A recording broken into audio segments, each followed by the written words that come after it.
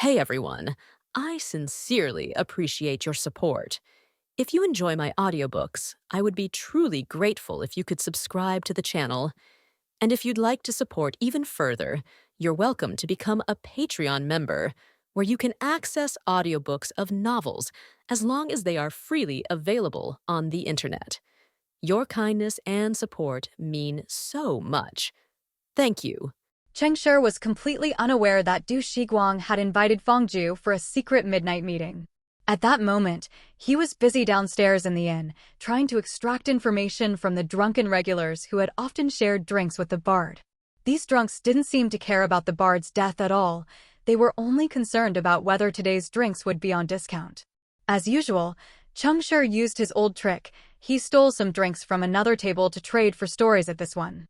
Upon seeing the free drinks, the drunks gleefully began embellishing their stories of camaraderie with the bard.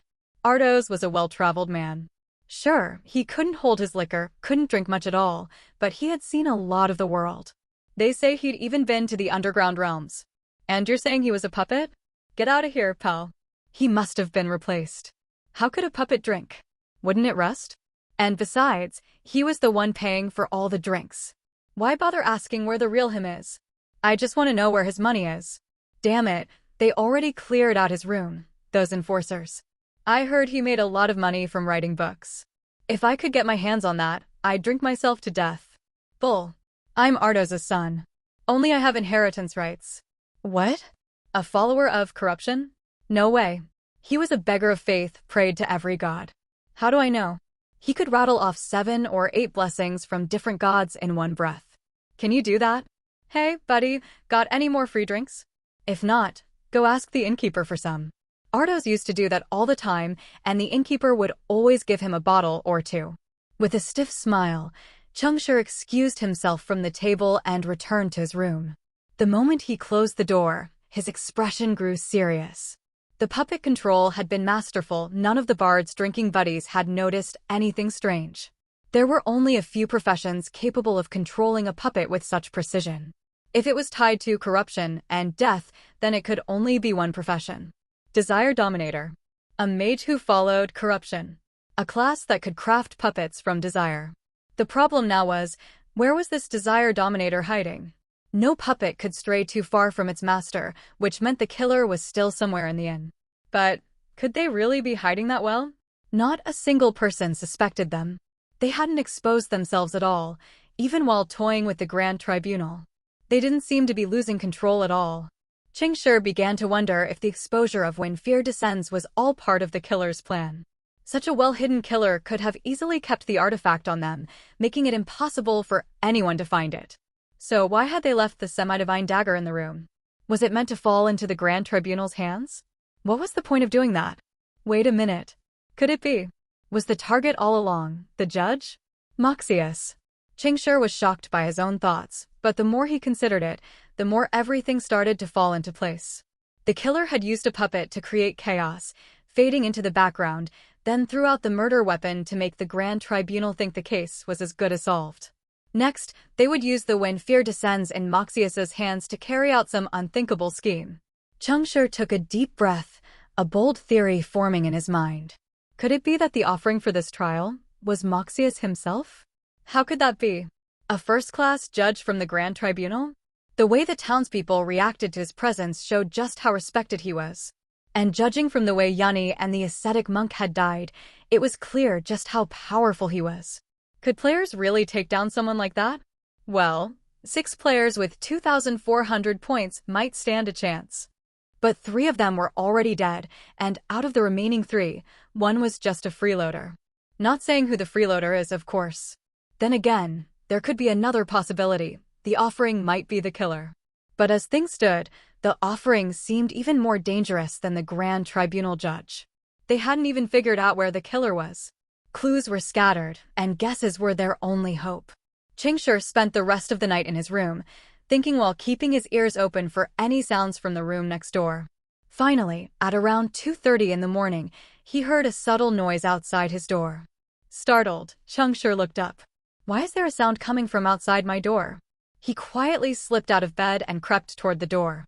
After confirming that someone was indeed outside, Cheng Shi didn't waste any time. Instead of taking a defensive stance, he suddenly yanked the door open.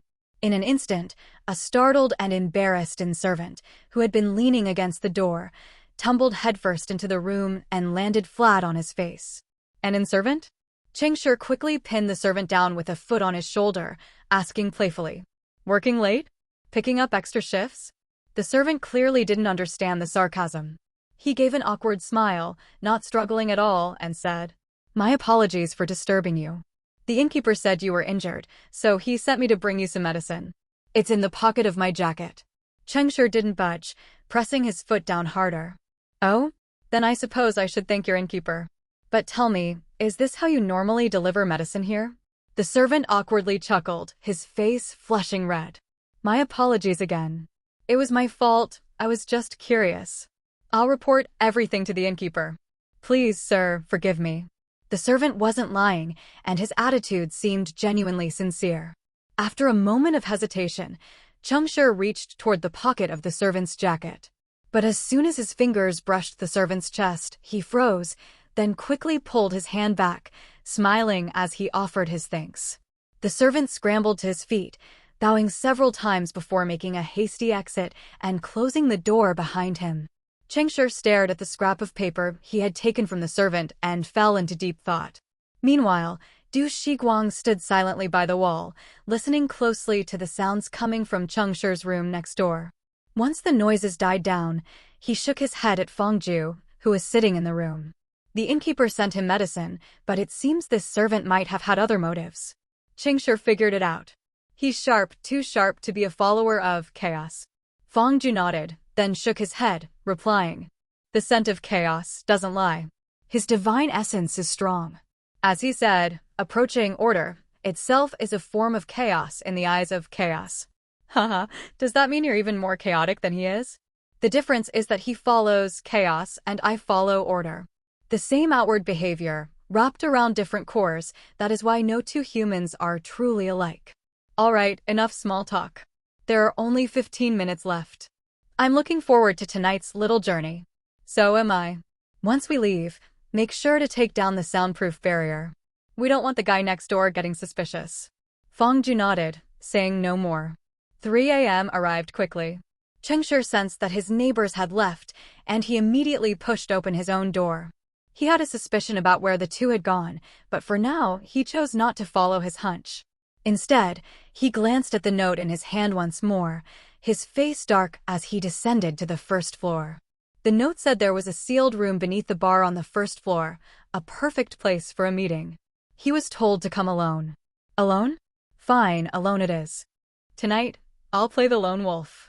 I'll see for myself what kind of face the killer behind the fear in Eternal Bloom Town wears. The reason Cheng Shi had deduced that the person inviting him was the killer was because the moment he touched the servant's chest, he could distinctly tell that the servant was nothing more than a flesh puppet. The puppet's ability to mimic a human was impressive, so much so that anyone else might not have noticed. But Cheng Shi wasn't just anyone, he had touched plenty of bodies. That didn't come out right. In other words, he knew the human body well. No, that still sounds off. Anyway, you get the idea. As a doctor with a lot of experience in physical examinations, the instant his fingers made contact, he could sense the direction of the muscles and fascia beneath the skin, as well as the blood flow within the body. And this servant was clearly not human. So, it wasn't the innkeeper who had sent him with medicine. The real mastermind controlling this puppet had orchestrated an invitation for Cheng Shi. Why? Cheng Shi wasn't sure yet.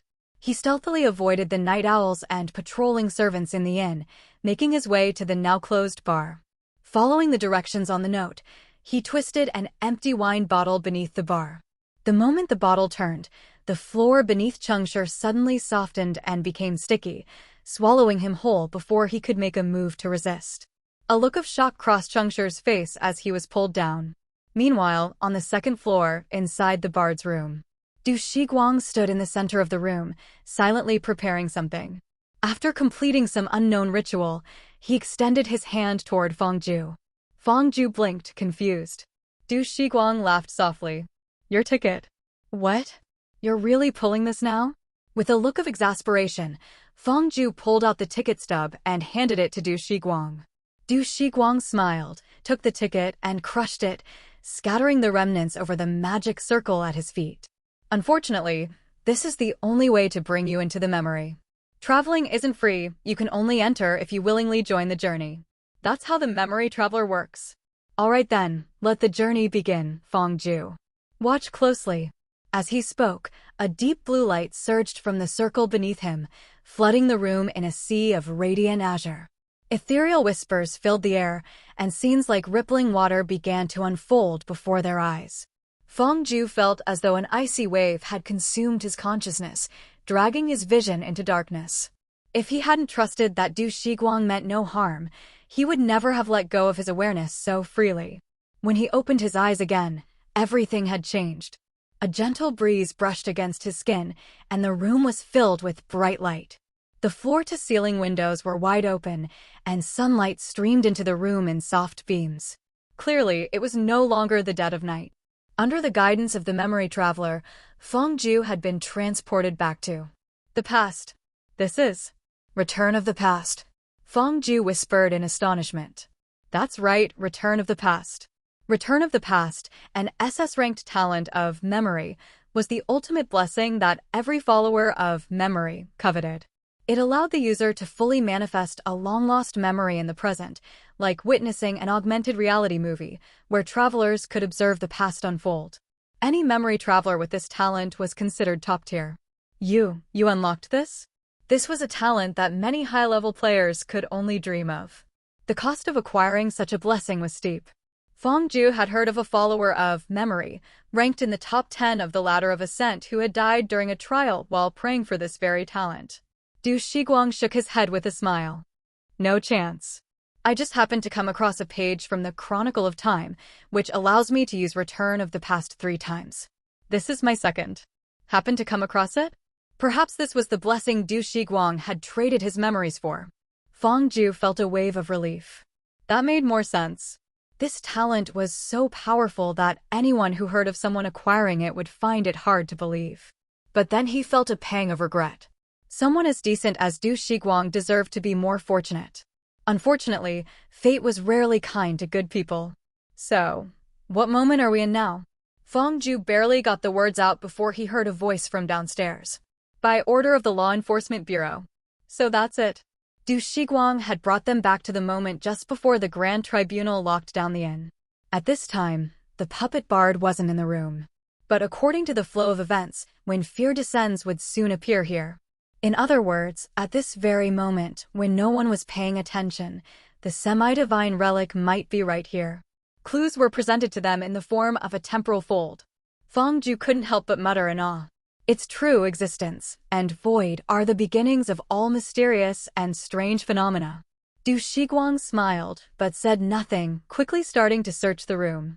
Feng Zhu didn't help. Instead, he softly sang a few hymns, casting a barrier around the room to ensure no one would interrupt them. Such caution was necessary because, before long, the ascetic monk from the memory would likely appear. Just as Feng Zhu finished his preparations, Du Shiguang excitedly whispered, "It's here." When fear descends was hidden beneath the pillow, the killer hadn't even bothered to hide it properly. But why leave it in such a conspicuous place? At that moment, Feng Zhu felt a flicker of doubt, the same doubt Cheng Shi had experienced earlier. But there was no time for further contemplation. Just as Feng Zhu was about to step forward to examine the dagger, he heard the sound of footsteps outside the door. The ascetic monk had arrived. Feng Zhu and Du Shiguang exchanged a worried glance before both rushed toward the semi-divine artifact, hoping to grab it and leave the room before the monk could break in. However, the moment Du Shiguang touched the artifact, an immense force surged from the dagger, throwing him backward onto the bed with a loud thud. Outside the door, the monk froze in surprise. He hadn't expected anyone to beat him to the dagger. But no matter what, the blade was deeply connected to the trial's clues. He couldn't let it go. Gritting his teeth, he braced himself and charged the door. Feng Zhu's barrier kept the door from breaking, though it shuddered slightly under the impact. But this obstacle wouldn't stop a warrior. The monk clenched his fists, his blood vessels bulging like thick ropes. With a loud roar, he smashed his fists into the door. Boom! The door splintered, the door frame reduced to dust. Fangju barely had time to help Du Shiguang to his feet before rushing in front of the monk, spreading his arms to block him. "Shu, it's us." Upon seeing Fangju, the ascetic monk didn't stop. Instead, he cast a field of silence over the two of them. His cold, bloodshot eyes made it clear he wasn't treating them as allies anymore. Damn it, he's lost his mind. Du Shiguang, still lying on the bed, didn't even have time to get up. He extended his hand, sending a surge of memory, power toward the monk, attempting to refresh the memory that Fangju and Du Shiguang are allies in his mind. Yet, even with this mental suggestion, the monk didn't stop. He darted to the bedside, grabbed Du Shiguang by the leg, and flung him backward. At the same time, his other hand reached for the semi-divine artifact. Fangju scowled in frustration and slammed his hand down on the monk's arm. "Let go. No infighting allowed here." As soon as the decree was issued, the monk released Du Shiguang's leg, and Du was flung through the shattered doorframe, landing hard on the floor outside. "Fine, you want to fight?" Rolling to his knees, Du Shiguang stabilized himself and reached out toward the monk once more. A chilling blue energy surged from his body, and in a blink, that same energy manifested around the monk as well. "You want to play? Then I'll play with you." The blue memory energy tugged at the ascetic monk's deepest memories, slicing through his consciousness like a surgeon's scalpel, slowly rewriting his awareness. In the blink of an eye, he forgot why he was there and even who Du Shiguang and Fangju were. His eyes grew vacant as he stood motionless. "You've got 15 seconds. Hurry."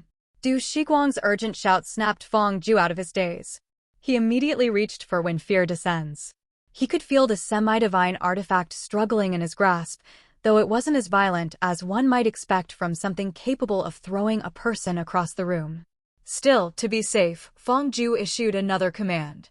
"No resistance is allowed here." In theory, the power of order that players wielded was far too weak to affect a semi-divine artifact, especially one with dual divinities like when fear descends. It shouldn't have been impacted at all. But to everyone's surprise, the artifact quieted down under Fangju's decree. The tension in the room was so thick that no one really registered this oddity. Fangju, feeling a surge of relief, quickly picked up the dagger and tossed it to Du Shiguang. He wasn't undermining his own abilities, he simply believed that since they were in a memory, the person who controlled the memory would have more means to deal with it than he did. Du Shiguang leaped to his feet, catching the semi-divine artifact with a sigh of relief. Finally, after all their efforts, they had secured it. The clue to the trial might finally be within reach. Boom! Before Du Shiguang could even take a closer look at it, a terrifying bolt of lightning struck him directly. Pfft! Du Shiguang was blasted across the room, his body charred as he slammed into the hallway wall. But even then, he held on tightly to the dagger. "Impressive. You're the first sinner to survive my lightning. Such resilience, even I must admire it. The Southern Front is in dire need of soldiers. Surrender, hand it over, and I'll give you a chance to serve as a war prisoner." The same words echoed in everyone's ears, only this time, they were directed at a new target. Fangju stared at his wristwatch in disbelief. Moxius had arrived 6 minutes earlier than he had in the memory. Was the noise from the ascetic monk's forced entry what changed the timing? He looked up and noticed that neither he nor Du Shiguang were present in the crowd behind Moxius. Instead, Cheng Shi was standing in the spot where they should have been, positioned where they had stood before. Fangju gazed at the scene in a daze, realizing that this journey through memory was likely to end in failure. But just then, something unexpected happened again. Du Shiguang, still clutching when fear descends, seemed to realize something. His face paled as he looked at Fangju with horror. It looked like he wanted to say something, but before he could open his mouth, the light in his eyes abruptly vanished. Fangju's body froze, and the scene in front of him shattered like a broken mirror, dissolving into fragments. In the blink of an eye, he was pulled out of the sea of memories. Everything went dark once more. When his consciousness returned to his body, Fangju realized he was no longer in the inn. He opened his eyes and saw shackles around his wrists and chains binding his ankles. For a moment, he was too stunned to speak. Sitting in front of him was one of the enforcers from the Grand Tribunal, the same one who had arrested people in the inn earlier that morning. All right, enough with the boring tricks. If you remember anything, you'd better confess now. It'll be better for both of us. Meanwhile, Cheng Shi opened his eyes and found himself no longer in the inn. He was in a dimly lit cave, with stalactites hanging from the ceiling, arranged in patterns that resembled symbols. The sight reminded him of a place he had visited before. The underground. During a previous trial in the underground, he had seen similar symbol-like stalactites. It was said that these formations were the result of cave sprites expressing their devotion to the gods. How did I end up here? Could the mastermind behind all this really be a follower of corruption from the underground? As Cheng Shi cautiously observed his surroundings, a familiar figure appeared before him, smiling warmly. Cheng Shi was utterly shocked, his mouth falling open. It's really you? The figure smiled and nodded. Indeed, you've already started to suspect me. But I'm curious, my disguise was nearly flawless. How did you figure it out? Cheng Shi didn't sense any malice coming from the person in front of him. In fact, he felt a trace of kindness. After a moment of thought, he answered earnestly.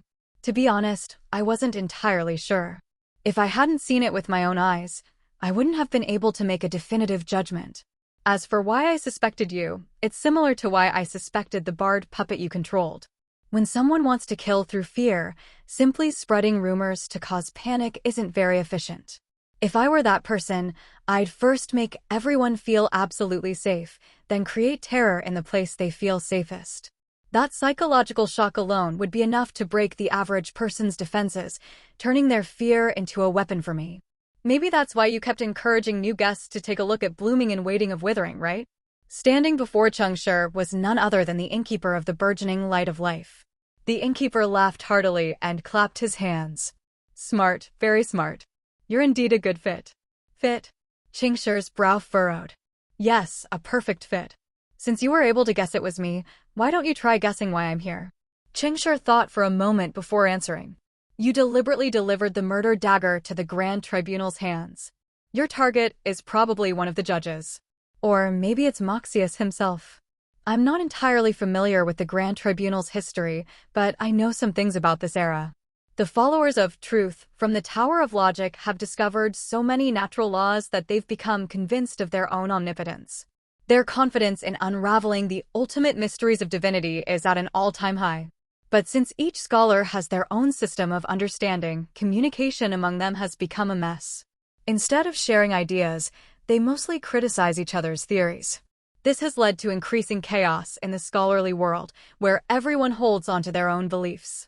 Now, they scorn order for its stagnation and tire of their peers' relentless pursuit of knowledge.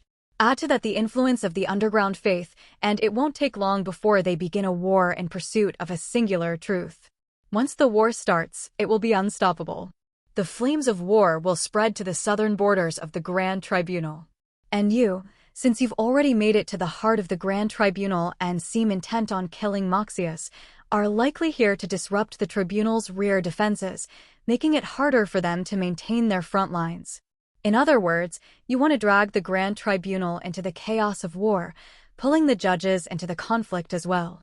With the Grand Tribunal distracted, the underground faith would have the opportunity to consume more surface factions, spreading its influence in the ensuing chaos.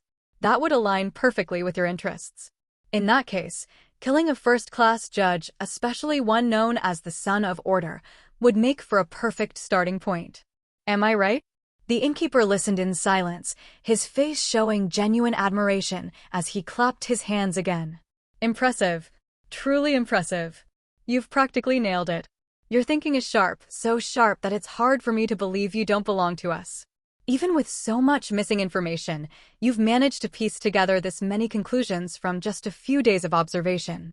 Remarkable. Us. Cheng Shi caught on to the innkeeper's choice of words, surprised. You're not alone? Of course not. Who do you think could operate so flawlessly under Maxius's nose without leaving the slightest trace? I admit, I couldn't do it.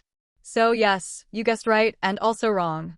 Ardo's really was a puppet, but he wasn't mine. He was his own. His own. Cheng Shi was completely bewildered. What do you mean by his own? The innkeeper patiently explained. Ardo's mentor was Zangir, the head of the creation alchemy school at the Tower of Logic. That school was incredibly advanced in the fields of creation and puppetry, far ahead of the other schools. After Zhang published his latest findings, other factions, fearing his influence, assassinated him. With his mentor gone, Ardos became a fugitive scholar with no protection. In his escape, he wandered into the underground and joined us. Why does this sound so familiar? If this guy gives me a "would you like to join us" line, I'll feel like I'm back in Feng Shirqing's arms in a dream. With our support, Ardos was able to research a method called self-puppetry. He transformed his dying body into a perfectly crafted flesh puppet. Cheng Shi blinked, confused. He turned himself into a puppet? Then who controls him? No one controls him. The only one who could control him was himself. Before he became a puppet, he designed a perfect consciousness for himself to ensure he could continue aiding our cause. AI? Cheng Shi's mind buzzed. Isn't this just artificial intelligence? Why would someone turn themselves into a human AI? What's the point of that? The point? Using his broken life to create something as close to a perfect life form as possible. That's the very essence of pursuing truth, isn't it? You make it sound so logical, but my mom always told me not to argue with idiots. Cheng Shi's mind was exploding with the desire to roast the innkeeper, but on the outside, he maintained a patient smile. This isn't the pursuit of truth, this is the pursuit of idiocy. And what about that guy tonight? Kataro, Ardos's junior. He also transformed himself into a puppet. Double kill. What is wrong with these people? The more Cheng Shi thought about it, the more they seemed like followers of corruption, driven into a state of obsession and extreme desire. Given that they were underground, it wasn't far-fetched to assume their faith might be tied to corruption. So, Cheng Shi asked curiously, is this corruption? You mean my faith? No. I don't truly believe in any god. Or rather, the one I believe in hasn't descended yet. Cheng Shi's face twisted in confusion. He stared at the innkeeper, frowning. Then where did your corruption powers come from? The innkeeper raised an eyebrow, lifted his hand, and gave it a small shake. As his arm trembled, the aura of corruption around him began to dissipate. Gradually, a radiant golden power re-emerged, wrapping around his body. Cheng Shi stared at the familiar energy in disbelief. Order. It was the power of order. You. Unbelievable, right? The truth is, I'm actually one of his followers. Not only that, but I used to serve in the Grand Tribunal. And Moxius. He's my junior. Stunned didn't even begin to describe Cheng Shi's reaction. His expression completely broke down, his mouth gaping wide enough to fit 2 light bulbs. Wait, hold on. You were a judge at the Grand Tribunal? First-class judge, churnously. Brings back memories, doesn't it? Then the corruption power you were using, does that mean you're a defector? The term defector referred to someone who abandoned their original faith to follow another god. Such followers would face eternal punishment from their previous patron for breaking their oath. Even players in the faith game had the option to defect, but doing so left them with a permanent debuff from their former god, even if they successfully switched their allegiance. Moreover, the new god they followed wouldn't show them any special favor for defecting. So, choosing to defect was a momentous and difficult choice. A defector? No, I never abandoned my faith in order. I simply added devotion to other gods alongside my loyalty to him. Wait, you can do that? Good grief, this guy's a true polyfaith player. He wants it all. But how could the gods you've betrayed just let you get away with this? I've never heard of anyone being this broad in their faith, Cheng Shi muttered, trying to wrap his head around it. Churnously laughed maniacally, his voice tinged with madness. Before we succeeded, no one realized that faith didn't have to be pure. That it could be chaotic like this. That's precisely why we came together. It's starting. Cheng Shi's eyes narrowed. He realized that this midnight conversation was finally getting to the heart of the matter. If this former first-class judge wasn't a mere follower of corruption, nor a defector from order, then there had to be a deeper reason for his return to the heart of the Grand Tribunal. And that reason likely involved a far more profound conflict of faith. Cheng Shi had a theory forming in his mind. He suspected that Chernsley might have begun to worship war. After all, the innkeeper had said that his true faith hadn't descended yet. At this time, the internal war was just beginning in the Tower of Logic. War was aware of the land of hope but had not yet descended upon it. The worshippers of war We're still in the process of perceiving his divine name. Yes, the descent of the gods followed a set order, usually aligned with the path they represented. This was common knowledge in 2,000-point games and above. But then, Chernsley said something that completely blew Cheng Shi's mind. All of us come from different faiths, each of us chosen by our respective patrons. And yet, we all suffered misfortune, oppressed and wronged by our own kind, forced to flee. It was then that we realized our faiths were not entirely correct. Somewhere in the vast universe, there might be a faith that better suits us, one that is waiting for us. And so, guided by this vague and mysterious feeling, we gathered in the underground. After decades of faith experiments, we finally discovered. He opened his eyes and looked upon us. Chernsley's expression grew wild with excitement. His eyes were bloodshot, his hands trembling, and his body tensed as he reveled in the satisfaction of summoning a god. We felt his presence, heard his whispers. We realized that he was the essence of the universe, the source of all things. We knelt before him in reverence, accepted his will, and prayed for his descent. But we knew that humble prayers alone would not earn his favor. So we needed a grand ritual to welcome his arrival. We will spread the flames of war to every inch of the Grand Tribunal's lands. We will plunge the entire land of hope into chaos, make every soul wail in despair, and let them cry before death. Then, in the midst of their suffering, they will awaken to his presence. Finally, everyone in this world will kneel at his feet. They're insane. These people have completely lost their minds. Cheng Shi furrowed his brow and cautiously took 2 steps back. As he suspected, they were indeed followers of war, and their goal was to drag the entire land of hope into the depths of conflict. But despite this revelation, he still couldn't definitively conclude whether the offering for death was this group of lunatics or if it was Moxius himself. He needed more information, so he asked again, "Why do you think I am so suitable for your plan?"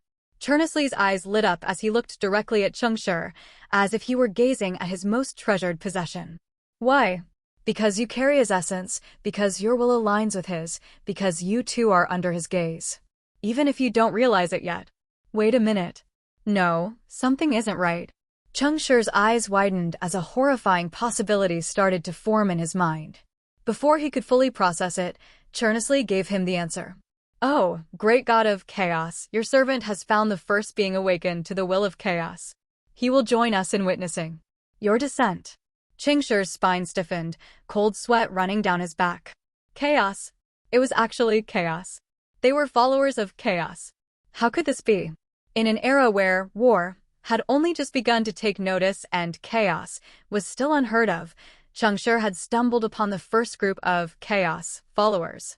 The fabled seedling followers. And his current identity, ironically, was even purer than theirs in this regard. No wonder. No wonder the killer acted with such impunity. No wonder Chernsley was so maniacal. No wonder they had chosen him. Their god's will was just like this. Chaos brought everyone together. The weight of the revelations and the sheer mental strain left Cheng Shi in a daze for a long while. It wasn't until Chernsley let out a low, manic laugh that Cheng Shi was jolted back to reality.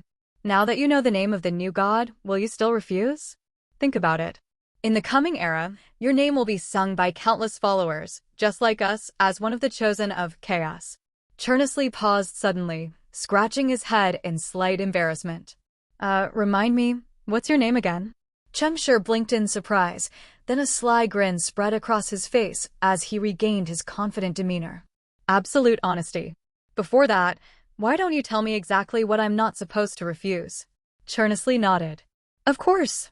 As someone under his gaze, you must take part in welcoming our Lord's descent. Your position allows you freedom, and you can do far more than we can. Find Moxius. Get close to Moxius.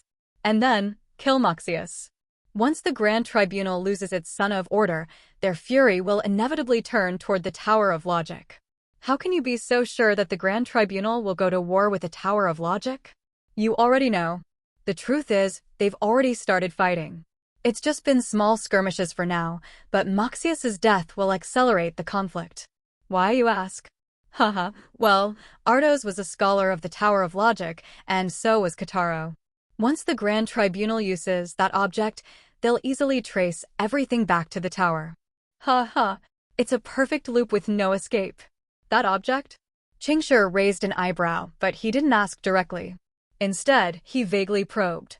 But the Grand Tribunal knows the Tower of Logic expelled them long ago. No, you don't understand. Expulsion doesn't necessarily mean separation, just like acceptance doesn't necessarily mean integration. Once the seed of doubt is planted and war fans the flames, everything will fall into place naturally. And what about you?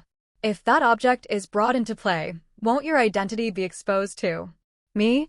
Chernsley pointed to himself, then laughed again. You've all been looking for the mastermind, haven't you? Well, I could be that culprit. Even though we don't know exactly what you're after, that doesn't matter. You can kill me to satisfy yourselves. This place is a space we carved out deep underground, beyond the protection of prosperity. If I die here, no one will ever find my body. Not even the Grand Tribunal. As Cheng Shi stared at the crazed grin on Chernsley's face, a shiver ran through him. This man wasn't insane.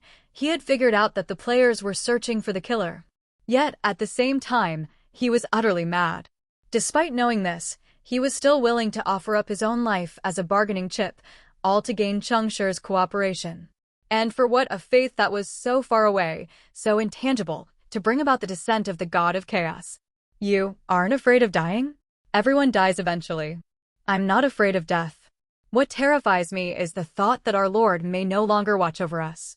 Truth be told, we weren't entirely confident when we came here. But when we met you, I understood. This was his guidance. You are aware of his presence, and you will help us accomplish this great act. Kill Moxius.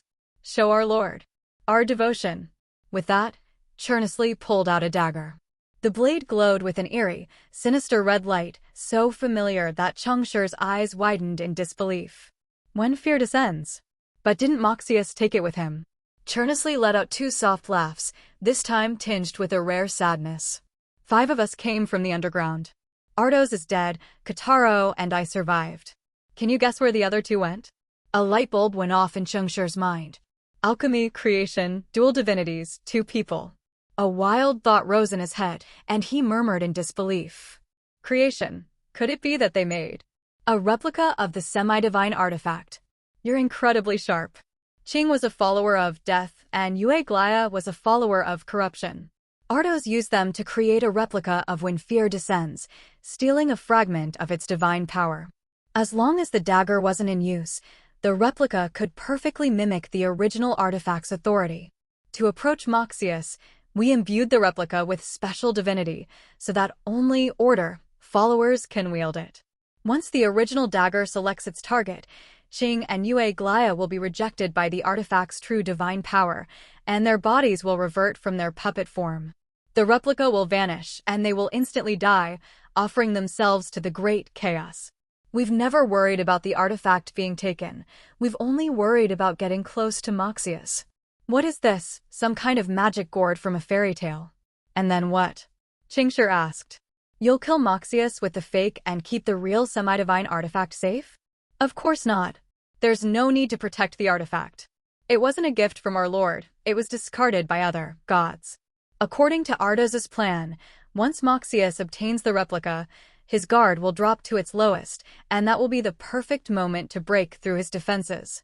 The real semi-divine artifact should only be used at the most crucial moment. Don't you agree? Damn it, that's actually quite reasonable. Cheng Shi was at a loss for words. So, don't you think Ardos was a genius? His teacher was even greater than he was. But this world has no room for geniuses, nor for their great inventions. People claim to follow their faith, but in reality, they do things that contradict those very beliefs. And that, my friend, proves that this world is inherently disorderly. Everyone is a contradiction, a manifestation of chaos. To be fair, the rhetoric of the followers of chaos was pretty compelling, but Cheng Shi wasn't buying it. At least not in his case. He wasn't chaotic by any definition. In fact, he was consistent in one thing. He had always lied, including to himself. Accept our invitation, and not only will you kill the killer, but you'll also get your hands on Ardos's alchemical notes.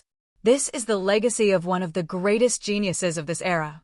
Once the scholars at the Tower of Logic get wind of it, they'll fight over it. So, think carefully. What will you choose? What choice do I have? After all this, if I refuse, I'll be the one who ends up dead. Cheng Shi shook his head and chuckled lightly. Aren't you curious about my identity?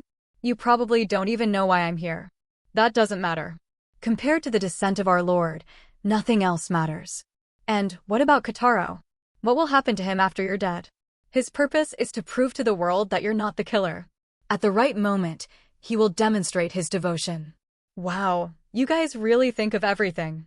And let me guess, he's going to prove it by committing suicide? You've killed 2 of my companions, but are only offering 1 life in return? Cheng Shi asked playfully, continuing to push back. Chernsley paused for a moment, frowning slightly before shaking his head.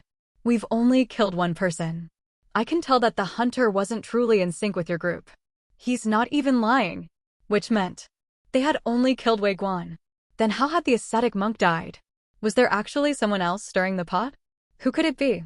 Cheng Shi thought hard, but couldn't come up with an answer. Maybe someone else had handled the semi-divine artifact before the ascetic monk? There were too many people at the scene, and no clear clues. Forget it. Back to the main issue. Even if I accept your invitation, how do you expect me to make a first-class judge of the Grand Tribunal feel fear? Chernsley burst into laughter. Judges are human too. And as long as they're human, they fear. You should ask him if he remembers me. Got it. Cheng Shi sighed and asked one more question. Is it worth it? Chernsley glanced at him but said nothing. Yet in that moment, Cheng Shi saw the aged man's unwavering resolve. In this instant, Chernsley had nothing to do with chaos. Cheng Shi wasn't a bleeding heart, nor was he ungrateful. One of his best traits was that he knew how to listen. He understood what Chernsley was saying, so he nodded and said, "Deal." Chernsley went wild with excitement, trembling as he handed over when fear descends, then lifted his head, offering his neck up for the strike. If your god descends after your death, will you regret not being able to see him? Regret? You don't understand. You've only just realized his existence, but you haven't yet grasped the true essence of chaos. Do it. Let me be part of the sacrifice. Let me join this glorious welcoming of our Lord. The semi-divine artifact now lay quietly in Chernsley's hand, a stark contrast to the way it had behaved when the ascetic monk held it. Cautiously, Cheng Shi reached out, gently touching the dagger's hilt. A wave of deathly energy surged through his fingers, sending a shiver down his spine. No rejection? Semi-divine artifacts have no consciousness, so they don't resist. But the replica forged by Qing and Yue Glaya carried their lingering wills. They reject anyone who isn't a follower of order. Cheng Shi, feelings mixed, pocketed when fear descends and pulled a surgical scalpel from his sleeve. Though this artifact was a semi-divine weapon, it didn't feel nearly as comfortable in his hand as his scalpel. Any last words? Chernsley laughed wildly. My friend, remind me, your name was? Cheng Shi paused, then smiled and replied. Ultraman. My name's Ultraman. Yes, I'm the Ultraman. To you all, I'm just an outsider. Goodbye, Chernsley. I hope you were my answer. SSSHHH. GUH. GUH. With a swift, clean motion, Cheng Shi brought the blade down. A thin line appeared on Chernsley's neck, and as his pupil shrank, the tiny wound split open, spraying blood infused with the powers of order, corruption, and chaos all over the room. Chernsley's face remained frozen in a crazed smile as he died, his life ending with that same wild expression. Cheng Shi, his expression unreadable, wiped the blood from his hand. Wrong answer. The way back to the inn was incredibly simple. Just step out of the cave's exit. Chernsley had arranged everything meticulously, even going so far as to post exit signs on the walls, as if he feared that his death and the transaction that followed wouldn't proceed as planned. But there was a problem. This deal had no guarantees. To Cheng Shi, it held no binding power. Even if he changed his mind now and decided to take both when fear descends and the alchemical notes with him, without fulfilling his end of the agreement, these seedling followers of chaos couldn't do a thing about it. But Cheng Shi didn't plan on going back on his word, nor could he.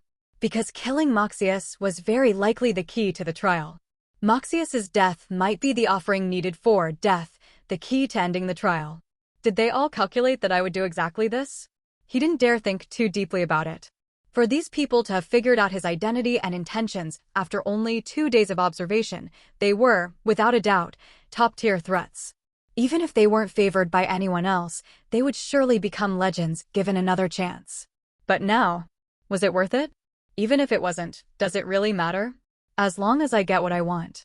Cheng Shi smiled wryly at himself, picked up the alchemical notes from the table, and stored it in his inventory.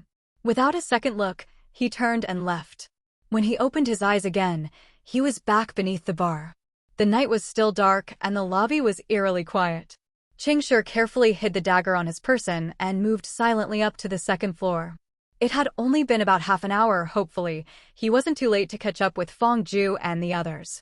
But when Cheng Shi arrived at Ardos's old room on the second floor, he found no one. It's over. He blinked in confusion, then searched the area thoroughly. There were no signs that anyone had been there at all. Did I guess wrong? Could it be that they didn't come to the bard's room after all? Then where did they go? Considering Du Shiguang's role as a memory traveler, the most likely place for them to go would be somewhere related to the killer. Since none of them had realized the innkeeper was the true mastermind, their target should have been Ardos, the one who had turned himself into a puppet. They wouldn't have been foolish enough to go straight to the Law Enforcement Bureau to confront Moxius, right? They couldn't be that reckless. Unable to make sense of it, Cheng Shi decided to return to his room and wait out the night. After the intense events of the previous day, blending back in and staying unnoticed was his top priority. Besides, he now had all the information he needed, and the semi-divine artifact was in his possession. He already had an advantage. The night passed without incident. But it also passed without sleep. As the morning birds chirped outside, Cheng Shi opened his door and stepped into the hallway. He had spent the night thinking and had finally come up with a flimsy excuse to approach Moxius directly. He would demand compensation. He had committed no crime, yet he had been struck by the judge's lightning, leaving him injured and unable to sleep all night. Surely, he was owed an explanation. Hopefully, the enforcers wouldn't just dismiss him with compensation. What he needed was a personal apology from the man himself. The idea amused Cheng Shi even as he thought about it. Asking a first-class judge to apologize was tantamount to saying the judge had made a mistake in his judgment. Who knows if Moxius will be able to tolerate that? With a spring in his step, Cheng Shi began heading toward the Law Enforcement Bureau.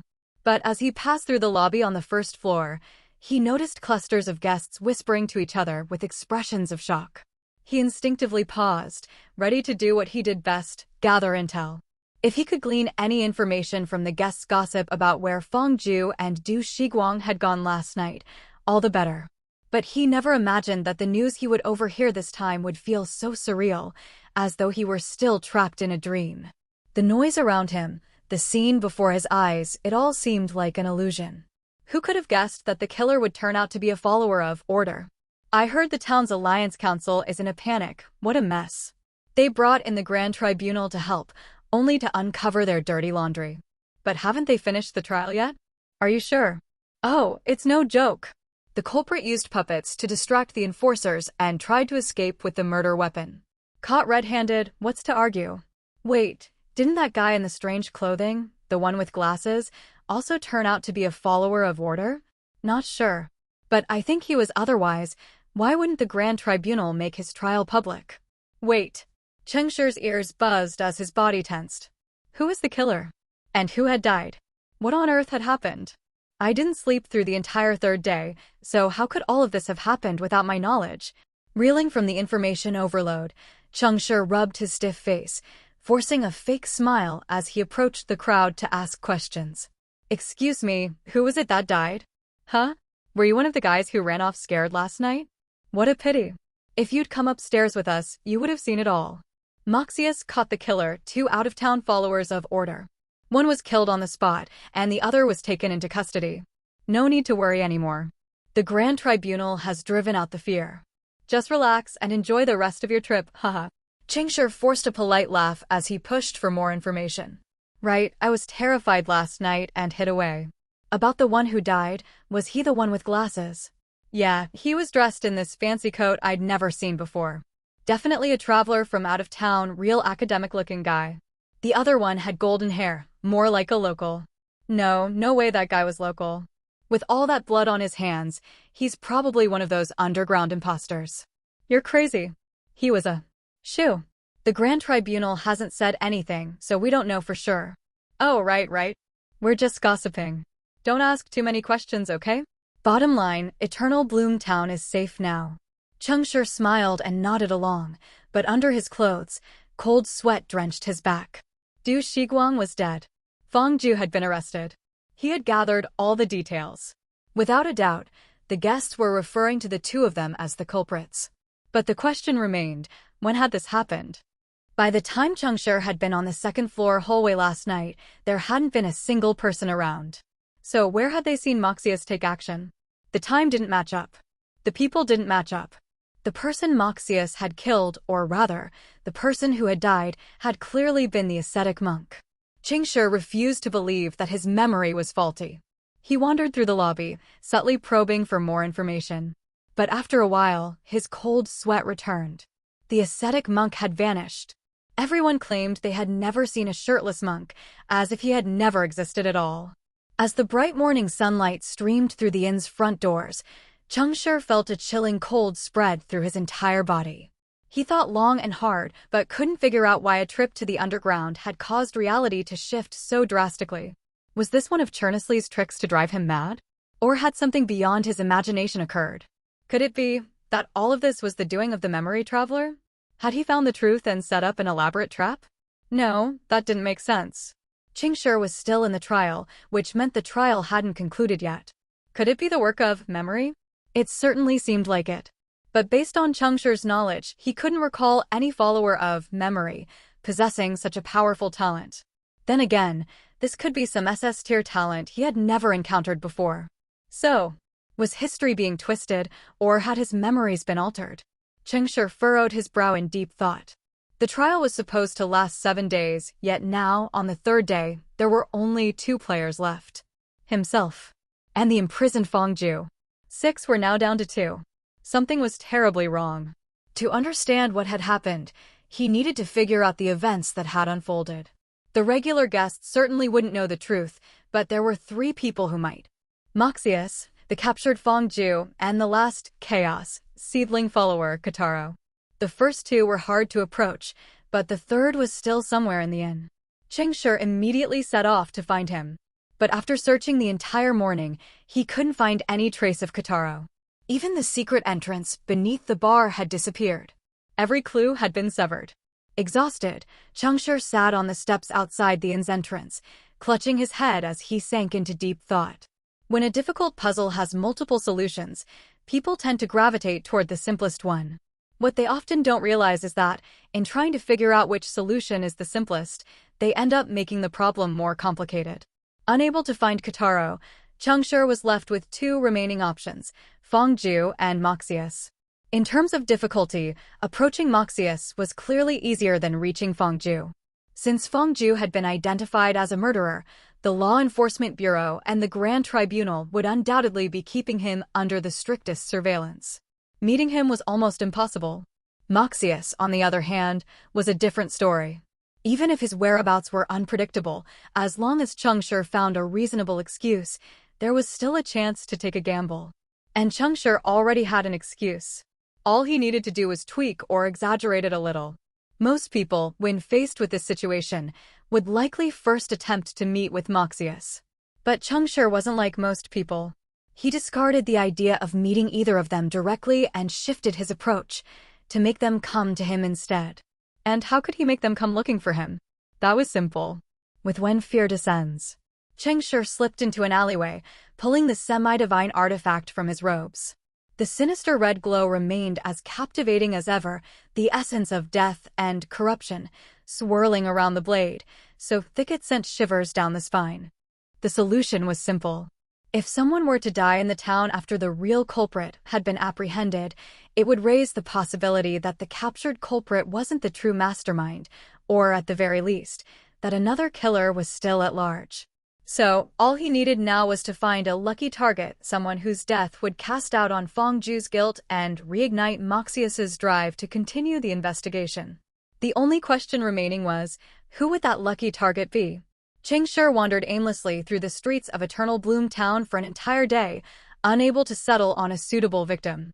It wasn't until the moon climbed high into the sky that he found himself back near the inn, where he spotted the Bard Ardoza's drinking buddies. They were just leaving, headed off to another spot. Cheng Shi smirked. There it is. He quickly followed the group, discreetly eavesdropping on their idle complaints. Now that the killer's been caught, the nights have become so quiet. Honestly, it's kind of boring. I miss the old days when Ardos was around. Sure, his stories were terrifying, but at least they were interesting. I think you just miss Ardos's money, not him. Haha, same difference. Without big news to talk about, even drinking feels dull. These drunks were the type who thrived on chaos, caring little for whether people lived or died. Their sole concern was finding something exciting to talk about while they drink. Others might have scorned them for their callousness. But not Cheng Shi. Inwardly, he praised them. What a perfect group of target customers, even makes me feel hesitant to kill them. He pulled his hood tighter over his head, quickened his pace, and stepped in front of the group, blocking their path. Startled, the drunks stopped in their tracks, confused and irritated. Hey, what's the deal? Move out of the way. Get lost, we're broke. Go ask Ardos, he's the one with money. Who are you? What do you want? Cheng Shi, his face hidden in the shadow of his hood, chuckled softly and reached into the sleeve of his robe. He pulled out something small, but it was too dark to see clearly. The drunks weren't angry at his silence.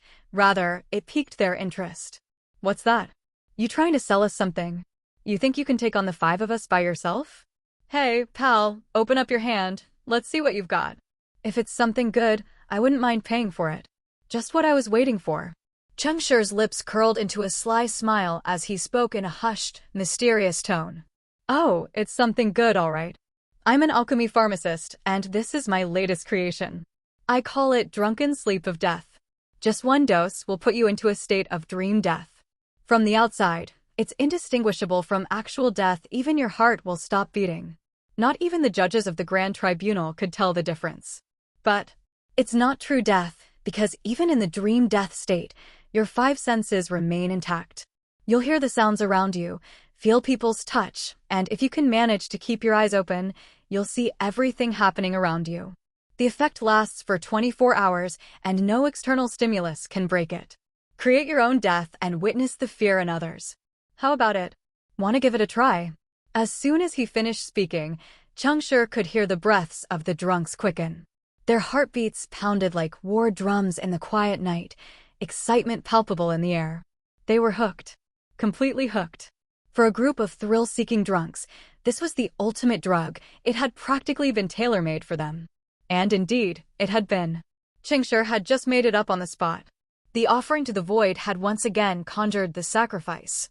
In truth, Cheng Shi's hand held nothing but a few pieces of candy. But the moment these drunks, eyes blazing and breath heated, fixed their gaze on the pills, the candies underwent a profound transformation. Drunken Sleep of Death complete. How much? How many do you have? Did you really come here alone? Buddy, that's a dangerous thought. Even if I did come alone, what do you plan to do? Rob me? Sorry to disappoint you, but I was planning to give these out for free. Oh, if you're interested in helping me test the drug, they're free of charge. Free? Really? You mean all of them? The glint of robbery in the drunk's eyes faded, replaced by eagerness. Of course, Cheng Shi said, opening his hand to reveal 5 pills. Just enough, 1 for each of them. Without hesitation, the drunk snatched the pills from his hand, each popping 1 into their mouth immediately. Praise, prosperity. In a town where no one could die, experiencing a day of simulated death was the ultimate thrill. How long before it kicks in? Instantaneously. The moment the words left his mouth, the 5 men collapsed one by one. Thud, thud, thud, thud, thud. The night returned to silence. Their hearts had stopped, and their body temperatures were rapidly dropping. They looked like corpses. With a smile, Cheng Shi nudged one of the fallen drunks with his foot before dragging them into a nearby alley. By the time they woke up tomorrow, Eternal Bloom Town would have a brand new headline, guaranteed to spark even more fear. Once his task was complete, Cheng Shi returned to the inn in high spirits. As for any traces of his presence on the street, he hadn't bothered to hide them. Lying on his bed, Cheng Shi stared at the ceiling, his mind churning. Come on, Moxius, let's see how quickly you can find me. The 3rd night. Another sleepless night. Cheng Shi remained the last player in the inn. Wei Guan died in the street, killed by Ardos. Yunny died in the room, apprehended by the Grand Tribunal. The ascetic monk died amidst the chaos, his death the work of an unknown opportunist who has yet to be caught. Not only has the identity of his killer disappeared, no one even remembers that he existed. Du Shiguang also died at the hands of the Grand Tribunal, but that's just based on eyewitness accounts, which can't be fully trusted for accuracy. As for Fong Ju, he was captured, though likely still alive. Each player's death seemed irrational, each riddled with eerie, inexplicable elements. But there was no tangible evidence to suggest anything particularly strange about how they died, leaving a sense of unease that defied logic. Cheng Shi had spent the entire night deep in thought, and a bold idea took shape in his mind. Could death itself be the answer to the trial? Could it be that, unlike in previous trials, each player had their own unique solution this time? If so, perhaps those who had already died had escaped the suffering of the trial. Only he remained, wandering in confusion, clinging to life. It wasn't impossible, but further verification was needed. For now, the only clue left lay with Moxius. And Moxius appeared much sooner than expected. Before dawn, a commanding figure materialized in Cheng Shi's room. He was alone, just as confident and assured as those 2,400-point players who had vanished. Cheng Shi slowly opened his eyes and sat up from the bed. Moxius stood by the room's table, his eyes still crackling with lightning, though this time there was a hint of something new: curiosity. Feigning incompetence won't cover up the crime. I saw you last night when we captured the supposed killer. You stood among the crowd, pretending to be just another bystander, but your gaze never left the unfolding events. Perhaps you were in on it? You should count yourself lucky that this fallen follower of order didn't implicate you. But now you dare challenge the Grand Tribunal with these despicable tricks. What punishment do you deserve? Each of Moxius's words grew colder, and by the time he finished speaking, his scepter was already raised high. The thunder at its tip raged, eager to lash out at its enemy. Cheng Shi smiled slightly, showing not the slightest hint of panic. He rose slowly from the bed and gave a small bow. If I'm guilty, then why does the esteemed judge waste time speaking to me instead of arresting me? You were far more decisive in the daylight. Humph. Moxius's snort was sharp and icy. The 5 corpses were marked with invitations. This disgusting spectacle was clearly meant to request a meeting with me. My time is limited, but I can afford to give a dead man a few minutes to speak his last words. It doesn't matter how you orchestrated the murders. After this, you will be the first, before your accomplices, to face the judgment of order. TCH, how righteous. Cheng Shi chuckled, then spoke again. A mere traveler like me wouldn't normally pique the interest of a judge of your stature. What really caught your attention was the aura surrounding those bodies, wasn't it? Indeed, in order to lure Moxius here, Cheng Shi had written some rather provocative words on each corpse. They weren't all that vulgar, just 5 simple characters. Come and catch me. One for each body. But it wasn't the words that mattered, it was the tool he used to write them. He had used when fear descends. As a result, the wounds on each body were laced with the essence of death and corruption. Moxius had undoubtedly sensed this, which was why he hadn't acted immediately. Though he had taken the dagger and sealed it away, why, then, did traces of its aura remain in the outside world? This was the question he wanted answered. Any judge delivering a sentence would naturally want to know the full truth of the crime, if possible. It was human nature, and no one was immune to it. Moxius had interpreted Cheng Shi's invitation as the key to that truth. Little did he know, in this moment, he was the key to Cheng Shi's truth. Judge, I have no intention of opposing the Grand Tribunal, nor do I wish to cause any further chaos. If you answer a few simple questions, I will resolve all of your doubts. In fact, I will even plead guilty and submit to your judgment. Moxius's face darkened. He gave Cheng Shi no chance to negotiate, launching a bolt of lightning straight at him. Cheng Shi had anticipated that Moxius might attack, but not so soon. In a flash, he activated all the divine power at his disposal, casting healing spells and mental fortifications on himself in rapid succession. He even had a prosperity of yesteryear, ready between his fingers, prepared to endure the full force of the lightning. As long as he survived this one strike, he figured he'd earn the right to negotiate with Moxius. But what Cheng Shi hadn't anticipated was that Moxius's scepter was actually a semi-divine artifact. The last time the lightning had singed half his face, he hadn't realized that the fearsome power came from a semi-divine artifact. No wonder. So this is what it feels like to be locked onto by a semi-divine artifact. My mind is screaming, and my very soul is trembling.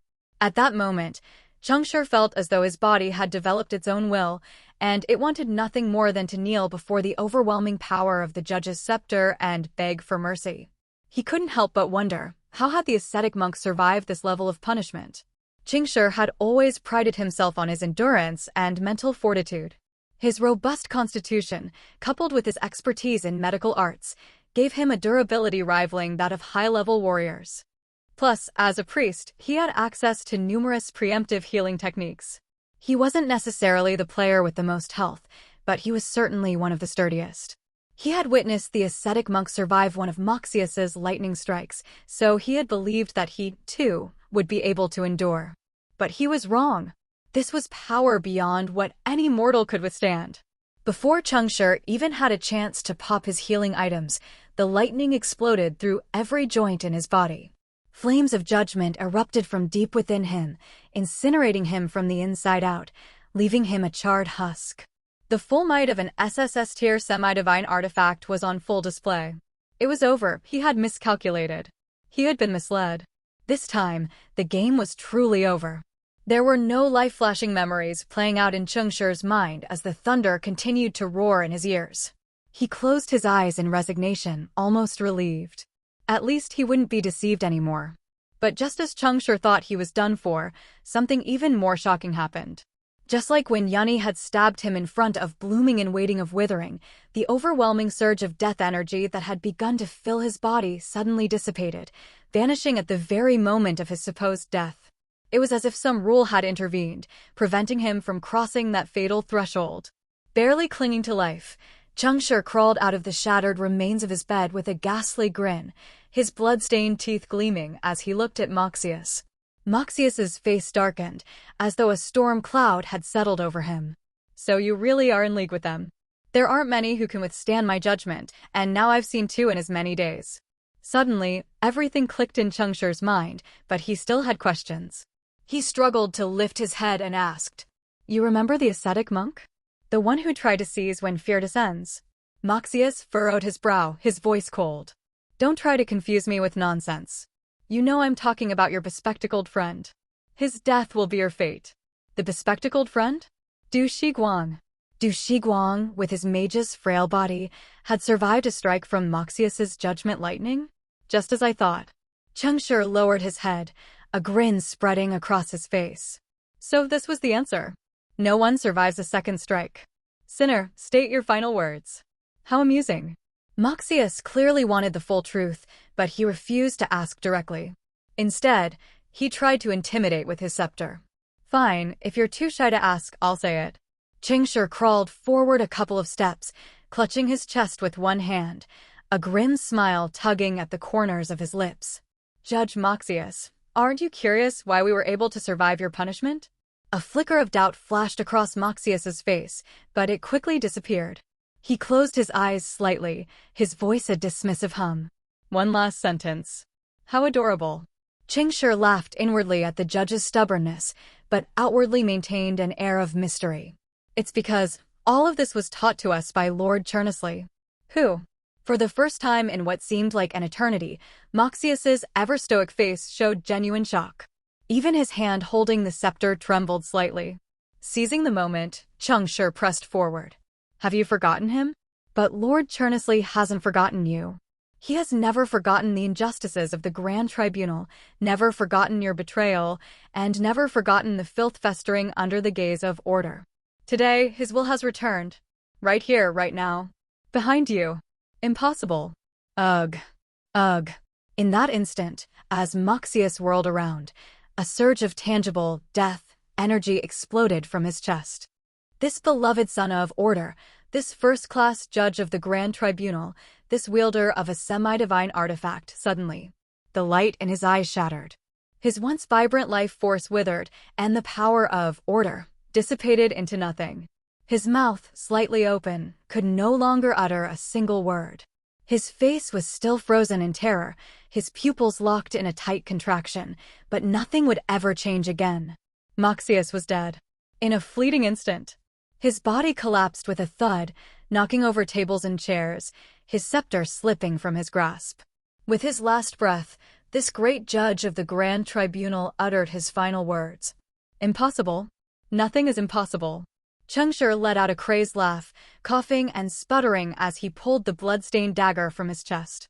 When fear descends, you bring a semi-divine artifact to me, and I'll return the favor in kind. At that moment, when fear descends gleamed, its blade glistening with fresh lifeblood. Who would have thought that the mere mention of his mentor, Chernusli, would have sparked fear in the heart of the Grand Tribunal's son of order? What kind of filth is hiding within the Grand Tribunal? I can't help but wonder. Cough, cough. But I was right. Moxius, you weren't the answer after all. Ha ha ha ha ha ha. This trial of death, it's so amusing. Truly amusing, ha ha ha. Cheng Shi laughed for a long time, until he was coughing uncontrollably. Finally, he managed to swallow the pill he had prepared earlier. In this town, watched over by prosperity, the effects of prosperity of yesteryear seemed even more potent than usual. Before long, a newborn Cheng Shi, his charred skin peeling away like old bark, stood once again. He quietly cleaned up the scene, disposed of the body, picked up the scepter, and reset the furniture. Everything returned to how it had been at the start of the night, as if no one had ever set foot in the room, save for the broken bed. Execution's hour. That was the name of the scepter. Just like its name, it was indeed formidable. But now, it belonged to me. Cheng Shi checked his watch. The sun would rise soon. If he hurried, he might be able to visit the Law Enforcement Bureau in time to see the one remaining player. Fangju. Followers of order. I think I've already found my answer. What about you? When Cheng Shi, dressed in plain clothes with his face hidden beneath a hood, arrived at the Law Enforcement Bureau's prison, no staff dared to stop him. The reason? He was holding Moxius's judge's badge. This was a token of the highest authority. The staff mistook this unfamiliar visitor for a covert agent of the Grand Tribunal. They courteously escorted him, clearing away any irrelevant personnel and giving Cheng Shi and the supposed criminal ample time to talk. Of course, in their minds, this talk was likely to involve brutal interrogation. They had all heard of the Grand Tribunal's infamous punishments. With ease, Cheng Shi found himself standing before Fangju. He removed his hood in full view of him. Fangju's injured body visibly relaxed the moment he saw Cheng Shi. Cheng Shi, slightly surprised by Fangju's expression, smiled and said, I suppose you're not relieved because of my safety. You don't seem surprised to see me here at all. Fangju chuckled self-deprecatingly. It really is you, Cheng Shi. You're truly something. As a follower of chaos, you're the most calculating and cunning one I've ever met. To have manipulated everyone to their deaths in just 3 days. I must admit, I underestimated you. Cheng Shi's mind blinked with a flashing and symbol of bewilderment. I came here to compare notes, and you open with accusing me of being the mastermind? Dude, are we even playing the same game anymore? But Cheng Shi didn't deny it, nor did he try to explain. He simply smiled faintly, keeping his expression unreadable. He had noticed all of Fangju's hostile actions throughout the trial, but he didn't care. Cheng Shi had never minded that players took religious conflicts seriously, nor did it bother him when others resented or even hated him because of faith differences. In a life-and-death game, any kind of behavior was understandable. Cheng Shi was always one to judge actions, not intentions. So long as you don't directly come for me, however you view me is your business. But if you do try to stab me in the back, well, I have the freedom to decide how to kill you in return. It was precisely because of Cheng Shi's mysterious smile that Fangju became even more convinced that Cheng Shi was the mastermind behind everything. Fangju's expression darkened as memories of Du Shiguang's death returned to him. After surpassing the 2,400-point mark, Fangju had rarely encountered players in this bracket who could share Order's light with him. Du Shiguang had been a good man, someone who upheld the old order, and his sudden death was a tragedy for humanity. What did he promise you? Or rather, what did you gain from all of this? Cheng Shi frowned slightly. He put himself in Fangju's shoes for a moment and realized that from his perspective, everyone dying without finding the answer did indeed make it seem like some mastermind was orchestrating the chaos. And Cheng Shi showing up here in the prison right now? It probably looked like he was stepping into the spotlight for some final bow, basking in the audience's applause before the curtain fell. Fong Ju likely believed Cheng Shi was the scheming director behind this grand drama. After all, chaos was synonymous with disorder. Cheng Shi didn't answer Fong Ju's question. He couldn't, because Fong Ju was fundamentally mistaken. Instead of responding, Cheng Shi asked a question of his own.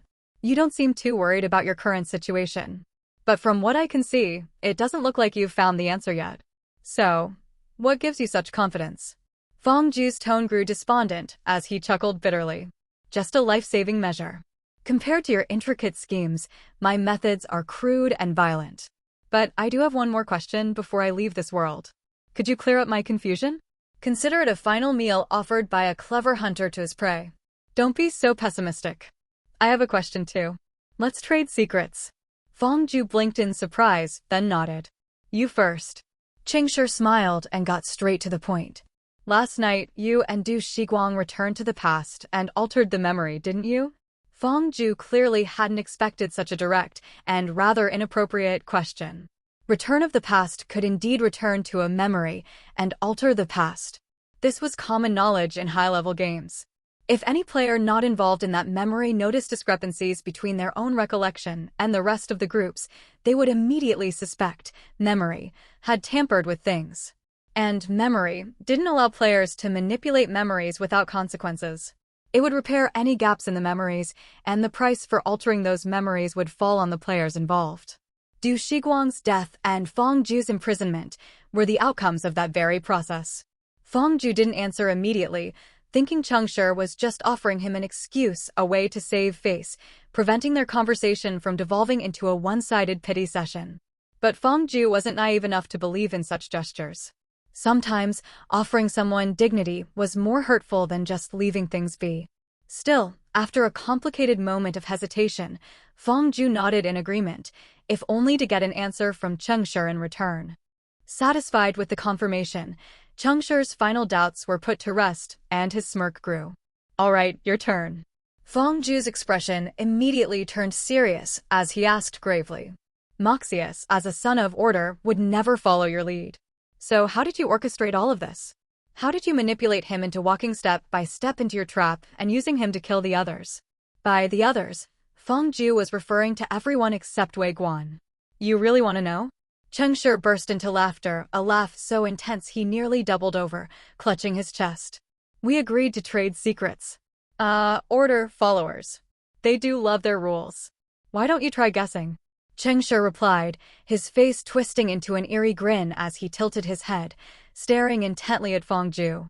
Fong Ju furrowed his brow, deep in thought, before beginning his deduction. Driven by the need to hunt opposing followers of order, you probably studied the history of the Grand Tribunal and became familiar with Moxius. Once you learned that we were in Eternal Bloom Town, you knew it had to be him leading the charge. So you used your knowledge of him to subtly influence the others, pushing them to challenge Moxius's authority. Then, all you had to do was stand in the crowd and reap the benefits of their downfall. Cheng Shi, everything you've done goes against the nature of chaos. Every step you took was meticulously calculated. It's hard to believe you're truly a follower of his. Maybe you were right, approaching order creates even deeper chaos. Doesn't it? To be fair, Fong Ju's reasoning was solid. If everything had happened as he described, then Cheng Shi, as a devourer of reason, would have used a vast information gap to hunt down the other players. But the problem was Cheng Shi wasn't a true follower of chaos, and he certainly wasn't the mastermind.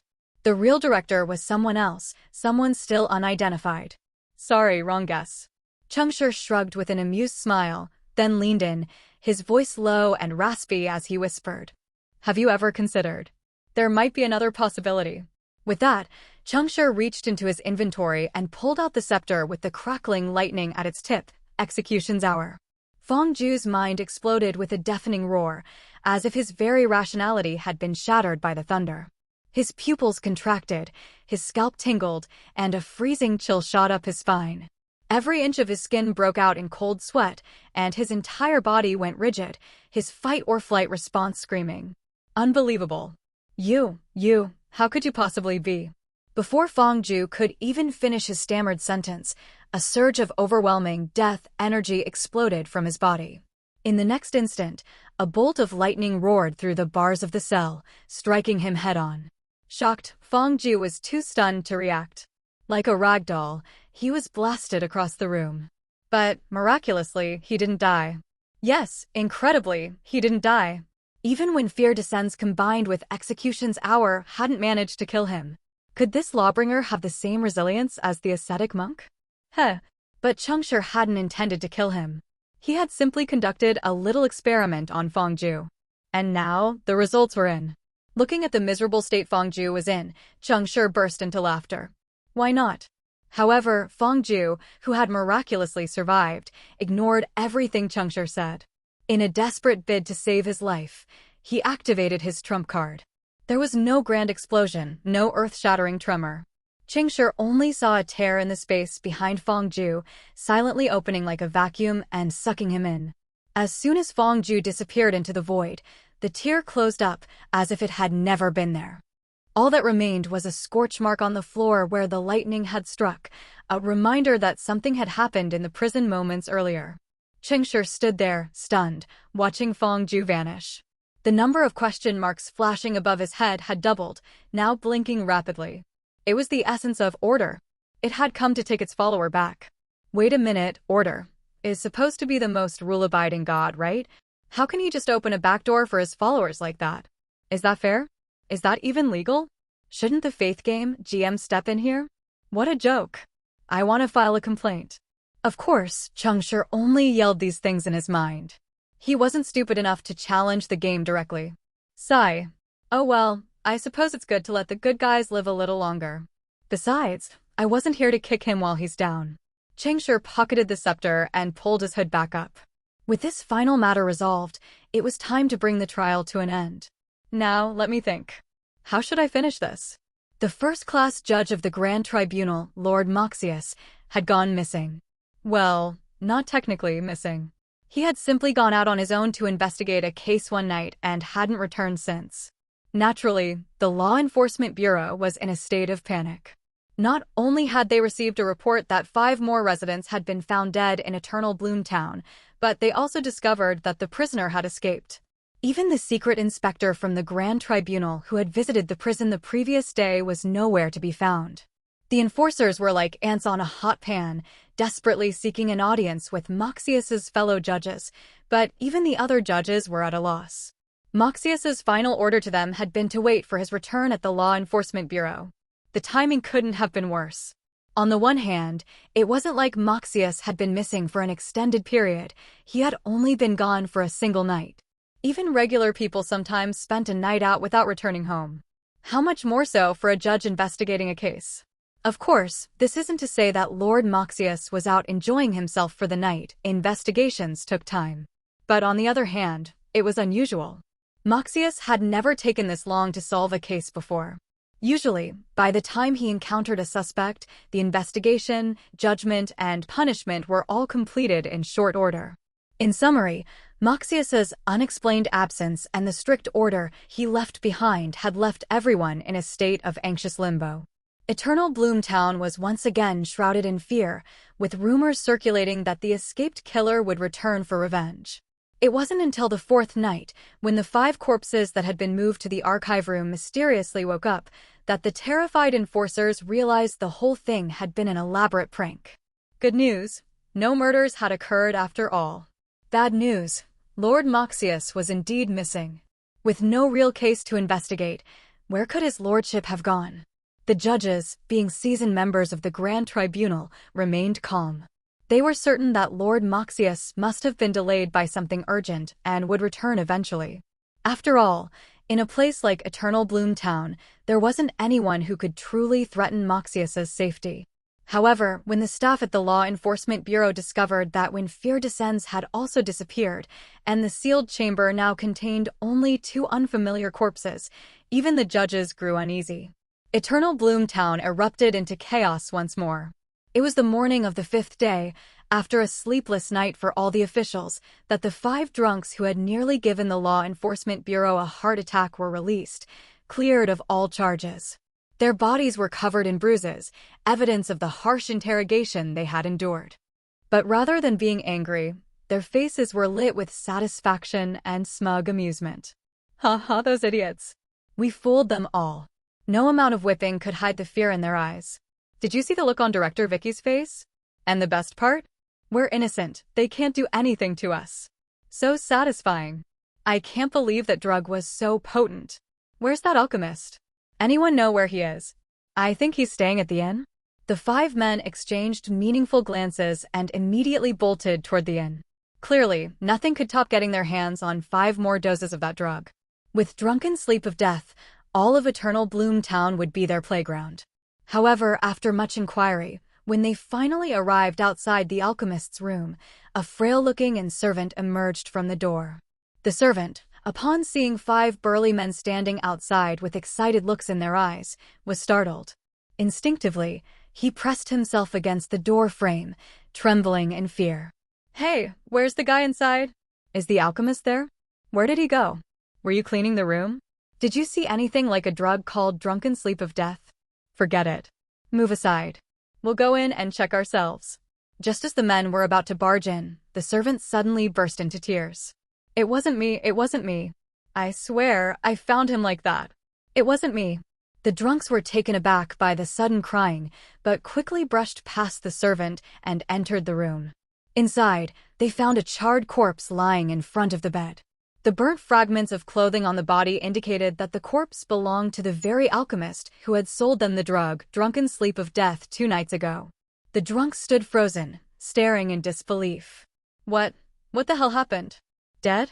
Hey, did you do this? You killed the alchemist? How did you do it? With what?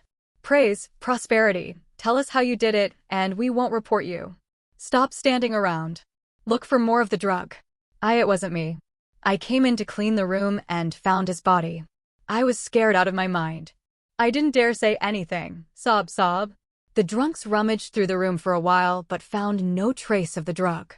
Instead, they found scattered vials and ingredients, most of which had exploded during some alchemical reaction, leaving behind a mess of multicolored substances. Damn, the drug's gone. Hey, there's a real body here. Should we report this to the Law Enforcement Bureau?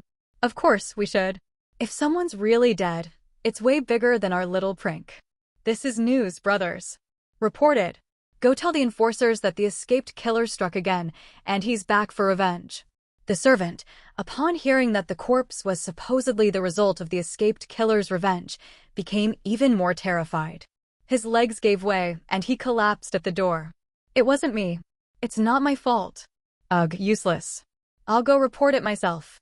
You have to admit, these thrill-seekers had remarkable initiative when it came to finding amusement. It wasn't long before the enforcers surrounded the inn once again, this time accompanied by 2 judges. The moment the judges entered the room, they were hit with a strong medicinal odor. Frowning, they carefully searched the entire room. On the desk were scraps of alchemical notes, the handwriting crooked and messy, resembling the scrawl of someone uneducated. The torn pages contained scribbled notes with words like sleep, death, and improvement. All signs pointed to the fact that the deceased had been refining a drug before his death. The floor around the bed was littered with shattered vials, and the remnants of common alchemical reactions could be seen among the wreckage, likely caused by an explosion that had triggered a chain reaction with the materials. The body was burned beyond recognition, and an aura that clashed with order still lingered on it. It appeared that the alchemist had been a follower of a minor god. After some deliberation, the judges came to the same conclusion as the Law Enforcement Bureau. A pharmaceutical alchemist who worshipped a false god had died while attempting to concoct a drug infused with the divinity of death. In the process, he had effectively offered himself to death. This wasn't the work of the escaped killer, as there was no trace of corruption or any lingering aura of fear. But in a place like Eternal Bloom Town, this was still big news. Deaths were rare enough, but accidental deaths were nearly unheard of. After interviewing the drunks who had reported the incident, questioning nearby guests, and conducting a thorough review, the judges finalized their report. This individual used an excessive amount of unknown, uncontrollable divine power from death. As a result, he could not receive prosperity's protection and met his own demise. With the case quickly solved, the guests and enforcers breathed a collective sigh of relief. As long as the killer hadn't struck again and there was no lingering fear in Eternal Bloom Town, the temporary absence of Lord Moxius wasn't too concerning. The judges left the inn calmly, leaving the enforcers to tie up the loose ends. You there, you're the one who found the body, right? What's your name? We need to take you back to the bureau for a full report. I'm Kataro, sir. This has nothing to do with me, right? With that timid face of yours, if you were involved, you'd have run off long ago, haha. Don't worry, it's just a routine report. The case is closed. So it's over? Okay, I'll come with you. Yeah, come on. The time of death was sometime before dawn. Did you hear anything during your patrol? I did hear a muffled noise before dawn, but it wasn't too loud, so I didn't investigate. You know, privacy for guests is important. You did the right thing. If you had checked, the room might have had more than just one dead body. What a madman, using divine power like that. As the servant left with the enforcers, the 5 drunks scratched their heads, sighing in disappointment. What a waste. That was some good stuff. The brief moment of excitement was quickly extinguished, and the panic that had started to rise was quickly stifled. With the Law Enforcement Bureau in disarray and Eternal Bloom Town still reeling from its brush with death, the search for the real killer and the missing Lord Moxius continued. But none of this concerned the servant who had discovered the body. The sky darkened. Kataro slowly left the bureau, pausing at the entrance to glance back at the brightly lit, bustling building. A playful smirk curled on his lips. With a tilted nod, he waved to someone in the distance, though no one knew to whom. Goodbye, lovely people. He pulled his hood over his eyes and vanished into the night, swallowed by the shadows. Special trial. Which path leads to death? Death challenge cleared. Scoring in progress. Calculating rewards. Player, Cheng Shi performance score, C. Reward item, Mask of Boredom, C, X1. Reward item, Mask of Mockery, C, X1. Reward item, Mask of Apathy, C, X1. Reward item, Mask of Obscurity, C, X1. Reward item, Mask of Suspicion, S, X1. Path to Godhood, +0. Ladder of Ascent, +3. Current path to Godhood score, 2125. Global rank, 458,728. Current ladder of ascent score, 164. Fate path rank, 62. Trial complete. Exiting. Reality, unknown province, some large laboratory. Wei Guan opened his eyes, unsurprised, and casually glanced at the clock on the desk. The time hadn't moved. The trial was over. He looked down at his chest, feeling his heart still beating, and let out a cold snort. Such a boring game. Fear isn't a weapon. It's a remedy for saving players. The premise was too cliched, utterly unoriginal. The empty laboratory echoed his voice, but no one responded. He stood up from his chair and walked over to a large screen, pressing the button to activate the machine. Experiment type is now starting. Hello, Dr. Wei Guan. Good to see you again. How's your day been? Wei Guan's tone was blank, devoid of emotion. Just another ordinary day. Did your special trial go well? Well, I suppose. But trials that go too smoothly don't foster growth, so I added a bit of extra difficulty for my teammates. As always, your kindness and generosity know no bounds. System startup complete. Time taken, 12.964 seconds. Wei Guan frowned slightly, his expression growing serious. Your loading time has slowed by 0.065 seconds. Analyze the cause and submit a report. Apologies. Analyzing the cause now. Analysis complete. Time taken, 3.014 seconds. Cause, the Divinity Containment Unit suffered a pressure breach. Divinity leakage rate, 32.189%. To prevent further leakage into the living area, additional time was spent closing the laboratory doors. A detailed incident report has been generated. Please review it at your convenience. Wei Guan's face remained cold as he flipped through a few pages of the report, his brows deeply furrowed. Looks like we'll need to capture more divinity samples.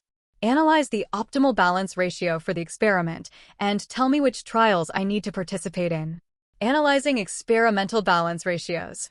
Please wait. Reality, unknown province, some desolate area.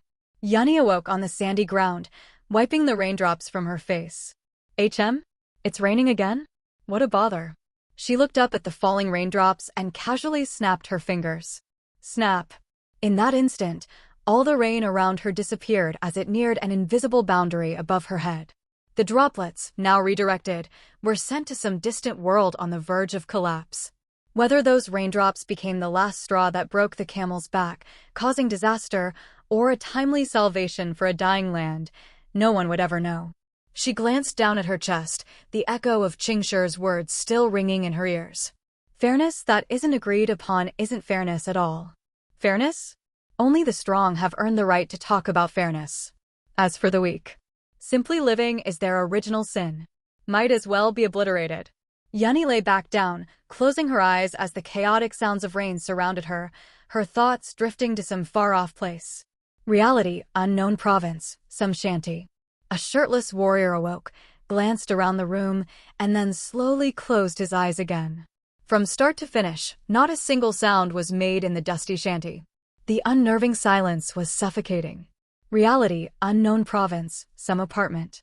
Du Shiguang woke up, but he didn't get up. The soft bed was a deadly temptation for someone as exhausted as him. Its invisible tendrils seemed to bind him to the mattress, rendering him unable to move. He lay there for what felt like an eternity, until scenes from the trial flashed back through his mind. Only then did he finally open his eyes, a sly smile creeping across his lips. A good person? What a noble concept. Let's hope my good-hearted companion continues to be fooled by my performance and manages to find the right answer. Oh, right, he's still got a backup plan, doesn't he? No matter. I didn't kill him this time.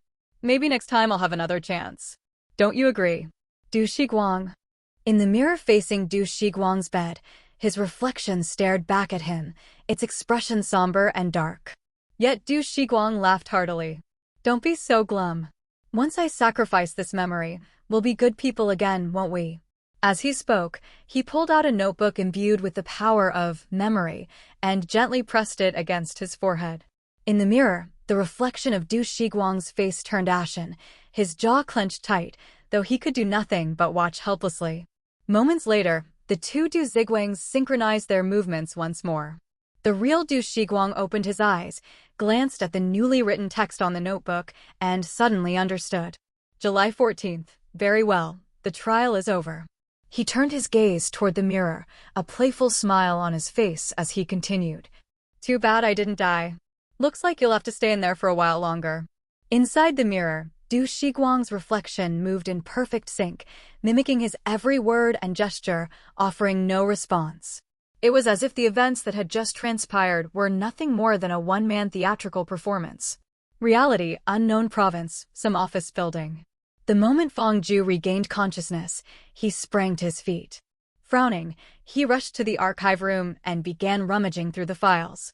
Not long after, the sound of a woman's high heels echoed behind him. Fong Ju. Fong Ju turned to see Jiyu, one of the Mutual Aid Society's members who lived next door, a mage and a follower of truth. Thanks to the helpful and kind-hearted players in this building, they had merged their spiritual barriers after the gods descended, creating a communal living space where everyone supported one another. It was a mutual aid society of sorts. Fong Ju and Ji were the two highest-ranked members, respected by all. Why are you in such a rush? Did the trial give you trouble? You're here just in time. Remember that Grand Tribunal judge, Moxius, that you mentioned before? Help me find his records. Ji arched an eyebrow but nodded, stepping into the archive room. The son of order, who died young? What are you looking for specifically? You could just ask me, I might know. Do scholars in the history faction have memories as sharp as yours? Of course. So, what's on your mind? Jiu smiled, sitting down by the table and tilting her head expectantly. I want to know where he died, and whether any semi-divine artifacts from the Grand Tribunal, particularly a scepter, went missing after his death. Execution's hour? The scepter of lightning judgment. You know about it? Fong Ju's eyes widened in surprise. MHM. It's the only semi-divine scepter from the Grand Tribunal that has been lost for centuries. No one knows where it is now. Many mages are searching for it, including me. Did you see it? Fong Ju nodded gravely. Where? Jiyu's excitement caused her to jump to her feet, grabbing Fong Ju's arm. Fong Ju sighed and spoke slowly, carefully choosing his words. It's in the hands of a devourer of reason. At first, I thought he was pretending to be Moxius, but I later realized he must have come across Moxius's death and stolen execution's hour. Jiyu's eyes widened, and she covered her mouth in shock. Your trial seems like it was quite the story. Tell me all about it. Fangju felt the need to talk it through with someone, so he put down the documents and began recounting the entire trial. When he finished his story, he turned to Jiyu, her expression now serious. So, what do you think? Jiyu pondered for a moment before answering slowly. I think you were deceived. The offering for death might not have been someone else. It might have been you all along. I feel like you were led astray somewhere, though I can't pinpoint who misled you. And that devourer of reason, Cheng Shi. I reckon he's using you to test his theories. Fangju was taken aback for a moment. You think he didn't orchestrate everything? I can't be certain without seeing it for myself, but I highly doubt he's completely innocent in all of this. Even if he didn't plan it all out, he's still formidable. I should warn my fellow followers of Order to keep an eye on this Cheng Shi character. In that case, mind if I put out a small bounty on Execution's Hour in the Mage channels? I don't see why not. Oh, and not all is bad news. I managed to bring back the body of a follower of Folly. Looks like your 2,600-point goal is within reach. Lying on his back on the rooftop, feeling the sunlight of reality wash over him, Cheng Shi couldn't help but feel a sense of relief, as if he had narrowly escaped death. He hadn't expected that the method would actually work.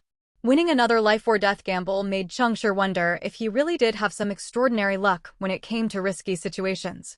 He pulled a die from his pocket and held it up against the blinding sunlight. The number 1 on the die's face glistened in the reflected light, almost mocking him. Predetermined fate? Heh, what a load of crap. Cheng Shi chuckled, casually tossing the die away. It rolled rapidly across the rooftop, spinning for a few rounds before finally settling with the radiant number 1 still facing up, unchanged.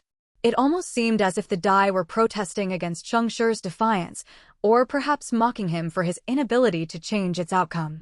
Cheng Shi didn't look at it again.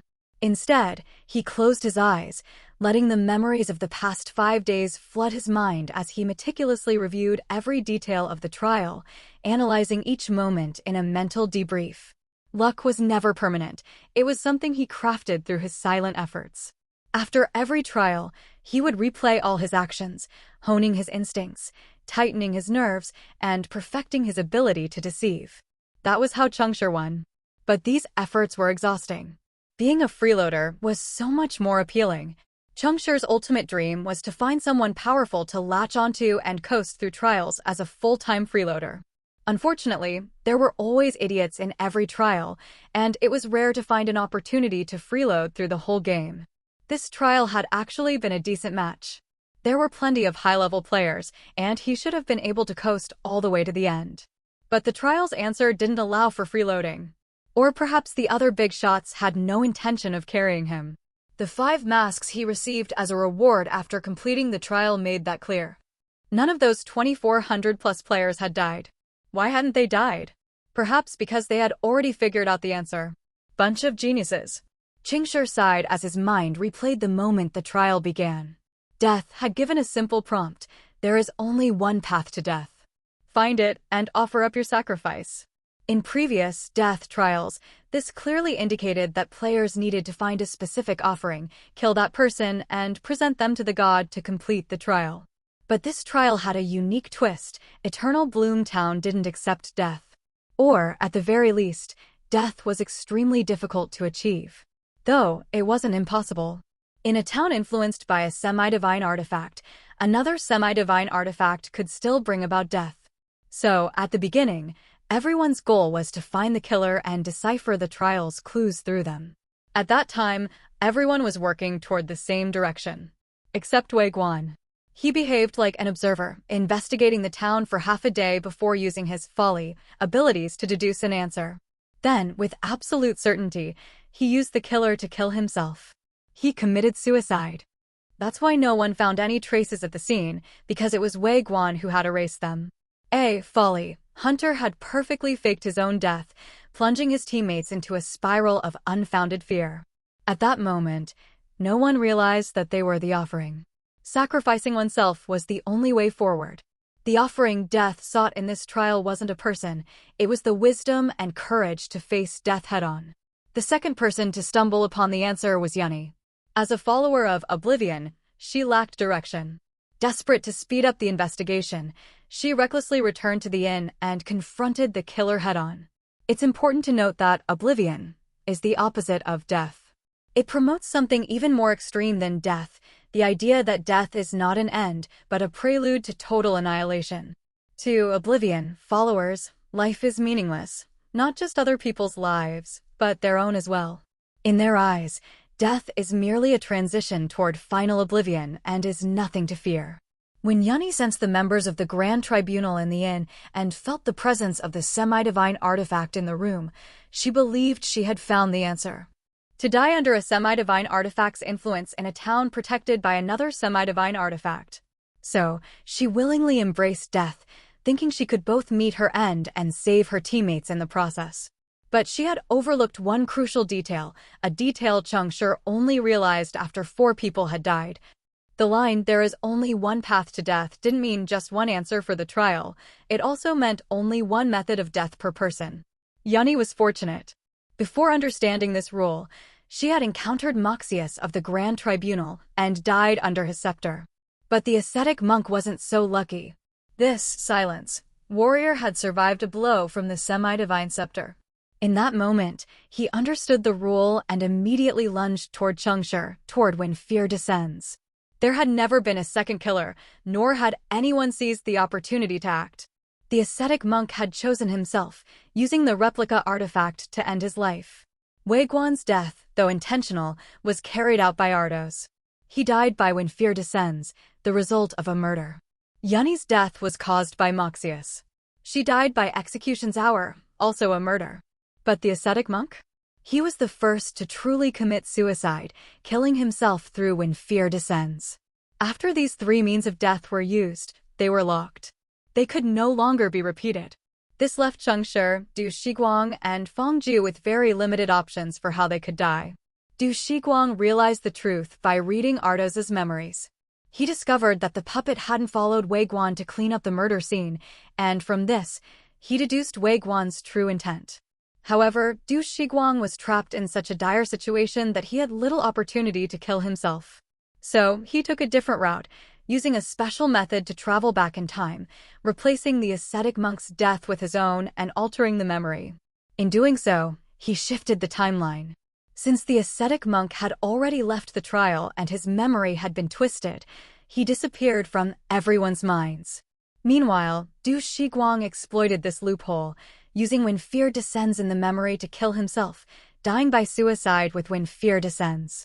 But his excessive manipulation caused Feng Ju to miss all the clues, even erasing the faint traces left by the original memory. The revised timeline threw Feng Ju directly into the Law Enforcement Bureau's prison. Cheng Shi realized the final answer even later.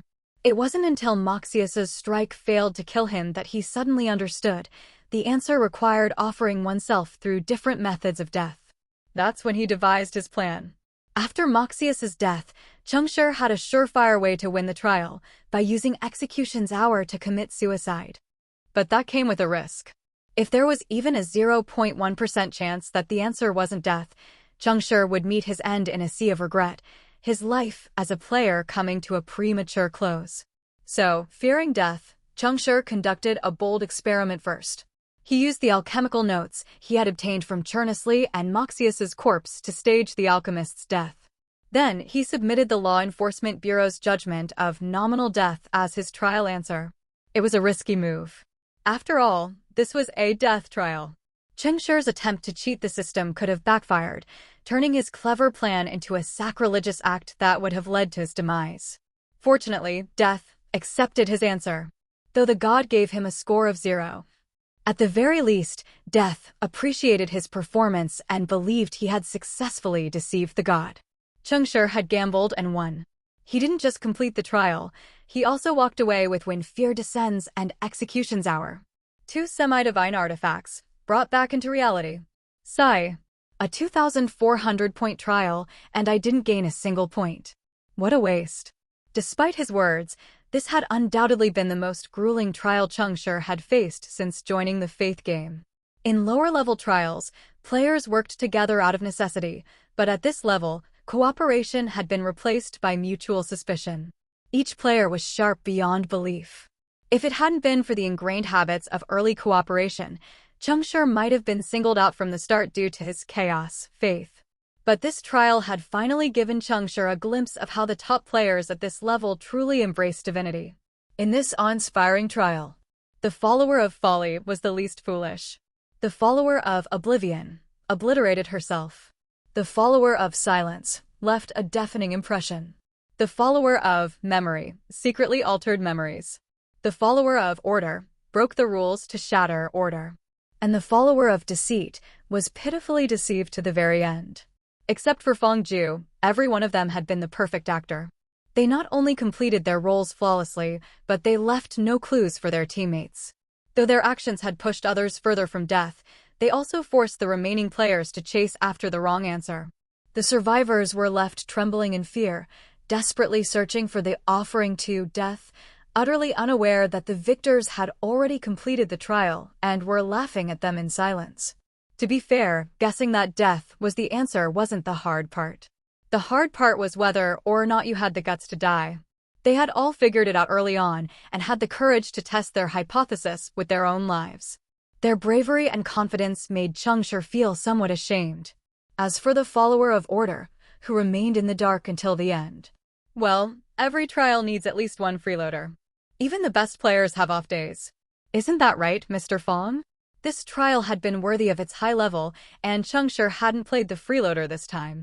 Though he hadn't carried anyone else to victory, he had still won in a careful and calculated way for himself. Even if others had deceived him at every turn, in the end, he had deceived death itself. Does that mean I tricked the god? The moment he uttered those words, a deep, eerie wave of energy from the abyss enveloped the rooftop where Cheng Shi lay. Not again. Cheng Shi was being pulled in again. The second time he was summoned by a god, it felt a lot more familiar than the first. He didn't resist, allowing his consciousness to fall into the darkness. Who will it be this time? The god of fun or the god of misery? No, don't think about it. At least not like that. In the presence of deities, he had no freedom of thought. Even his imagination could be judged as blasphemy. His mentor had once told him, "Before you can deceive the gods, you must first learn to endure." Endure it, Cheng Shi. As his consciousness gradually cleared from the haze, he nervously opened his eyes. He had braced himself for the worst, even quickly rehearsing a justification, planning to explain that his blasphemous thoughts were nothing more than harmless banter and that he didn't really think of any god as a well, you know. But what he saw wasn't one of those starry, celestial eyes belonging to a god. Instead, it was a long, winding, white staircase stretching from beneath his feet into the invisible void above. Each step of the staircase resembled a colossal vertebra, hollowed out with bone-like cavities, gleaming in a blinding white.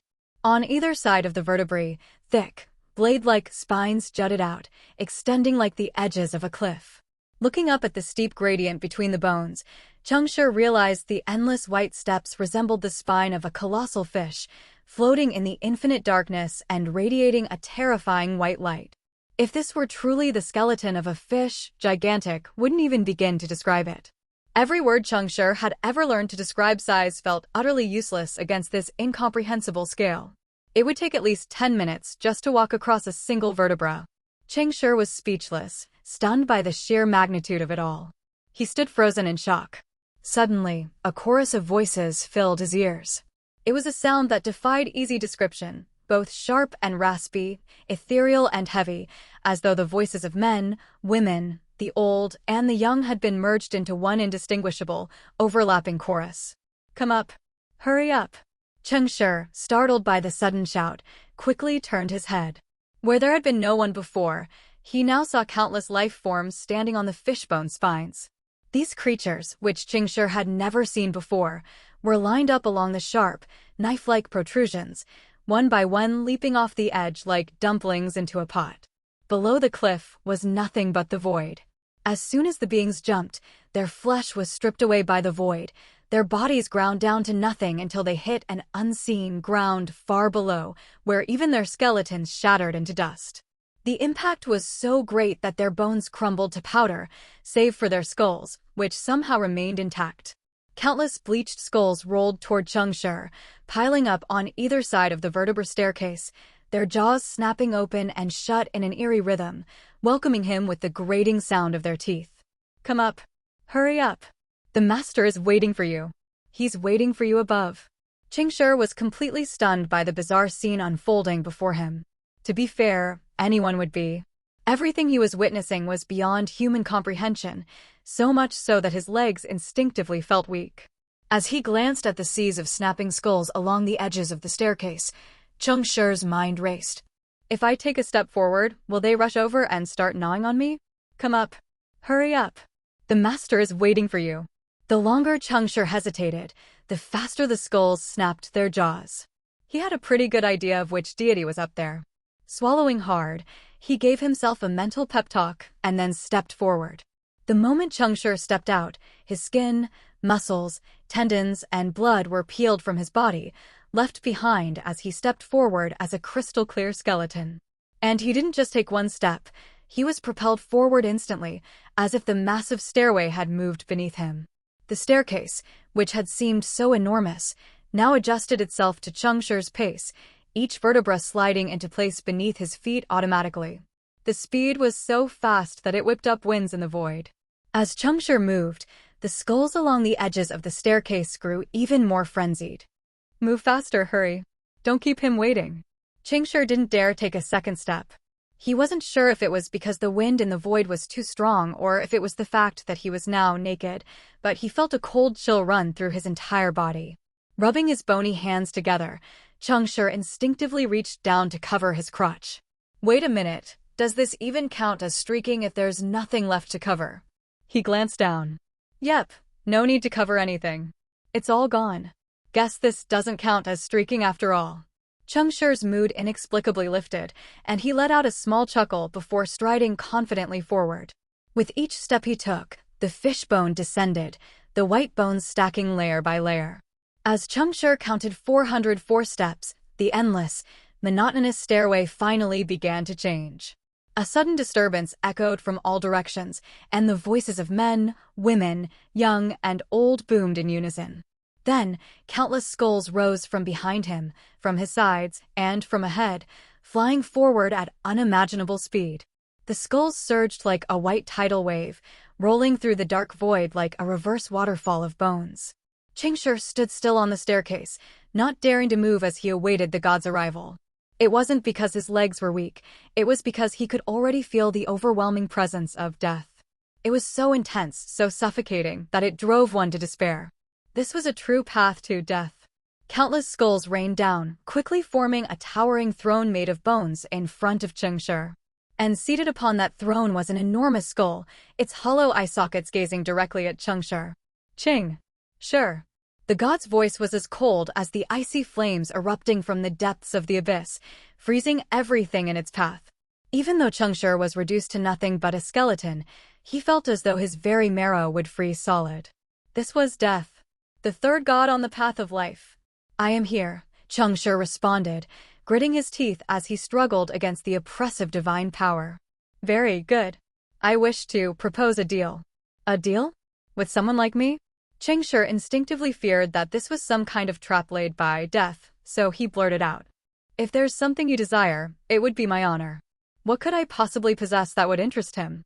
After thinking it over, Cheng Shi realized the only thing of value he had was when fear descends. The enormous skull fell silent for a long time after Cheng Shi's response. Eventually, the god spoke again. "You are not quite what he said you were." Who the hell has been talking about me behind my back?" Cheng Shi dared not ask, so he simply smiled awkwardly. Of course, with just bones left, his smile didn't show, making his awkwardness all the more apparent. "Bring it out. The deal will not disappoint you." Cheng Shi wanted to ask, "How am I supposed to bring anything out in this state?" But before he could say anything, his consciousness stirred, and the contents of his inventory spilled out at his feet. Looking at the haphazard pile of items, ranging from knockout drugs to ropes, poisons, and masks, Cheng Shi's embarrassment deepened. He hurriedly sifted through the mess, quickly finding the dagger the god wanted, and held it up respectfully. Good. Do you know what this is? When fear descends, a dual divinity semi-divine artifact imbued with your essence and that of another god. Cheng Shi knew that the people of the Land of Hope often referred to semi-divine artifacts as subordinate relics. Fear. Such a crude name. For thousands of years, humanity has made no progress in naming things. Its name is the Garuda dagger. The Garuda dagger. Okay then, Mr. God, do you really have the audacity to accuse humans of bad naming conventions after calling it that? Not afraid of humility from the top students, but seriously unaware of your own shortcomings, huh? But Cheng Shi remained completely silent, listening attentively. It seemed that this god was in the mood for sharing. Garuda was a subordinate god of life. He was also my most trusted envoy. But he made a mistake. He fell in love with a bitch. What the hell? Did I hear that right? Are gods really using words like bitch now? At that moment, Cheng Shi's mind was in an uproar. To hear a god utter the word bitch in such a solemn setting was thrilling. Whether it was the juicy gossip or the sheer relatability, the moment reached its peak. What a coincidence, I know a bitch too. And she. Cough, cough. Better stop thinking and keep listening. My life depends on it. But it was clear now that the god who Death referred to as a bitch was likely the source of the other half of when fear descends divine power. Her name is Lalur. She was once the daughter of the Mother of Prosperity. But she couldn't resist temptation and fell into the abyss of desire, becoming the revolting fear mother tree. Hold up. I know this. I even fought one of her children. Cheng Shi's mind suddenly flashed back to a previous trial, remembering Song Yan, who had encountered the Whitebone throne. So, it turns out, that was when Song had fallen under the gaze of death. And that scythe, the one that could destroy worlds, could it have been borrowed from the very god in front of me? No wonder it had been wielded with such force, whoever would hold back when fighting a green tea schemer. But, hey, where's your scythe, old buddy? Shouldn't a god this powerful have a big ol' scythe on hand? The giant skull seemed to sense Cheng Shi's memories. It paused, as if giving him time to recall more details, before continuing slowly. Garuda, in an attempt to redeem her, tore out one of his ribs and split off a quarter of his divinity. He crafted this dagger as a gift and sent it to the Sea of Desire. But that bitch rejected him and polluted the Garuda dagger. She deserved to die. After those words, a torrent of death energy surged up from the void, erupting with immense force, drowning everything in its wake. Cheng Shi, caught in the crossfire, was swept away and reduced to a pile of bone shards. No one knew how long the enraged god vented. For a moment, Cheng Shi thought he might be forgotten, or worse, obliterated. But his consciousness eventually reformed. The problem was, now he was like the giant skull on the bone throne, just ahead. Cheng Shi clicked his jaw a few times, realizing that smacking his chin against the steps actually hurt. Fine, standing is overrated. Sitting down for a bit isn't so bad. So that's where the corruption in When Fear Descends came from. The Fear Mother Tree had split off part of her divinity as a final, resolute rejection of Garuda. But what exactly happened between the two of them? Could you elaborate, please? I've got time, the trial just ended, and I've got a full 7 days. The giant skull's gaze lowered, resting on Cheng Shi again. Its jaw moved as though it might continue the tale, but then it stopped. Old history. Best left forgotten. Today, I saw it again. Memory has always refused to find it for me in the dreamscape. But you've brought it back. Good. So, Cheng Shi, what do you want as your reward? Cheng Shi hastily propped himself up on his chin, like a jack-in-the-box springing up. If you're asking, I'm taking this seriously. Respected and great true god. Acquiring this Garuda dagger was merely a humble, insignificant effort on my part to learn more from the trials you and the other gods have bestowed upon us. If, and this is just an if, you could offer a lost soul like me some small bit of guidance, it would be far more valuable than any semi-divine artifact. Nervously, Cheng Shi gazed up at the throne. The giant skull remained silent. Cheng Shi's heart skipped a beat. He thought he might have asked for too much. Just as he was about to backtrack, the skull spoke again. You are one of his followers. Among us, only he and... Forget it. I won't mention him. Only a few of us like to give you directions. I have no guidance to give you. Your understanding of death. Cheng Shi's heart clenched as he recalled the pathetic 0 points he'd received on his path to godhood in the last trial. Is quite fresh. I need to reflect on this. Perhaps I can seize some dominion from his hands. What? Who are you planning to seize dominion from? What does that have to do with me? I didn't do anything. Cheng Shi was thoroughly bewildered, nearly scared to death. However, I can still grant you something. With those words, the execution's hour scepter floated up from the pile of junk on the ground. What's this about? A concentrated surge of death energy flowed from the mouths of every skull adorning the bone throne, enveloping execution's hour. In a matter of moments, the thunderous scepter began to twist and reshape, transforming into a ring, with lightning crackling across its surface. The material of the ring was nothing like the wood of the previous scepter. Instead, it resembled the bone that made up the staircase beneath Cheng Shi. At the end of the first divine war, Order killed Thunderclap. Using half of his divinity, he crafted the Thunderclap staff. Cheng Shi was stunned, overwhelmed by the sheer amount of information in this conversation. He also felt a strong urge to call out Order for playing dirty. Killing someone was one thing, but desecrating their corpse and mocking them afterward? Talk about kicking a guy when he's down. His other half of the divinity is with me. But right now, you're too weak. You're not worthy yet. I've reforged the Thunderclap staff, covering Thunderclap's essence. Keep it safe. When you've traveled further on your path, I'll give you the other half. The pale, bone-like ring floated down gently, slipping onto Cheng Shi's finger. Or rather, it would have, if his hand hadn't fallen off behind him. And how exactly is a skull supposed to turn around? Not happening. Nope. Wait a minute. Something doesn't feel right. Let me get this straight. Death took when fear descends, then turned execution's hour into a ring, saying that once I've grown stronger, he'll give me the other half of Thunderclap's power. This sales pitch. Hiss. Why does this feel like one of those half-baked promises my old company bosses used to make? You didn't give me anything and still took one of my artifacts? How is this a deal? This is daylight robbery. You're bullying an honest guy here. Cheng Shi finally snapped out of his shock, clicking his jaw against the floor a few times before he couldn't hold it in any longer and asked, since you dislike the Fear Mother Tree, what about the half of Lulor's divinity still in the Garuda dagger? Would it be possible to return that to me? The giant skull went silent. Even though its eye sockets were empty, Cheng Shi felt as though he were staring into eyes that led straight to death. I mean, it's just a suggestion. I was thinking, for a god as mighty as you, such a filthy divinity must be nothing more than trash, a nuisance to be sealed away. Instead of letting that half of her divinity go to waste. Why not let it work for me? You see, I work for you. No, I work for my master, but I also work part-time for you. And she works for me.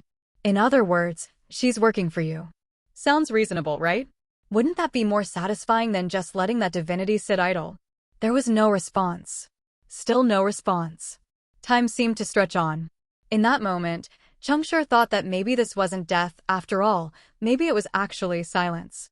Bro, aren't you going to say something? He wasn't wrong. You are indeed greedy. Just as those words fell, another surge of death energy rose from the bone throne.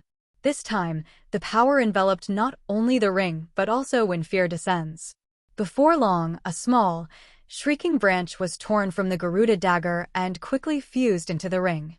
Simultaneously, the Garuda dagger vanished. The moment the Fear Mother Tree's divinity touched the ring, it etched a series of screaming mouths into the surface, twisting the once bone-white ring into a grotesque, blood-red artifact.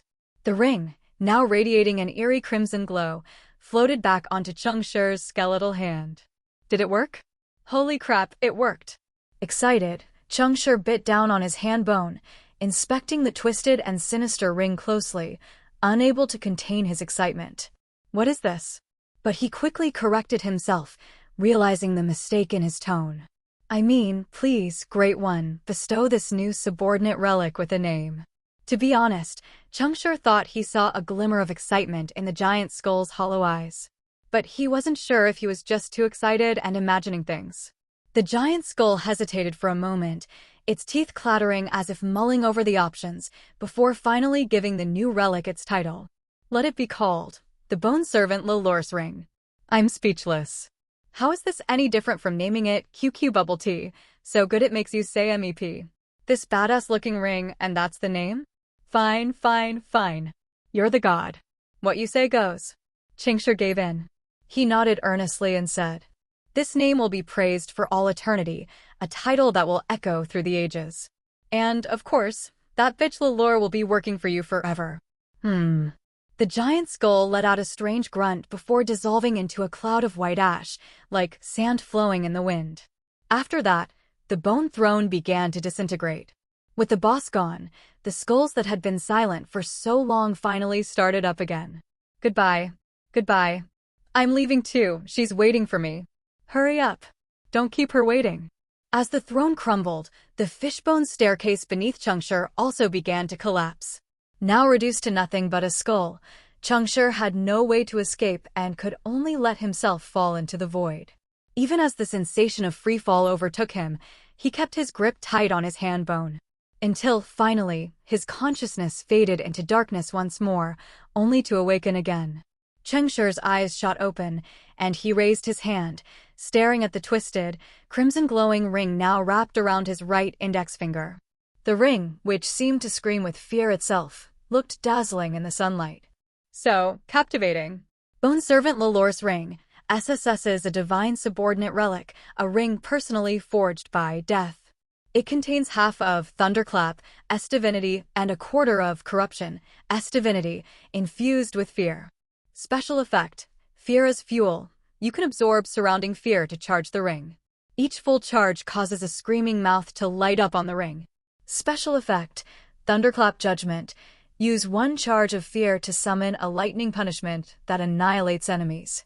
If the target has contributed fear to the ring, the lightning will unerringly hit them. Special effect: Bone Servant of the Throne. You can refine a corpse into a Bone Servant of Death, which will carry your praises to the Great One on the White Bone Throne. Cheng Shi stared intently at the ring in his hand, drooling at the sight. A 3.5S, rank divine subordinate relic. He had never even heard of something like this since the day of descent. Absolutely incredible. Cheng Shi quickly retracted all the internal complaints he had about death and lavishly showered the god with praise. Praise the Great One on the White Bone Throne. Look at that style. Look at that grandeur. Some bosses, no names mentioned, should take note. If you don't step up, your employees might just seek permanent positions in someone else's company. How does the saying go? The rougher the seas, the pricier the fish. It's the truth. That philosopher named Gao really did see through the essence of the world. Cheng Shi, basking in his self-satisfaction, admired the ring for quite some time, as excited as he had been when he first obtained an S-rank talent. The overwhelming sense of accomplishment filled his chest, leaving him excited and restless. Now, if you're wondering why Cheng Shi, who only has a score of 2,100, has an SS-rank talent but isn't mentioning it, well, let me tell you about something called initial faith talents. SS-rank initial talents are rare, but they do exist. Some people spend their whole lives striving to get to Rome, while others are born there. Cheng Shi was neither. He always figured he had been born a workhorse, destined to toil under someone else's reins. But now, this workhorse had finally earned a chance to catch its breath. He carefully took off the ring and counted the screaming mouths etched into it, no more, no less than 5. And wouldn't you know it, there had been exactly 5 teammates in this trial, not counting himself. It was pretty obvious what the Great One was trying to convey. But I'm just a healer. I save teammates, not kill them. How could I possibly have killed all 5 of them? What a joke, sir, Cheng Shi muttered, shaking his head with a wry smile. He wiped the ring clean with his sleeve until it was spotless. Then, he dug through his inventory and pulled out a few rings he had picked up in previous trials, cleaning them off and sliding them onto his fingers as well. 2 on the left hand, 2 on the right. Red, yellow, blue, green, they were all there. With this, the eye-catching divine subordinate relic was now just one piece in a collection of rings belonging to a casual ring enthusiast. Satisfied with his work, Cheng Shi sat down on the edge of the rooftop and began to enjoy his lunch. Today's unchanging menu: finger breads and a canned slime drink. Bro, eating again? The voice of the crazy rooftop guy came from across the way. Cheng Shi looked up to see Xia Yang waving at him with a big backpack slung over his shoulder. "What are you doing, working out?" Cheng Shi chuckled. Xia Yang froze for a second, then laughed awkwardly. "What kind of workout? This last trial wasn't too dangerous. I happened to pick up a few history books during it. I figured, since you're a mage, you might like studying history, so I brought them back for you." "Haha, no need to thank me. Here, catch." With that, Xia Yang swung the backpack like a hammer throw, launching it toward Cheng Shi. Though Xia Yang's explanation was full of lies, Cheng Shi could tell what he was really trying to do. This wasn't just a casual gesture. He was making an effort to strengthen their relationship. Maybe it was because Su Lu had complained so much in the past week. Xia Yang had been pestering Cheng Shi for potions ever since, clearly aware that Cheng Shi still had some prosperity of yesteryear in stock. But Cheng Shi hadn't given him any. It wasn't that Cheng Shi was unwilling to help, he just didn't want to give any freebies to Su Lu. Plenty of food and drink had been thrown his way in the past, but this time, these books. Usually, Cheng Shi wasn't interested in trial history, but since this trial's end, he had developed a sudden curiosity about what had transpired in the Land of Hope. Even if part of that curiosity was fueled by a burning desire for Grand Tribunal gossip, it was still curiosity. So Xia Yang's move had hit the bullseye. "Man, I'm doing you a favor, bro. That green tea? Not for everyone. Drink too much, and your stomach's bound to act up." Cheng Shi kept the thought to himself, not bothering to say it aloud. No need, saying it would spoil half the fun. He wolfed down his bread, gulped the slime drink, then fished a prosperity of yesteryear out of his inventory and tossed it over to Xia Yang. "Owe me 2 bottles now," Cheng Shi muttered as he threw the potion. Xia Yang caught it easily, nodding like a bobblehead. "Holy crap, thanks bro. You're my blood brother. I'm feeling great right now, so I'm paying off one of those debts. Anything you need? If it's below S rank, just ask." "S rank? Bro, I've got an SSSS rank ring now. What am I gonna do with anything below S rank?" "Still," Cheng Shi said. "Actually, I do need something. If you can find it, we're square on the potion." Xia Yang blinked, surprised. "Huh? You need me to find something? What is it?" "Oh, it's nothing big. Just wondering if you've got any intel on how the Grand Tribunal ended up in conflict with the Tower of Logic in the mid-civilization era." Xia Yang scratched his head awkwardly. "Sorry, bro. I was testing you last time. I'm not really a order follower." Cheng Shi wasn't surprised. He nodded and replied, "I figured. But aren't you a follower of war? You should be familiar with the start of large-scale conflicts in the Land of Hope, right?" Xia Yang's embarrassed smile froze the moment Cheng Shi finished speaking. His face twitched, and he let out a stiff laugh. Huh. Who told you I'm a follower of war? That's a misunderstanding." "Really? My bad, man. It's just that you're always grinding dungeons, so I thought you might be the type who gets restless without a fight. I guess I was wrong. Anyway, I'll let you know the next time I figure out what I need from you." With that, Cheng Shi grabbed the backpack and headed toward his storage room, flipping through the books as he walked. Behind him, on the opposite rooftop, Xia Yang stared at Cheng Shi's retreating figure, his expression shifting between emotions. "I lost this round." He figured it out first. Xia Yang clenched the potion in his hand, sighed, and turned toward the other side of the rooftop. "Hey, Lulu? Lulu? So, guess what? This last trial was super dangerous, but I barely scraped through. Still got some good loot, though. I found a bottle of prosperity of yesteryear in the trial and thought I'd bring it back for you, since I know you like it. Hello? Lulu? You home?" Cheng Shi, of course, couldn't hear any of this. He was already sitting on a bench in his storage room, flipping through the books Xia Yang had brought him with great interest. The script used in the Land of Hope was completely different from the scripts used in reality. Unless someone had a deep passion for history, it was rare for anyone to be able to read non-translated texts. But Cheng Shi could, because he had a mouth that could read these characters. So, it was less about reading and more about reciting out loud. Cheng Shi had long discovered that his fool's tongue liked reading books, especially when he was alone. It was a very useful auxiliary ability, except, after being burned by it once, Cheng Shi no longer trusted the mouth entirely. At the moment, the script on the page might as well have been doodles, but Fool's tongue was cheerfully reading. Birthing procedures for the cannibal pigs of Canrawal. 1. Clean the razor. 2. Cut open the mother's abdomen. Cheng Shi was speechless, though at least this was somewhat normal. After all, he had done similar things before. But when the next sentence came, he nearly spit his drink all over the ceiling. 3. Stuff the cavity with spices. Xia Yang's last trial took place in a small town called Hanlin Town, part of the Canrawal Empire. Cheng Shi didn't figure this out by asking him. It was from reading the books Xia Yang had brought back. The 17 books weren't history books at all. They were a random collection of novels that a pig farm owner from the town had bought to pass the time. The books even had the owner's personal notes and doodles scribbled in the margins. The genres were varied, ranging from romance stories like The Beautiful Girl of the Town to mysteries like Kill That Peasant, and even technical reference books like The Life of Cannibal Pigs. There was certainly no shortage of variety. But what these books lacked was any genuine historical content about the politics, culture, or geography of that time period. Perhaps history is called history because it is written retrospectively by future generations reflecting on the past. Back then, people living in the moment probably didn't care at all about how they would be remembered after their death. While the books didn't offer any useful knowledge, they were still a decent way to pass the time. During those days, Cheng Shi encountered a pig breeder who followed birth, a pig farm owner who worshipped prosperity, and even a butcher dedicated to death. Seeing how the path of life was so intertwined with practical daily life shattered Cheng Shi's preconceived notions about the lofty nature of faith.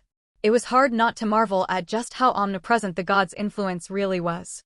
Aside from reading, a few important events also took place over those days. The biggest one? The shocking revelations in the Trade Channel. Trade Channel. Sorry to break it to you, but carving rotten wood just hit the top spot. The big guy from Decay got knocked down to 10th place, ha ha ha. For prosperity, cheers. LMO, where's the Decay gang? Can they stomach this? Funny enough, the Grand Marshal also lost his ranking. He dropped to 4th place. The Silent Ones overtook him. Rough. The Grand Marshal was the nickname given to the chosen one of War by his fellow followers. Ever since the Faith game descended and the ladder of ascent rankings began, the Grand Marshal had always held first place in the War and Silence rankings. But who would have thought? Just 2 days after the last special trial, he lost 5 consecutive trials and dropped to 4th place. +1 order also dropped, but the top spot is still held by Order, just a new order. What the hell is going on? Even the Fate, chosen one dropped. Now Time is ranked first, and they're tied together. Crazy, man.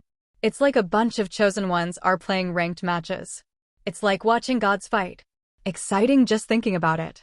I don't know about the others, but I can tell you that the Fate, chosen one didn't drop on purpose. He lost to me. Huh? I'm seeing the Trade Channel here, but the way you're talking, I thought I opened the Faith Channel. Wake up, man. Stop fooling yourself. Deceit, up there? What do you guys even talk about in your Faith Channel? Just lying to each other. We're cultured, okay? It's not lying, it's art. Haven't checked in for a while. Hang on, I'll take a look. I'm back. A few are playing cards with the gods, some are creating worlds, and a couple are over in the back room fudging the ladder of ascent rankings. Cheng Shi smiled as he scrolled through the ridiculous chatter. Still, the collective drop in ranking of the chosen ones did seem odd, and he couldn't shake the feeling that something was amiss. When something unusual happens on a large enough scale, it's worth paying attention. Why were these chosen ones, who had held steady rankings for years, suddenly dropping points after just a few difficult trials? Cheng Shi's score wasn't high enough to fully grasp the situation, but after some thought, there were 2 likely possibilities. 1. They were simply failing their trials more often, but the sheer number of failures suggested they might be pursuing something specific, something they were relentlessly chasing, even if it meant losing points. 2. There might be rules in place for the top-ranking positions that ordinary players couldn't comprehend, making it far harder to occupy first place than it seemed. If trials were changing, there was no reason to think the chosen ones' difficulties weren't also evolving. Whatever was happening, it would require more observation to figure out. Still, treading carefully always seemed like the right approach. The storm is coming. Some are riding the waves, while others are drowning. Hard to say what will happen. With that, Cheng Shi opened up his ladder of ascent. The player with the ID Sincerity had dropped to 47th place. Judging by the ranking drop, they'd likely lost dozens of matches without dying, which is how they had landed here. Even more surprising was that Li Jingming, the chosen one of memory, had also started losing points.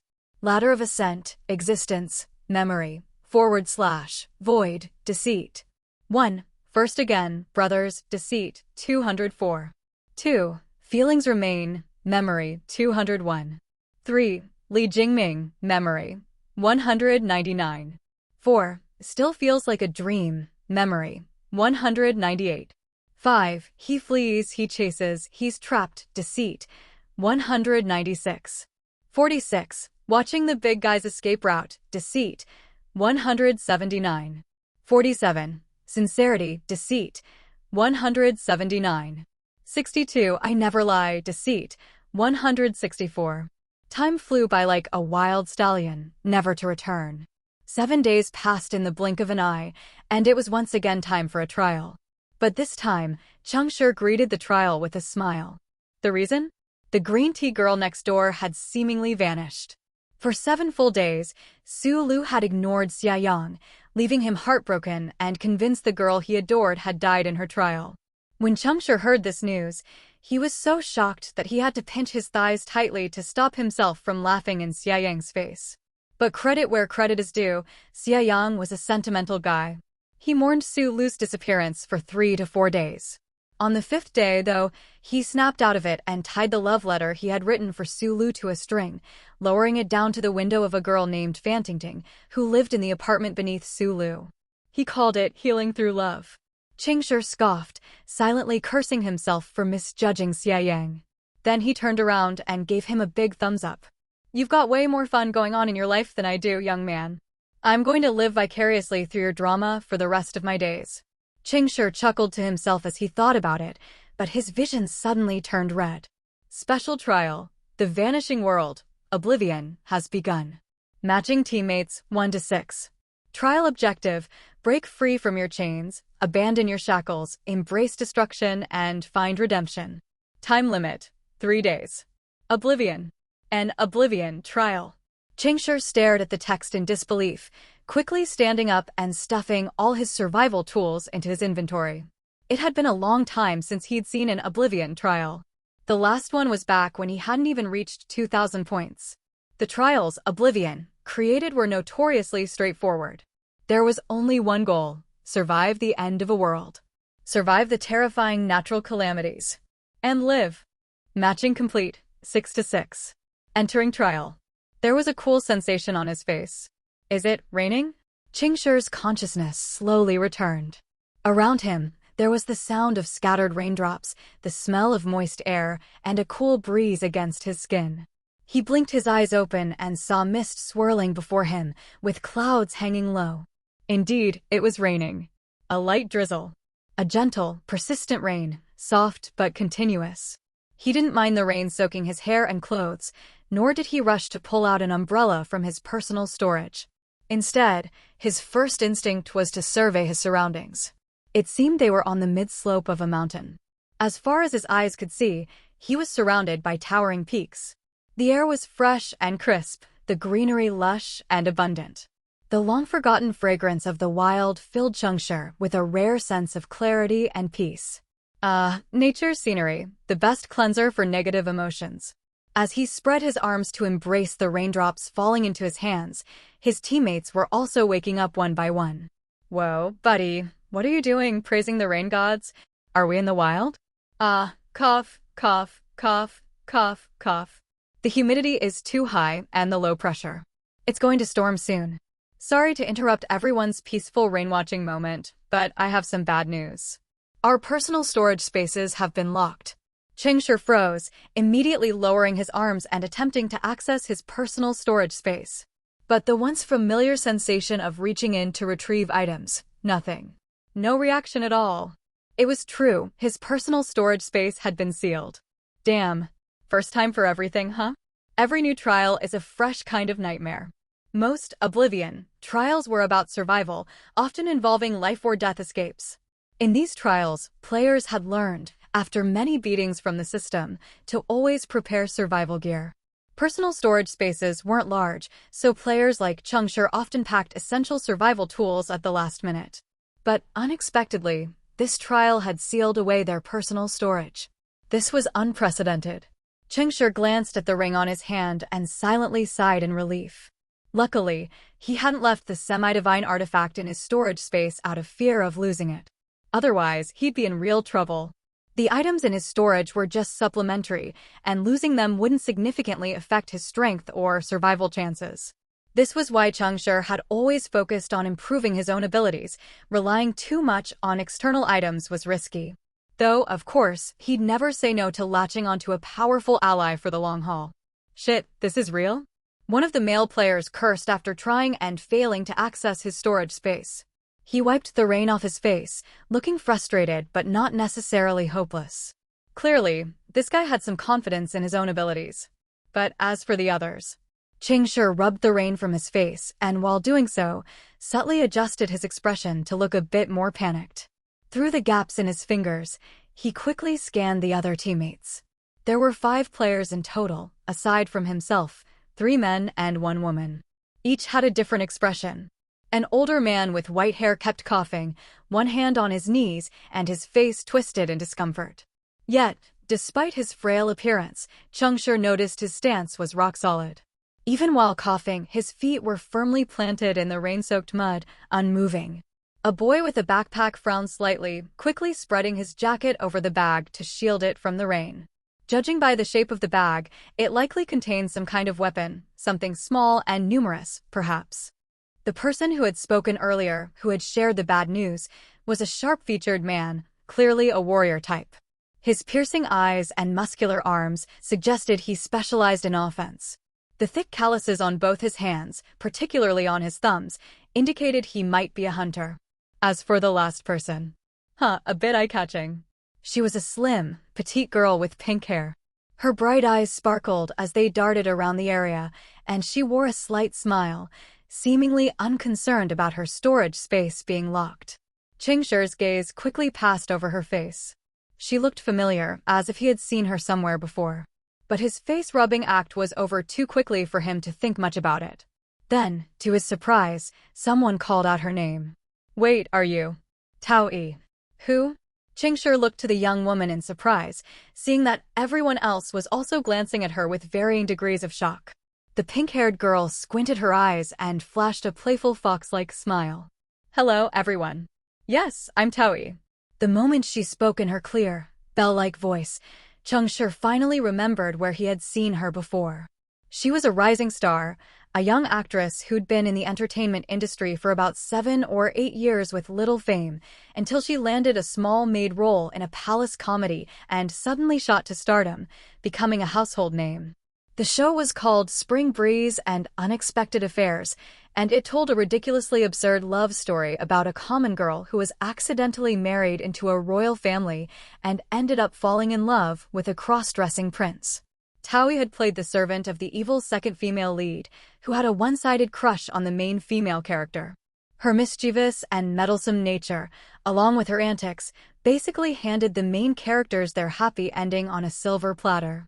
Everyone loved Tao-yi's character, and she became the show's most popular cast member, even surpassing the lead actress.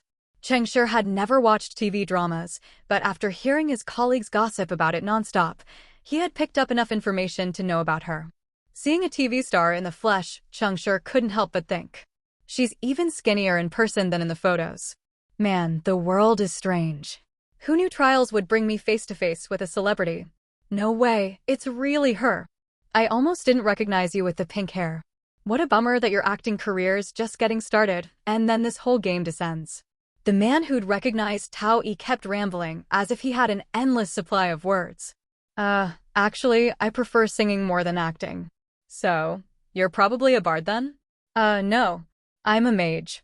Cheng Shi couldn't hold back anymore and let out a small burst of laughter. Buddy, with that conversation opener, you're definitely striking out. Tao-yi kept smiling sweetly and pointed at herself. Let me reintroduce myself. Tao-yi, follower of life, mage, 1783 points. The guy who had been talking nonstop continued rambling. Well, what a coincidence, I'm a mage too. And I'm actually an actor as well. I've been fascinated by space and science fiction since I was a kid, and as I grew older, I fell in love with it even more. I always wanted to be in a sci-fi movie, but I missed my chance to audition for the Three-Body Problem adaptation. So, I've been working in smaller productions to gain experience. I've played the third male lead in many shows. The most popular one was The Great Starship Immortal Emperor, where I played a demon general named Xu Chao. My character ranked pretty high on the fan favorite list. Have you seen it, Tao-yi? As his words spilled out faster and faster, the expressions of the other players grew increasingly awkward. Cheng Shi could barely hold back his laughter. His face was starting to cramp. He felt like crouching down to check if he had dug a hole beneath his feet to hide in yet. This is so painful. Bro, forget about starring in the Three-Body Problem. You'd be a perfect fit to play the lead in Three-Body Syndrome. Male lead material for sure. Perhaps noticing the strained expressions around him, the rambling demon general finally realized his introduction had gone awry. He let out an awkward laugh, scratched his head, and quickly added, Sorry. I got a bit too excited meeting Tao-yi. My name's Suyita, follower of existence, mage, 1864 points. As soon as he finished speaking, Cheng Shi raised his eyebrows in surprise. The demon general just lied. Interesting. The seemingly carefree, talkative male actor had already lied during their initial introductions. What made it even more intriguing was that his sentence was long, leaving many possible points where the lie could have slipped in. Cheng Shi couldn't quite pinpoint exactly what part of Suyita's introduction was untrue, but he made a mental note to keep a close eye on him. As Suyita finished his introduction, the elderly man who had been coughing finally straightened up, giving everyone a pained but polite smile. However, the smile looked strained, as if forced through discomfort. I apologize for taking up your time, but before we continue, I have a question. Has anyone here ever encountered a university student named Chui Qiushi? Cough. He's tall, about 1.83 meters, a bit taller than me. He's thin, has short hair, though it might have grown longer by now. He has dark skin, and there's a burn scar on the back of his neck. Cough.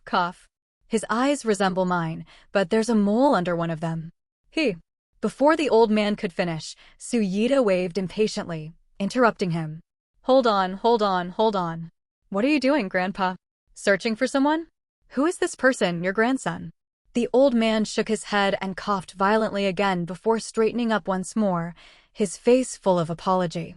I'm terribly sorry. My body isn't what it used to be. He's my son. I just want to know if he's still alive, if he's safe. I've been searching for him for a long time, but haven't found him yet. Your son? Cheng Shi looked at the old man, surprised. Judging by his appearance, he had to be at least 70. If his son was a university student, that meant he had fathered him in his 50s or later. No wonder, in a world as chaotic as this, he was still desperately searching for his son. Having a child so late in life must have made him dote on him endlessly. Wait, Grandpa, you're 70 or 80 years old, and your son is still in university? The old man didn't seem bothered by Suyita's incredulity. He simply nodded continuously, coughing as he explained. Yes, Qiushi was an excellent student. He got into Nanjiang University of Science and Technology. Come on, none of that matters now. Who cares which university he got into? There are no universities left. I guarantee no one here has seen him.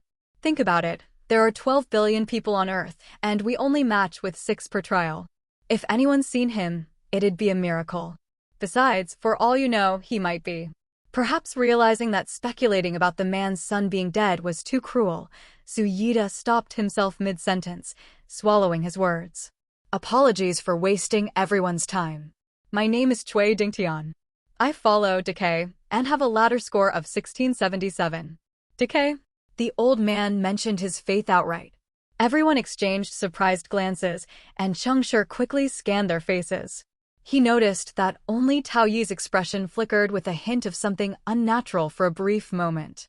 Oh boy, things are about to get interesting. She's a follower of prosperity. Suyita was also taken aback for a moment. Wait, Grandpa, you just blurted that out? Tao-yi follows life, aren't you afraid, Shiel? Sigh, I'm already at death's door. What's there to hide? You can see the state of my body. I'm just trying to live one day at a time. All I want is to know what happened to Qiushi before I die. Cough. But don't worry, everyone. I've still got some strength left and can be of use. If I become a burden later, don't hesitate to leave me behind. It's just how things are now. Cui Dingtian's words were sincere, and it was clear he wasn't lying. But as Cheng Shi observed this man who was truly decaying, he couldn't help but frown. At Cui Dingtian's age and condition, his power as a follower of decay should have been at its peak. In fact, his strength in decay likely far outweighed any of the younger participants. But why did he appear so weak? Something feels off. We need to pick up the pace. The rain's getting heavier, said the man who had initially pointed out that their personal storage had been sealed. He shifted his attention away from the old man and started wringing out the water from his clothes. Zhao Qian, follower of civilization, hunter, 1937 points. So, he's a hunter after all. Cheng Shi smiled to himself, mentally patting himself on the back. But there was something about Zhao Qian's gaze that made him uneasy. This hunter seemed particularly interested in the old man. There was a flicker in his eyes, as if hiding some unspoken truth. Had he found his prey? Or perhaps, had he encountered Cui Qiushi? As Cheng Shi mulled over the dynamic between the old man and the hunter, the boy who had been quietly standing by finally spoke up. Gao Yu, follower of civilization, mage, 1721 points. Another mage? Is today Mage Club Day? Cheng Shi chuckled internally. The young mage already looked a bit baby-faced, and his voice still carried a hint of youthful immaturity. He couldn't be very old. High schooler. Cheng Shi teased with a grin. Gao Yu froze, his face stiffening as he turned away, muttering. There's no such thing as high school anymore. I'm almost 18. Oh, so a high schooler. Gao Yu shot Cheng Shi a look of exasperation, clearly finding the older man's teasing tiresome. Cheng Shi just grinned wider. Kids these days. But this trial is shaping up to be quite the mix. We've got the elderly, the young, and well, who's the weak one, I wonder? Cough, cough. Cheng Shi, follower of life, priest, 1501 points. It's an honor to meet you all, esteemed veterans. Cheng Shi beamed, as if truly honored to be matched with a group of 1700 and 1800-point big shots. Upon hearing that Cheng Shi was a priest, the frowns that had been etched on the others' faces started to soften. Finally, a priest in this survival trial. Though Cheng Shi's score was on the low side, it was still better than having no priest at all. Just as Cheng Shi finished introducing himself, a flash of light illuminated the distant sky, followed shortly by a deafening thunderclap. Boom! Bolts of lightning danced wildly through the pitch-black clouds, like dragons playing in the storm. The rain intensified, the downpour becoming heavier by the second. It seems the first disaster is related to the rain. It could be a flood or a landslide. We should perform our rituals quickly and then decide whether we should head up the mountain or down. They were currently positioned halfway up the mountain. If the disaster was a flood, heading to the peak would be the safest choice. But if it were a landslide, the valley below would be the safer bet. The choice would impact the difficulty of survival, potentially deciding their fates. They had to be careful. After Zhao Qian's suggestion, no one moved except for Su Yida.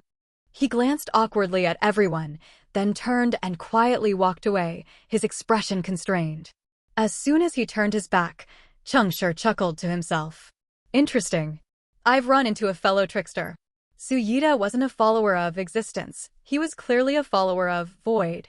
A mage of deceit, a master of trickery. Of the 6 players here, only Cheng Shi, Tao Yi, and Cui Dingtian had conflicting faiths. The rest of them had no reason to keep anything secret. Memory. Followers offer a memory in their ritual, regardless of whose memory it is. Time. Followers must perform their rituals with precision and punctuality. Neither of these required secrecy. Personal privacy? Ritual preference? In an urgent survival trial like this, none of that mattered. Even the prosperity follower hadn't tried to sneak away for their rituals. So why would a supposed existence follower need to leave? No wonder Su Yida's introduction had been full of lies. Because deceit. Ritual demands deceit. Whether you deceive your enemies or your allies depends on your profession and talent. It's almost laughable existence. Rituals don't even rely on physical objects. But all void rituals require praying to a specific divine symbol. Su Yida likely left to hide his true mask. For deceit, followers without the lies of yesterday talent, figuring out how to conceal their faith has always been a tricky problem. Most deceit followers I've encountered pretend to be fate followers because all they need is a fake die and the rest can be covered with a silver tongue. Then, when nobody's looking, they can quietly swap their prayer focus to the hidden mask. It's rare to see someone like Suyita pretending to be a follower of existence. And as the saying goes, the more you say, the more you slip up. Most deceit followers speak very little and always aim their words directly at the heart of the deception. Using verbosity to mask his true intentions and divert attention was a clever move. But the risk was high. He needed to keep tight control over himself. After all, such tactics could be mentally and emotionally draining. Back to the rituals. This fellow trickster probably had some sneaky trick up his sleeve, which is why he was being so cautious. Now I'm even more intrigued. After Suyita left, everyone exchanged glances, unsure of what to say. Several awkward seconds passed in silence before Zhao Qian finally stepped forward and broke the tension. I'm a Hawkeye Scout. Sorry, but I need you all to cooperate with me by having a fight. Hawkeye Scout, a war hunter. Of course. Cheng Shi had guessed Zhao Qian's profession, but hadn't anticipated that he was a follower of war. The war ritual was simple. It involved conflict. In crowded places, a follower could just pick a couple of random people to brawl with, and that would suffice. But unfortunately, this trial was set in the wilderness. And even worse, this trial involved the old, the weak, and the young. The only two people who didn't fit that description were the guy who had left and the one who now wanted to pick a fight. The silence grew even heavier. Judging by Zhao Qian's muscular build, it was clear that this fight wasn't going to be easy. Before performing their rituals, war followers might not have an abundance of war-related talents. However, due to their constant involvement in combat, their physical strength had long surpassed that of ordinary people. And once, war followers began their rituals, under the gaze of their god, they would want nothing more than to unleash the full force of their combat prowess. Holding back simply wasn't part of the equation. Anyone facing off with a war follower would have to endure the first wave of attacks before the war follower would calm down. Zhao Qian's expression was serious, and Cheng Shi glanced around, noticing that neither Tao Yi nor Gao Yu had any intention of volunteering to be the punching bag. Sigh, there's only an old man left. It wouldn't be right to let a senior citizen take the hit. It seemed nearly certain that this beating would fall upon Cheng Shi. But just as he was about to step forward to accept the invitation to fight, something unexpected happened. Cui Dingtian, the white-haired old man, stood up and stepped forward. Cough, cough. I'll fight you. I'm a warrior, I can take it. Cheng Shi's eyes narrowed as he looked at the old man. The old man's a warrior? Indeed, decay. Warriors were known for their exceptional defensive abilities. Unlike order, warriors who could protect an entire team, decay, warriors focused on enhancing their own defenses.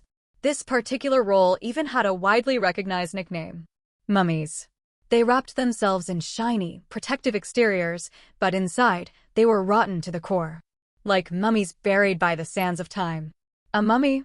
Even Zhao Qian paused, surprised, before nodding in acceptance. By this point, players with this level of experience rarely misjudged their own strength. If the old man had stepped up, that meant he was confident he could take the hit. All right. If you can withstand my first wave of attacks, your ritual will also be complete. Decay.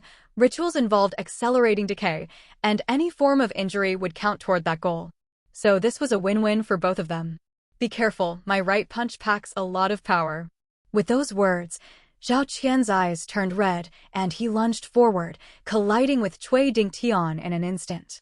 The sheer force of his movement pushed the earth down beneath his feet, leaving a deep imprint in the mud, a testament to his speed. Bam, bam, bam. In the blink of an eye, their fists and legs collided, the impact of bone and muscle clashing louder than even the distant thunder. Cui Dingtian, who moments ago had seemed frail and sickly, fought back with sharp eyes and agile movements that left everyone dumbfounded. But his coughing hadn't stopped. In fact, it had grown worse. Cheng Shi casually stepped back, giving the two enough room to fight. With a blade of grass in his mouth like some street punk, he sauntered over to where Tao Yi and Gao Yu were standing, grinning. Need any help? Tao Yi's previously cheerful face immediately turned flustered, while Gao Yu, who had been more reserved, spoke up first. I'm a scholar of knowledge, specializing in mechanical engineering. I don't need any knowledge from you, but I can share some with you. Scholar of knowledge, a mage follower of truth. This profession had the most variance in the entire game, no other role even came close. It was similar to Order, mages, who could study and wield specific elements as elemental judges. Scholars of knowledge could select from different schools of knowledge and use these as the foundation for pursuing truth, leading to a myriad of specialized professions. For example, scholars who specialized in mechanical engineering believed that flesh is a burden, but machines are eternal. They thought the path to truth was too long and that human lifespans were too short to complete it. By developing machines that could be perpetually upgraded, they sought to transcend the cycle of life and death and thus gradually approach the god. Understanding dawned on Cheng Shi, and he casually glanced at the bundle hidden underneath Gao Yu's clothes. So, it's not weapons he's carrying, but tools. Smart kid, good thing he didn't leave his tools in his storage space. Scholars of truth had two types of rituals. Support classes had to receive knowledge, while offensive classes had to spread knowledge. Cheng Shi, now intrigued, smiled. So you're one of the smartest scholars of knowledge. Please, we're all ears. Gao Yu hesitated for a moment, then, after some thought, shared his knowledge. The Void Energy School at the Tower of Logic once had a scholar named Gluo, who conducted an experiment using the truth ritual provided by the Council of Scholars. He launched 100 sourceless beacons into the void. Then, together with his students, he carried 100 beacon trackers in an attempt to collect the beacons from a rift in the void while traveling as far as possible from the Tower of Logic to a city called Gasmira. The experiment was extremely time-consuming and labor-intensive. But if it succeeded, it would have proven that the positions of objects in the void were directly correlated with their positions in reality. Unfortunately, Gluo failed. During the years of travel to Gasmira, the trackers could continuously sense the presence of the beacons. But when they finally arrived at the city, they lost contact at the very last moment. The scholars of the Tower of Logic unanimously concluded that Gluo's idea was absurd, that the void had no connection to reality. Because of this failure, Gluo lost his candidacy for a seat on the Council of Scholars, and he died in obscurity. But the day after his death, every beacon he had launched fell out of the void, landing directly at his funeral in Gasmira. His students were devastated, unable to comprehend the impossibility before them. When they gathered the beacons, they found that all 100 were accounted for, none were missing. However, each beacon was missing a small piece. When the scholars who rushed to the scene pieced the missing parts together, they formed a mask, the size of a beacon. The mask's expression was one of mocking laughter, as though ridiculing humanity's feeble attempts to explore the void. Faced with this undeniable fact, the Tower of Logic had no choice but to admit that Gluo's theory had been correct. Not only that, but they also began to suspect that a god, one who enjoyed toying with humanity, might exist within the void connected to reality. That was the first time in history that people felt the presence of deceit. Cheng Shi found himself utterly dumbfounded by the story, not sure how to process it. He blinked rapidly, staring at Gao Yu in astonishment. Is this kid calling me out? Has he seen through me? That can't be right. This high schooler doesn't seem particularly special. There's no way he could have figured out my identity so quickly. Could it just be a coincidence? Because if there's a deity behind this story, it's without a doubt him. Who else could be so spiteful? Cheng Shi's mind spiraled with confusion. His eyes darted around before he finally asked, cautiously. That's what you call knowledge? Isn't that just history from the land of hope? There's a reason we study the past, to help us navigate the present. That's why history is always knowledge. Huh? And what lesson are we supposed to take from this story? Stay humble, and respect the mysteries of the world. If you want to understand why deceit appears in the void, you need to grasp one key point. Existence represents reality, which is simple to understand. But the traces left behind by void are what we call the void itself. Void cannot be seen, but when it begins to erode existence, it takes on a form that existence can comprehend. This form is the void. Cheng Shi clicked his tongue, observing Gao Yu for a moment longer before confirming that the kid had accidentally hit the nail on the head. Are you well-versed in history? I wouldn't say well-versed, but I do love history. I'm a member of the history school. Oh ho, interesting. When a kid earnestly tells you that they're part of the history school, you've gotta stop calling them a kid. Call them little professor. The history school wasn't some small, unimportant group. A vast knowledge of history and the ability to recall past eras with ease were just the first steps in gaining entry to this organization. More importantly, every member of the history school had to have personally witnessed a significant event that shaped the future of the Land of Hope and written detailed accounts of that moment. In a way, the entire historical record of the world's most important events came from the history school. They were the ones who ensured that the world's history was laid bare for all to see. But such high membership requirements meant that members of the history school were essentially chosen history enthusiasts. Because players in the faith game had no control over which trials they would enter next, witnessing a historical event was a matter of sheer luck. Cheng Shi suddenly felt quite excited. He had recently developed a fondness for history too. Mind if I ask, little Gao, which historical event did you witness?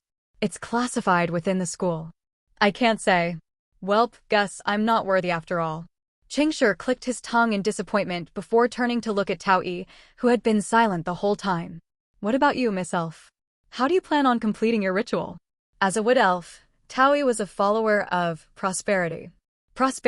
Rituals revolved around nurturing and growth. When the ritual's target was oneself, it often involved eating. A lot of eating. Normally, prosperity followers never had to worry about food.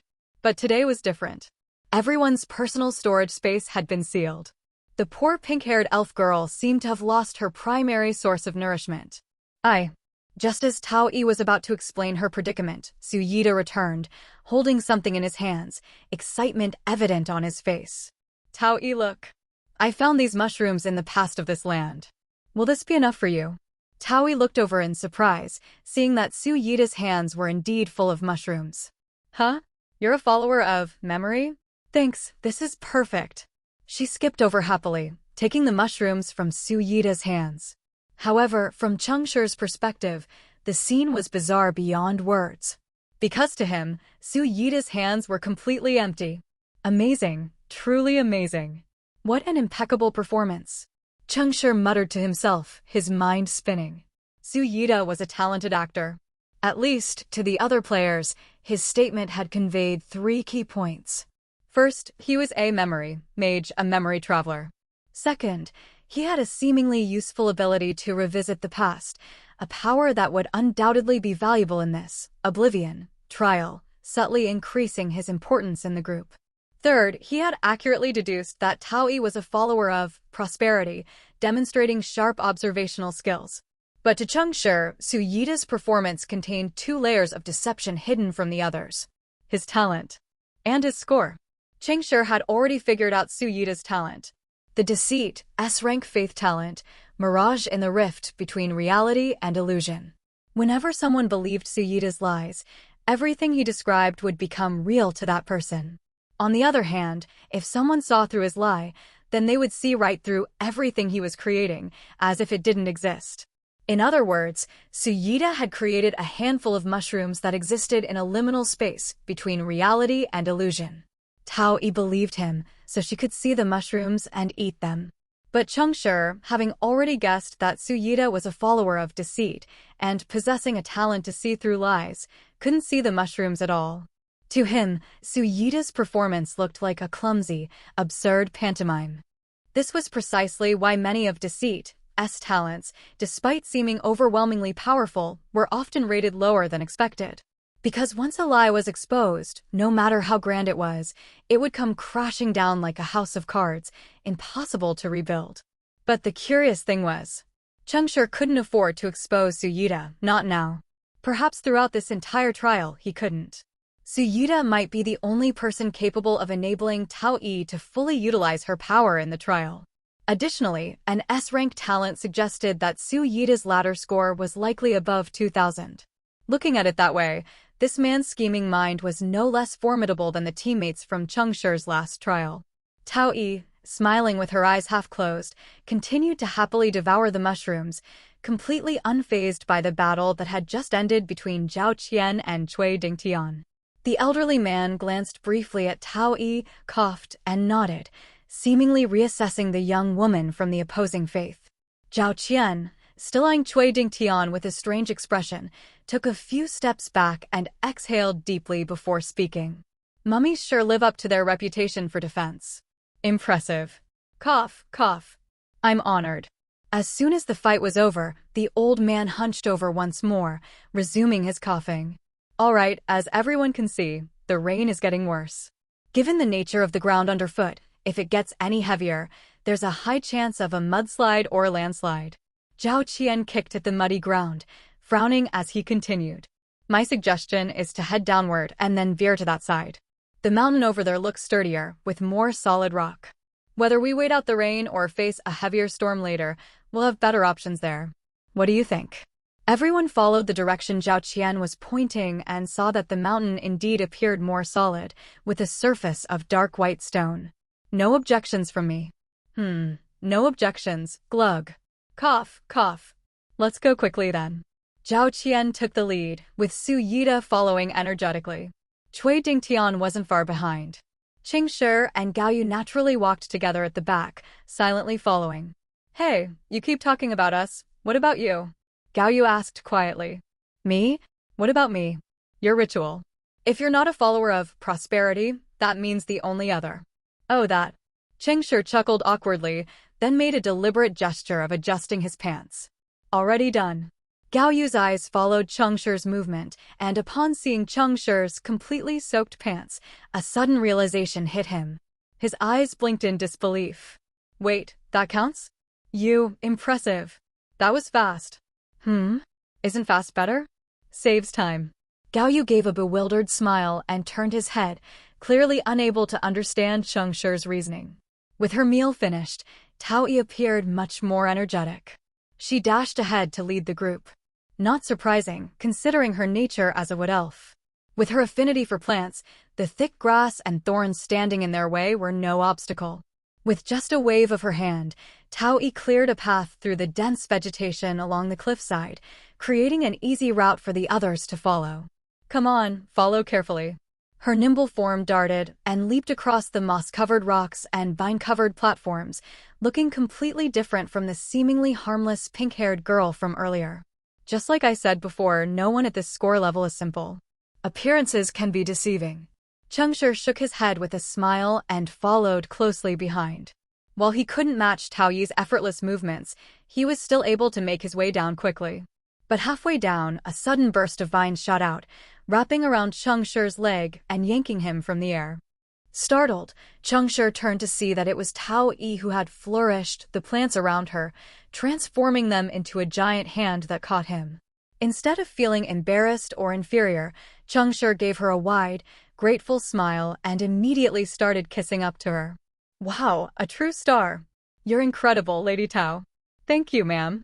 I'm going to cling to your legs for life. I won't ever let go. Even the heavens will witness my devotion. As soon as the words left his mouth, thunder clapped loudly above them. Boom, boom. The others watched in silence, somewhat amused by the spectacle. Tao Yi, blushing slightly, waved her hand dismissively. It's nothing. Let's help each other out and keep moving. The group pressed forward again, with Cheng Shi and Gao Yu falling to the back. By now, the rain had intensified dramatically. The torrential downpour was like a curtain of water, so thick it was obscuring the players' vision. They had no choice but to fashion makeshift rain covers from nearby materials, holding them above their heads just to get a clear view of the path ahead. Hey, little Gao Yu. Hearing Cheng Shi's attempt at small talk, Gao Yu sighed. Just call me whatever you want. Little Master Gao.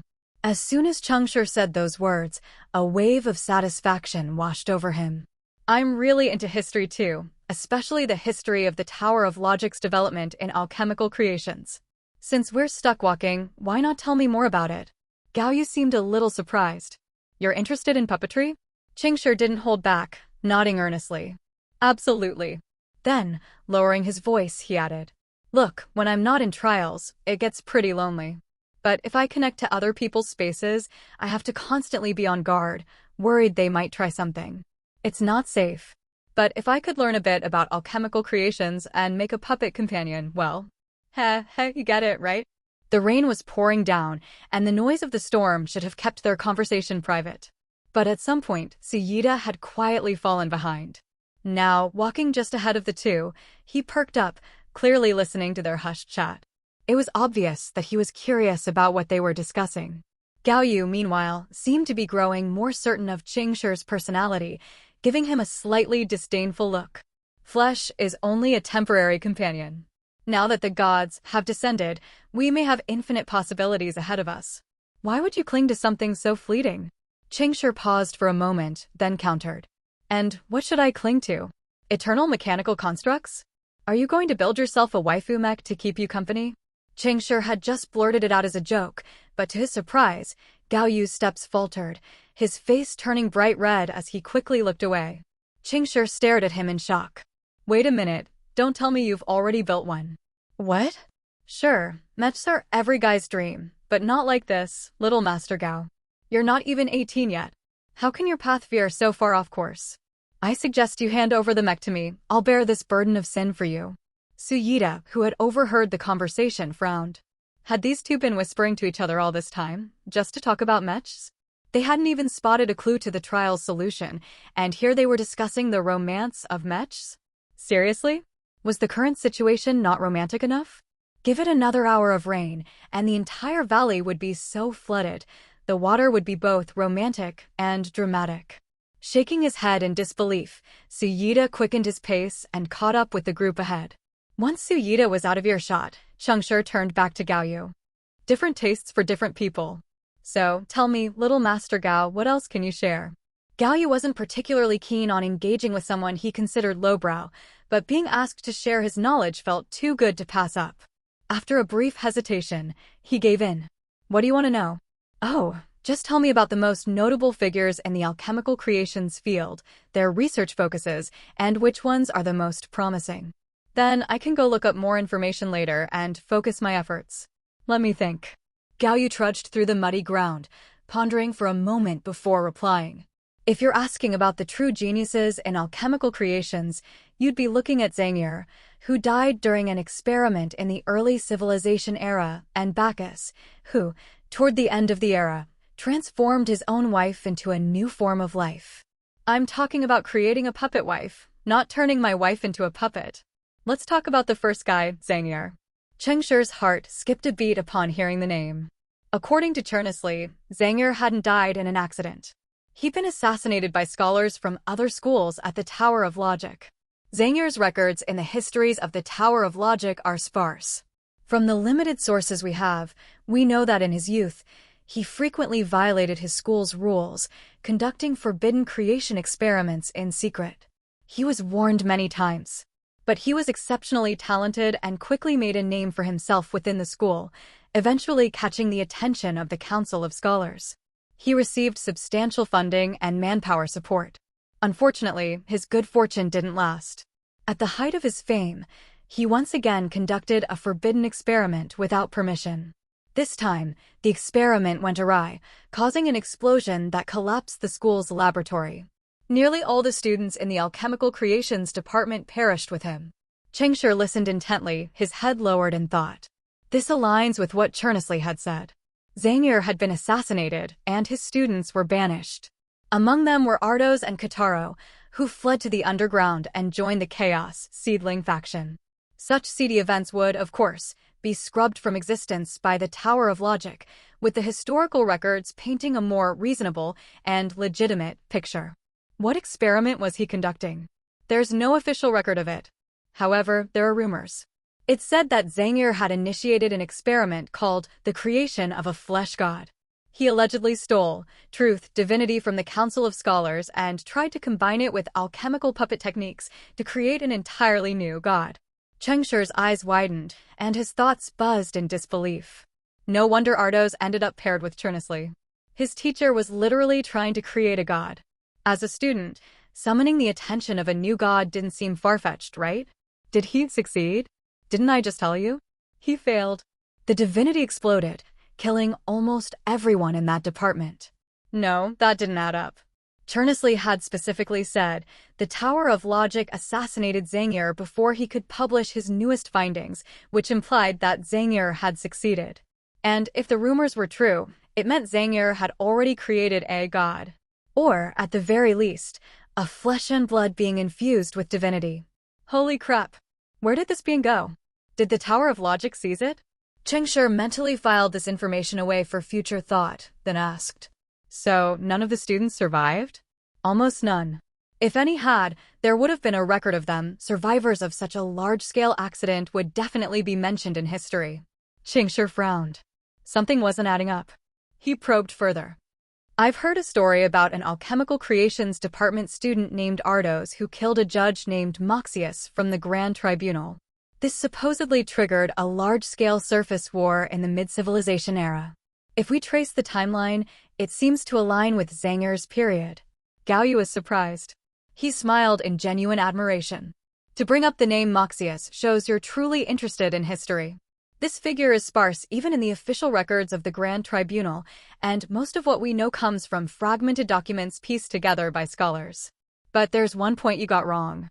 The one who killed Moxius wasn't this Ardos you mentioned. That name doesn't ring any bells for me. The truth is, it was a mysterious figure from the underground who killed that first-class judge. We sifted through countless sources and eventually found a clue in a collection of poems by a bard born near the end of the civilization era. In that collection, the poet described a journey to the underground, where he witnessed a memorial ceremony being performed by Chaos followers. During the ritual, they mentioned a specific name. Ultraman. Buzz. The moment Cheng Shi heard that name, it was as if his brain had been struck by a thunderclap. His mind was filled with a buzzing sound that seemed to reverberate across the universe. Gao Yu, noticing Cheng Shi's stunned reaction, chuckled. Surprised? I was too. I couldn't believe someone in the Land of Hope would pick such a name. It's so ridiculous, completely out of place with the seriousness of history. It took Cheng Shi a moment to recover. He quickly composed himself, putting on a sheepish smile as he replied. Yeah, it's like finding modern emojis in ancient scrolls. Hilarious. But this person, what did they do? Gao Yu, clearly excited by the topic, leaned in with a gleam in his eyes, lowering his voice as if ready to share the juiciest gossip. The history school hasn't yet officially determined this person's identity. Some believe he was a puppet scholar exiled from the Tower of Logic, later corrupted by underground faiths. Others think he was a defector from the Grand Tribunal, seeking revenge on the judges by aligning himself with the underground. And some believe that yes, you heard me right, he was the harbinger of chaos, an emissary of disorder. In the period when war had just begun to eye the Land of Hope, but before he had fully descended, and when chaos had yet to discover that corner of the universe, this figure wandered the stars. He found this fertile land for his patron lord and began sowing the seeds of his will in the underground. How about that? Doesn't it feel like the start of an epic? This could very well be the story of A. Herald. It might even mark the beginning of Chaos' descent. I spent a lot of points to get my hands on this information from the history school. Lucky you. Hey, Cheng Shi. What's up? What are you thinking about? Isn't it mind-blowing? Yeah, mind-blowing, all right. So much so that my skull feels like it's about to fly off. When the hell did I become a herald for chaos? Huh? This is me, right? That Ultraman, isn't that just a joke I made offhand? How the hell did that end up written into historical records found by the history school? All right, sure. Fine. So now, not only am I a follower of deceit, a defector of fate, and an intern for death, but I'm also, apparently, a herald for chaos. How do I have all these identities that even I didn't know about? Is this still a trial? Am I still dreaming? For the first time in ages, Cheng Shi's normally steady demeanor cracked. He stood there, stunned for a few moments before raising a hand and slapping himself across the face. Slap. The sound was crisp and painful. Nope, not a dream. Gao Yu, witnessing this odd display, was understandably confused.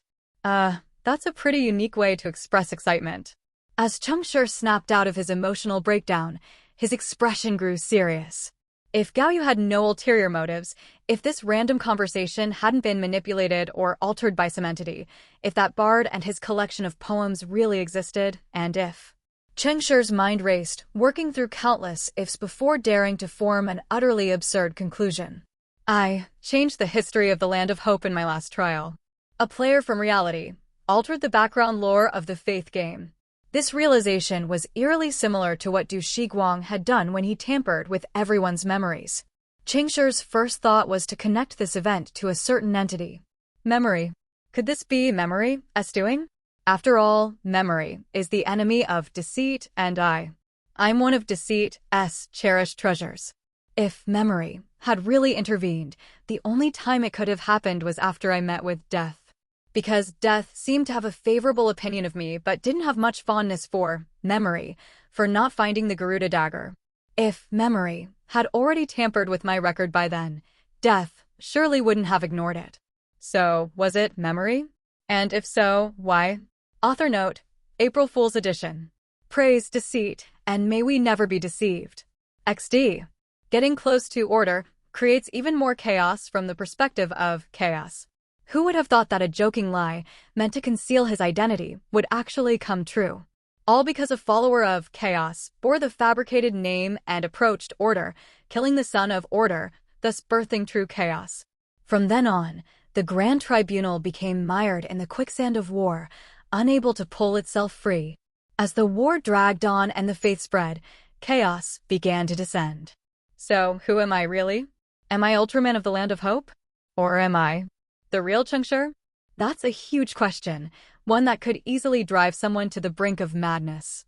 To avoid spiraling into insanity, Cheng Shi quickly decided to skip over that particular line of thinking and refocus on the trial at hand. This wasn't something a mere mortal could fully comprehend. At least, not right now. He swiftly composed his thoughts and his expression, careful not to let Gao Yu detect any cracks in his facade that might lead him to draw conclusions about Cheng Shi's identity. Cheng Shi then skillfully changed the subject. Gao Yu seemed slightly disappointed, but when Cheng Shi stopped engaging, continuing the topic alone would have made Gao Yu seem childish. So, after opening and closing his mouth a few times, he finally gave up.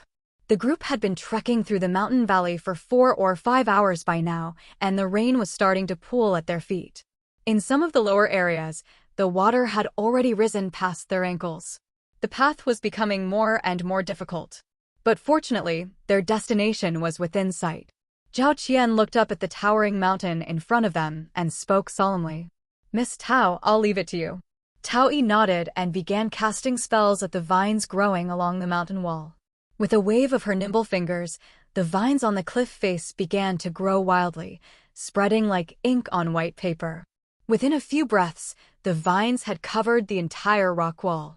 Clearly, everyone was expected to climb the vines. Time was running out, so they had decided to forego taking a detour to scale the mountain. They would climb straight up. Cheng Shi looked up at the nearly 90-degree cliff face and clicked his tongue. Gao Yu heard the noise and muttered under his breath. "Need some help?" An adult being offered help by someone who wasn't even 18 yet? Under normal circumstances, most people would at least decline out of pride, putting on a show of strength to maintain some semblance of dignity. But not Cheng Shi. What's pride? All I have is the will to let things fall apart. Yes. His answer was as firm as it was shameless. Gao Yu gave him a look that screamed, "I thought so," then mechanically nodded and pulled out his toolkit from his clothes. He took out a palm-sized piece of silver metal and a small hammer, suspended the material in midair, and started hammering away at it. Before long, and with Cheng Shi enthusiastically chanting, 40, 40, 40, under his breath, Gao Yu, looking thoroughly displeased, produced a brand new chair. A chair designed for someone to sit on while being carried up the cliff. Cheng Shi wasn't particularly interested in the chair, but the alchemical construction techniques used by the mechanical engineering school fascinated him. Clearly, the little hammer in Gao Yu's hands was a powerful spellcasting tool. The kid didn't even have to focus on shaping the material. He just casually hammered away, and the chair took the shape he had in mind. This level of craftsmanship far surpassed something like 3D printing. "You're going to carry me?" Gao Yu turned to Cheng Shi, giving him a look that screamed, "You're even more shameless than I thought," and gritted his teeth. "I'm a mage." Cheng Shi laughed, grabbing the chair and eyeing the people ahead. The old man. Forget it. His lungs were about to cough themselves out. Zhao Qian. Already halfway up the cliff, no sense in asking him to come back down. Su Yida. That bastard had already caught on to Cheng Shi's thinking and had immediately put his hands on the cliff face, clearly signaling his refusal to do any heavy lifting. That left only one person. The pink-haired girl. The kid makes the tools, the woman does the heavy lifting? If that's the outcome, then I, a grown man, would be utterly useless. Need help? Taoi seemed to have anticipated that Cheng Shi would ask for help. She turned toward him, eyeing the chair in his hand. Cheng Shi hesitated, then gathered all his remaining masculine pride and declared, "Yes." He then sidled over to Taoi with a goofy grin and asked, would that be convenient for you?" Taoi's eyes narrowed playfully, like a little fox, her smile mischievous. "Of course. I have them." With a wave of her hand, the vines on the cliff extended downward, picking up the chair and positioning it next to her. Cheng Shi was overwhelmed with gratitude and quickly jumped into the chair. A human elevator, so convenient. Gao Yu, thoroughly unimpressed, followed behind with a look of exasperation on his face. He had some sort of leg-boosting mechanism, allowing him to scale the cliff with ease. The group made their way to the middle of the stone mountain, broke off a few layers of rock, and set up a makeshift shelter from the rain. "The rock here is solid, and it's easy to come up or down. This is a good spot," Suyita said, running his hand over the stone as he confirmed Zhao Qian's earlier assessment. Zhao Qian chuckled lightly, standing on the edge of the cliff as he gazed out into the distance. "Don't get too comfortable. We still don't know if rain is the central theme of this trial. We're just taking it one step at a time. Cough, cough, but no need to be pessimistic either. Cough, cough. We just handle things as they come." Well said. Having not exerted any physical effort, Cheng Shi didn't have much to do but play the role of the team spirit booster, offering everyone some vocal encouragement. Suyita glanced at Cheng Shi and couldn't help shaking his head with a wry smile. "This guy. Birth priest? Let's just hope he can be a bit more useful." Cheng Shi caught Suyita's expression out of the corner of his eye. He responded with a cheerful smile, pretending not to notice the unspoken critique. Time seemed to fast forward, and the rain only grew heavier. What had started as a curtain of rain soon became a torrential downpour. No, at this point, calling it a downpour didn't even do it justice. It was as if someone had drained an entire river and dumped it on them all at once. The sheer volume of rain was overwhelming, to the point where lifting one's arms felt like a struggle. The deluge hammered down furiously, so much so that even standing still felt like a burden, the water pressing down on their shoulders and necks. Conversation was no longer possible. The noise of the rain drowned out their voices, and the stone slabs sheltering them shook dangerously under the strain of the downpour. Suyita clamped his hand over his nose and mouth, barely able to make himself heard as he spoke. The waters only just reached the base of the mountain. How can it rise so fast? You have to factor in the increasing intensity of the rain. It's going to get faster, not slower. "Miss Tao, Gao Yu, help me out." "Got it." Taoi stood beneath the shaking stone slabs and cast her spell again, causing the vines on the cliff to grow up faster, turning into the raw materials for their crafting. Gao Yu swung his small hammer, solidifying the vines into hollow, compact logs. But their efficiency wasn't nearly as high as when Gao Yu had worked with his special metals. Zhao Qian busily lashed the logs together, assembling a raft as quickly as he could. In the face of a rapidly approaching flood, the simplest solution was to build a raft that could float on the rising waters. As for why they weren't asking the mechanical prodigy to just craft a submarine, Cheng Shi had thought about it, but Gao Yu didn't have nearly enough materials in his toolkit to pull it off, not even for a single-person model. Wow, the gods really thought of everything. Sealing our storage spaces was a stroke of genius. How many more do we need? About 3 more logs should do it. Just as the raft was nearing completion, Suyita came running back from the edge of the cliff, his face tense. "Get ready, everyone. We're out of time." The group looked up in confusion, only to see that beyond the mountains, on the far horizon, a white line had appeared. That white line grew larger and larger, and soon, everyone saw its true form. It wasn't a white line at all. It was a massive tidal wave, large enough to make anyone's jaw drop. The wave was so tall it made you crane your neck just to take it all in. What the hell? A wave this size. What good is a raft? With that much water crashing down, even the mountain might be obliterated. "Taoi, keep going. Gao Yu, make baskets. Elder Cui, reinforce the baskets." Zhao Qian quickly shifted tactics, trying to turn the raft into a floating device that could lift them above the flood. Given the situation, being dragged underwater was almost a certainty. So the only option left was to focus on floating upward as fast as possible to avoid being submerged. Suyita, if we fail, do we get another shot at this? Zhao Qian asked, his expression stern as he looked to Suyita for an answer. Suyita's eyes darkened, and he responded seriously. I'll try my best. He hadn't given a definitive answer, but the reply was positive enough. That was all Zhao Qian needed to hear. His expression lightened somewhat, and he turned to Cheng Shi. Priest, the breathing and healing spells will be on you once we're underwater. Don't worry about the newborns. We'll handle them. As a priest, one of Cheng Shi's basic skills was water heal, which allowed him to provide ample breathing and healing for allies underwater. It was a standard spell, and of course, Cheng Shi had it. He nodded confidently, but quickly furrowed his brow.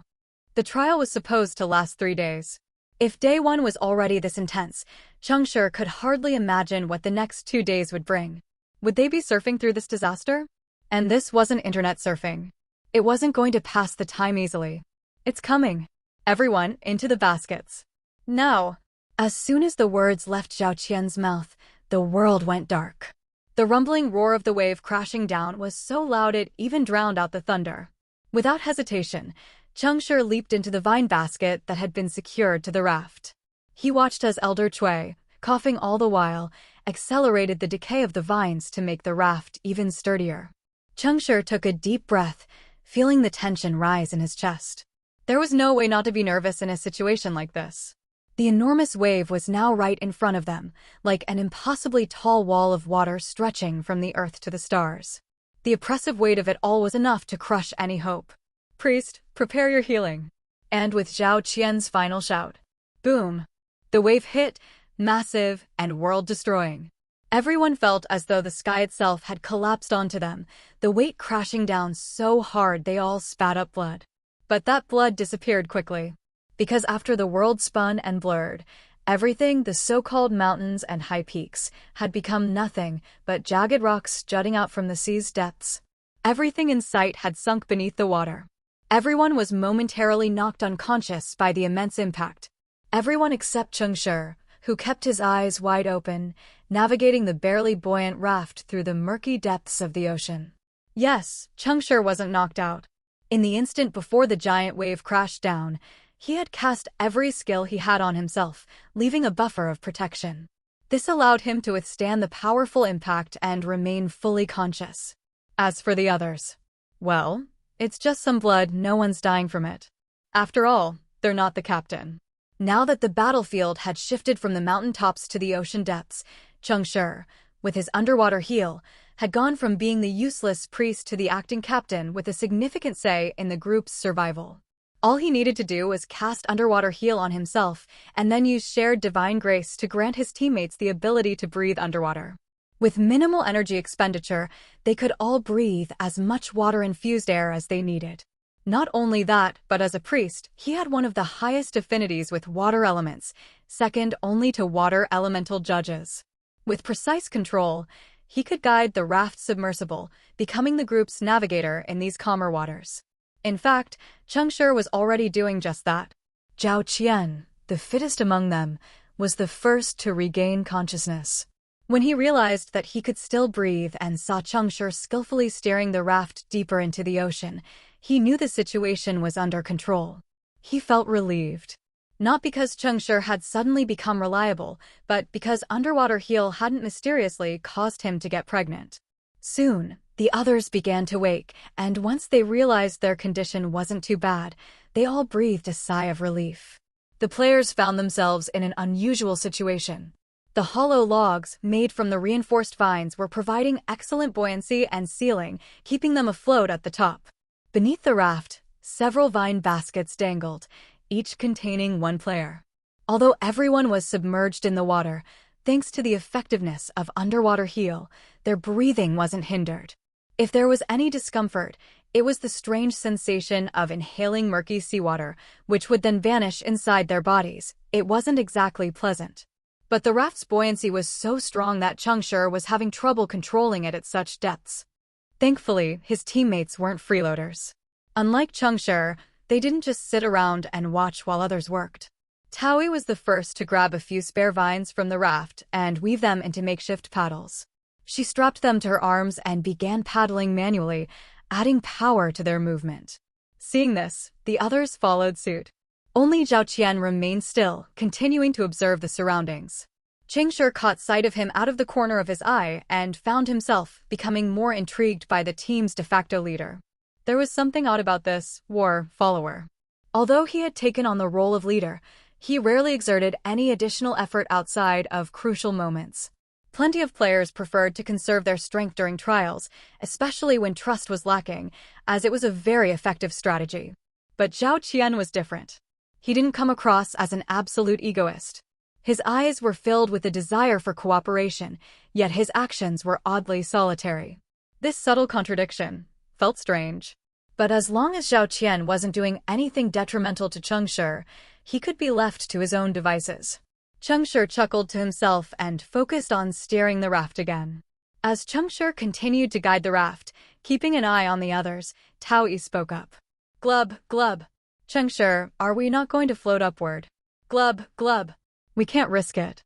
There's no telling what the waves are like up above, and this raft won't survive another hit like the last one. It's safer down here. Glub, glub. Is that so?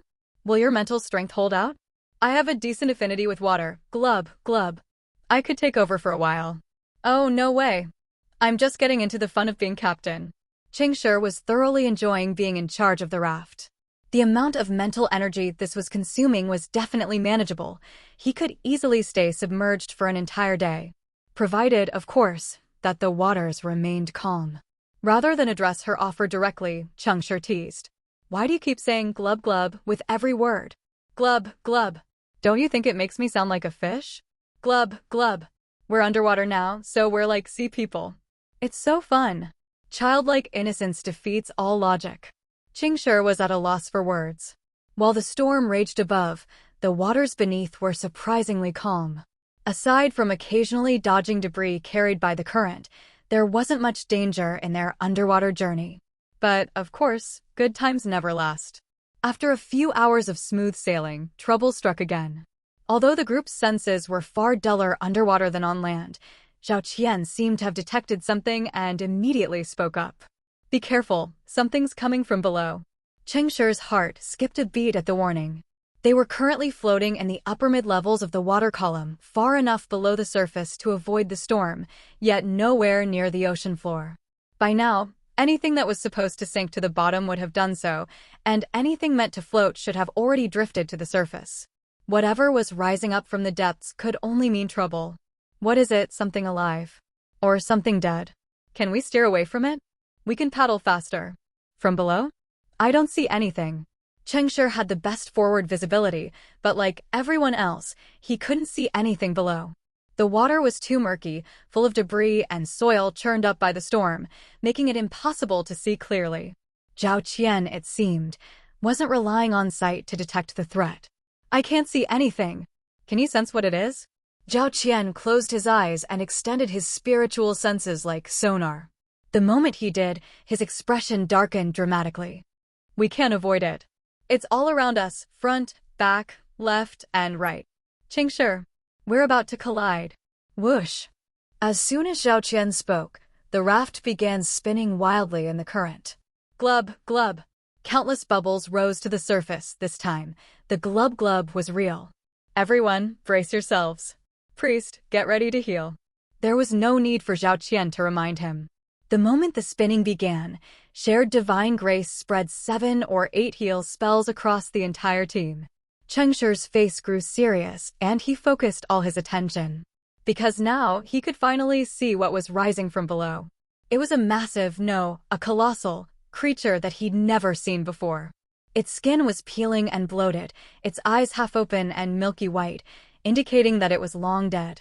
It was like an overinflated balloon, floating upwards from the ocean floor. The problem was, as it ascended, it was on a direct collision course with the players. Calling it a collision might actually be an understatement. Compared to the size of the beast, the raft was like a tiny fisherman's boat next to a giant ocean liner, completely outmatched. To the massive creature, the raft was probably less significant than a ripple in the current. But to the raft, it was a potential death sentence. Fortunately, the raft didn't crash directly into the beast. Instead, it was caught in a powerful suction current, drawn forward as the creature's mass displaced the water around it. The raft was torn apart in the chaotic flow, breaking apart into pieces. Everyone's faces turned pale as they realized what Zhao Qian had meant by front, back, left, and right. Tao Yi clung tightly to a vine log, her eyes wide with fear as she stammered in disbelief. We're. Cheng Shi, gripping onto Gao Yu, furrowed his brow and responded grimly. Yes, it's exactly what you think. We've crashed into the belly of the beast. The current kept accelerating. Before long, the players were completely separated, swept deeper one by one. The water ahead was no longer the familiar blue of the ocean, but instead turned into swirling streams of bright yellow. The moment the two distinct currents made contact, Cheng Shi felt an inexplicable force pressing in from all directions, rapidly corroding his skin. Acid? How is that possible? Given the vast volume of seawater, how could there still be acid this concentrated? Stomach acid from the giant beast? No, this isn't acid. It's a pull from the void. Vortex devourers. How is this possible? These creatures thrive at the boundary between reality and void's favored creations. How can they be here? No, wait. How could they be dead? Hearing Gao Yu's frantic exclamations, Cheng Shi's heart sank. The vortex devourer wasn't unfamiliar to him. These creatures were born from the edges of the void, existing to swallow existence itself. They had invisible tendrils atop their heads, which allowed them to sense where reality was weakest. By traveling through the void, they could reach those areas and devour them, transforming them into part of the void. Anything swallowed by a vortex devourer would slowly fade from existence, pulled apart by the forces of the void. As for how one of these void-bound creatures could die, well, this was an oblivion trial after all. Though they might not have a traditional concept of life, oblivion certainly applied to them. After all, even vague boundaries between existence and void could face annihilation. But that wasn't the important thing right now. This wasn't the time to ponder such mysteries. Cheng Shi stopped overthinking and quickly cast 2 heal spells, targeting all the nearby teammates he could still see. Unfortunately, the situation didn't improve despite the healing spells. The vines that had formed the raft were rapidly dissolving, and the players' skin had begun to fester and rot. Void was dissolving them into nothingness, turning them into part of the endless void. We can't keep moving forward. The pull of the void is increasing. Everyone, we need to push outward. Zhao Qian's shout echoed through the water. His body flushed red and hot as he furiously rotated his arms like propellers, pushing himself against the current to swim back the way they had come. Elder Cui, stay close. Cui Dingtian responded immediately, following Zhao Qian. However, his pace was much slower, not just because of his age, but because he was dragging someone with him. Su Yida. At some point, Su Yida had latched onto Cui Dingtian and hadn't let go since. Tao Yi and Gao Yu were also struggling, but mages weren't nearly as efficient in this kind of situation compared to warriors and hunters. No matter how hard they tried to cast spells, they couldn't stop being pulled deeper into the void. By now, the group was in terrible shape. Their clothes had long been dissolved, and even their hair and skin were beginning to peel away in large chunks. The void's pull was like a razor-sharp blade, cutting through them indiscriminately, leaving deep wounds. Pull me up.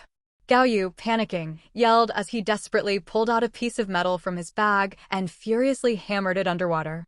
Tao Yi, whose face had become almost unrecognizable, gritted her teeth, grabbed hold of him with one hand, and continued summoning whatever nearby materials she could with the other.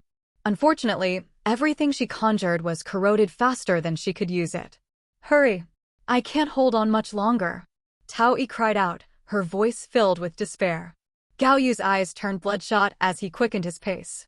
His small hammer, too, was slowly dissolving in the void's pull, but with a mixture of blood and effort, he managed to shape his material into a long, spiral drill and jammed it into the wall of the giant beast's stomach. The pressure is too great. We can't swim out. Come on. We'll dig our way out of here. These creatures evolved from the void. They're not like traditional life forms. Their body walls are thin. There's hope. The duration of underwater heal was nearing its end, and the rate at which everyone's skin was rotting had accelerated. Those who had been trying to swim forward felt the intense resistance and quickly gave up, huddling closer to Gao Yu. Seizing the opportunity, Cheng Shi grabbed onto Gao Yu's leg and, in the same motion, reached out to snag Tao Yi, who was being dragged deeper by the current. He mustered his strength and cast another heel over the entire group. Seeing that Gao Yu's efforts weren't fast enough, Cui Dingtian snatched the drill from his hands and began boring into the beast furiously. Zhao Qian pressed himself against the giant beast's inner walls, attempting to tear open another exit with his bare hands. But neither their hands nor their tools could make much of a dent in the monster's body. And yet, this desperate struggle was only draining their energy faster. "Priest!" Zhao Qian screamed at the top of his lungs, begging Cheng Shi to pull through and at least keep everyone alive until they broke through the beast's inner wall. But Cheng Shi didn't respond. Instead of casting another heel, he gritted his teeth, clamping Tao Yi securely between his legs to free his right hand. "Priest! Heal me!" "Shut up, I'm busy!" Cheng Shi roared, making up his mind. He clenched his fist and slammed it into the fleshy wall in front of him. But he wasn't trying to compete with Zhao Qian for brute strength. He had a trick up his sleeve. A 3.5s, rank subordinate relic. Bone Servant Lalur's ring. The moment Cheng Shi's blood-red ring made contact with the beast's inner wall. Boom! A deafening crack of thunder exploded in everyone's ears. Lightning roared from the ring, shooting out and tearing through the thin wall of the beast, lighting up its entire inner cavity for a brief moment. Everyone flinched at the sudden thunderclap, but when they saw fresh seawater pouring through the hole in the beast's flesh, they were overjoyed. With a final surge of strength, they rushed toward the opening. They were free. Cheng Shi mentally sighed in relief. "Thank you, teammates, for your generous donation of fear. And thank you, Fear Mother Tree Lalur, for saving my life on your very first day on the job." As the opening drew closer, Cheng Shi held back, ensuring everyone's safety first. He cast another underwater heel to stabilize the group, then used his remaining strength to cast a few mental recovery spells, directing them all toward Cui Dingtian. Why Cui Dingtian? Because Cheng Shi had noticed that, despite everyone else's bodies being nearly stripped to the bone, the old man's injuries were surprisingly few. The void's corrosion seemed to have slowed as it reached Cui Dingtian's body. And for that reason, Cheng Shi knew he had to heal him first. When everyone is sinking in the mud, the first person you save shouldn't be the one closest to being swallowed. It should be the one who's most likely to make it out. That way, the one who escapes can pull the others out too. No amount of struggling in the mud beats a helping hand from someone on solid ground. Feeling his strength rapidly returning, Cui Dingtian immediately understood Cheng Shi's intention.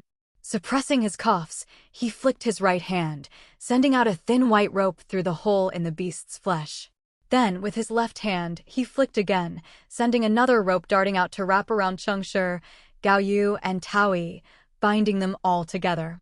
Just as Cheng Shi was about to snap Gao Yu's ankle or crush Tao Yi's waist, Cui Dingtian had bundled them up tightly like a giant dumpling with his ropes. "Zhao Qian, grab on!" Cui Dingtian shouted as he charged toward the opening. Zhao Qian twisted his body, kicking off the inner wall with all his strength to propel himself toward the old man, wrapping his arms tightly around Cui Dingtian's waist.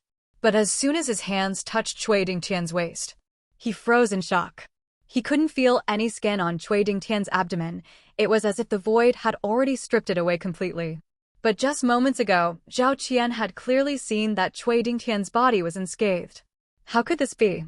Stunned, Zhao Qian looked up and saw that Cui Dingtian's entire body was nearly stripped bare, his muscles and sinews fully exposed. Only his wrists were still covered in a thin layer of skin. And that skin. Zhao Qian's gaze followed the rope that was holding the three players together. The white rope in front of him was taut and straight. No matter how murky the water, anyone who looked closely could see that the rope wasn't rope at all. It was a long, thin strand of skin. Cui Dingtian had peeled off the skin from his entire body, creating a makeshift cord to bind everyone together. His unnaturally extended skin and his rock-hard flesh seemed to offer some resistance to the void's corrosion. Hold tight. This old man's about to kick it into gear. The skin rope he had tossed out of the opening seemed to have found a stable anchor. With a look of joy on his face, Cui Dingtian's muscles contracted as he began pulling everyone toward the exit, fighting the pressure of the current. As the void's pull eased and the three players bound together could feel the weight lifting from their bodies, they let out exhausted, relieved smiles. They were in rough shape. The void's relentless tearing had left their wounds deep enough to expose bone. The rotting flesh clung together, making it hard to tell whose flesh belonged to whom. Cheng Shi, utterly drained from the excessive energy expenditure, still forced himself to cast another heal spell for the two players in front of him. Their skin, hair, and flesh began to visibly regenerate. Seeing their wounds start to close, Gao Yu finally relaxed. But Tao Yi's expression grew increasingly strange. At that moment, she was pressed tightly against Cheng Shi's back. As her body slowly regained feeling, she muttered, "Cheng Shi, you." Cheng Shi, who had been on high alert the entire time, finally allowed himself to relax. He hadn't yet realized what was going on. He smiled, thinking Tao Yi was checking on his condition. "Don't worry, I'm fine. I can still manage." Sigh, never mind. Cheng Shi blinked in confusion, then suddenly realized that Tao Yi might be worried about birth, watching over them. He laughed and reassured her. "Relax, you're not going to get pregnant." But as soon as the words left his mouth, he realized he had misunderstood her completely. With the effects of shared divine grace, his sense of touch had begun to return to his back. And with it came a very distinct pressure. Gao Yu, tied up in front of Cheng Shi, had no idea what was happening behind him. Noticing the odd expressions on both their faces, he anxiously asked, "What now?" Cheng Shi smirked, barely able to hold back his laughter. "Nothing. I was just thinking.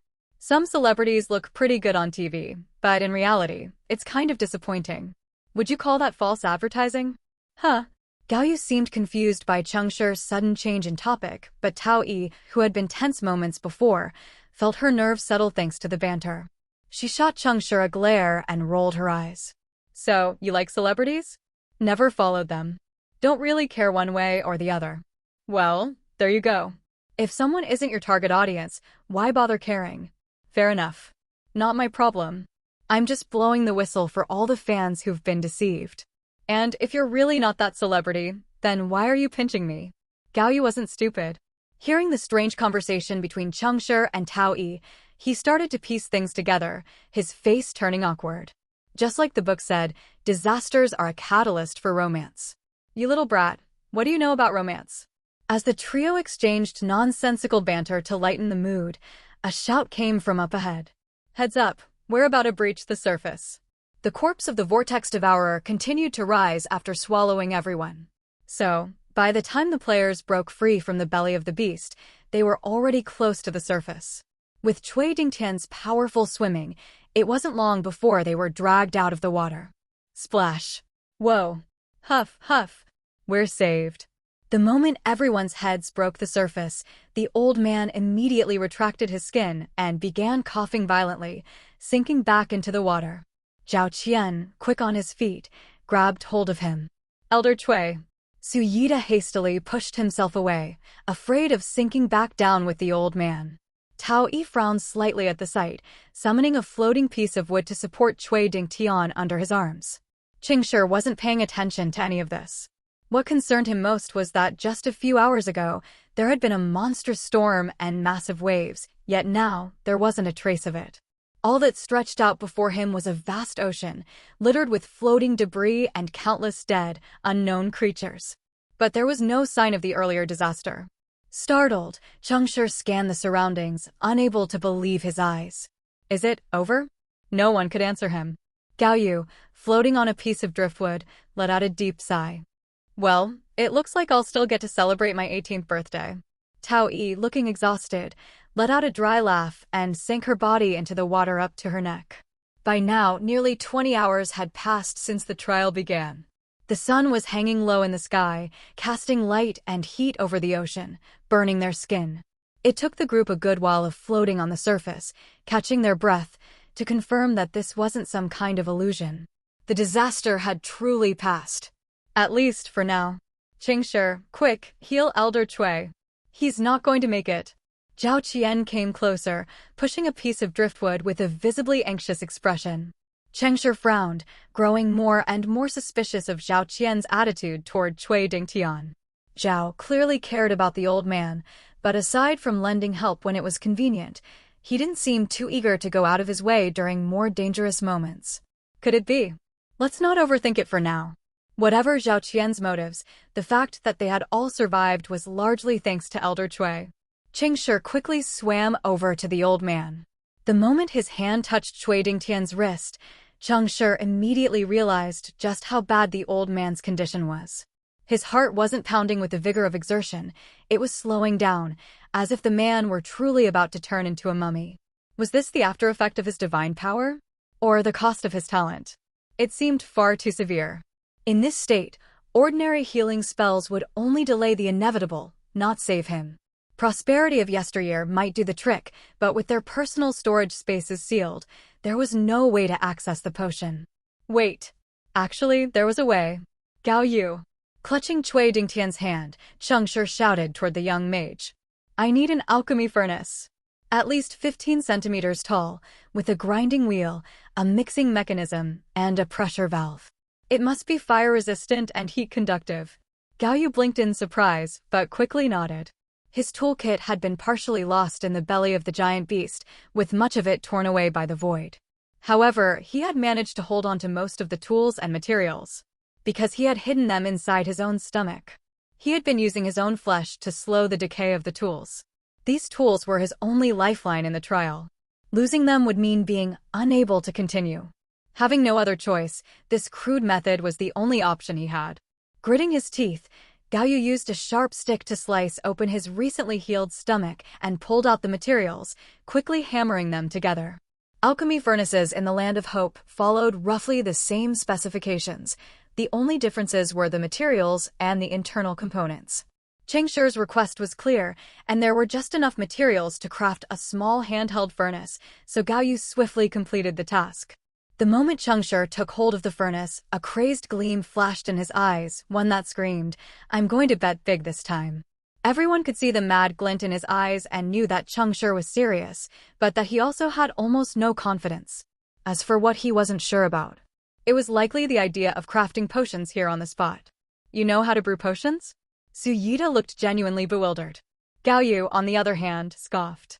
If Su Yida had been eavesdropping on their entire conversation earlier, he should have realized that Cheng Shi's primary interest was in alchemical creations, a school that didn't just focus on puppets. It also pursued strange and dangerous potions with relentless passion. Cheng Shi's face was tense, and he ignored Su Yida's question. Elder Cui's condition is critical. Normally, decay's divine power should be flowing through his body, but as you can see, it's being suppressed by some other force. If we let him continue like this, by nightfall, he'll truly become a mummy. My healing talent is limited, and I can't reverse his condition. But I do have one method left. It's a gamble, but it's worth trying. And that method is alchemy.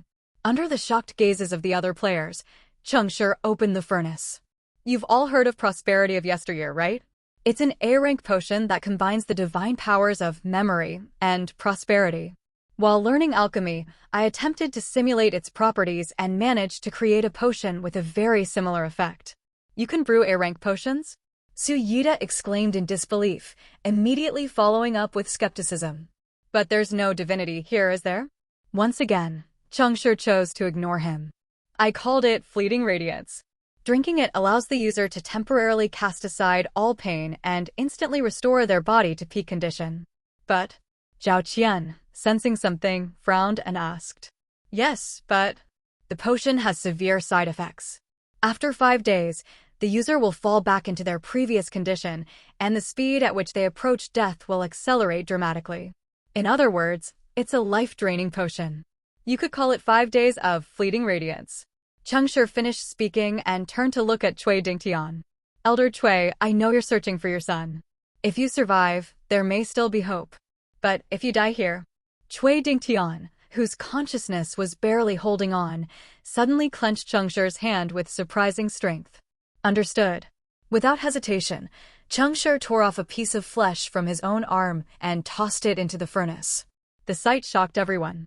Flesh alchemy? Gao Yu muttered in disbelief. What else?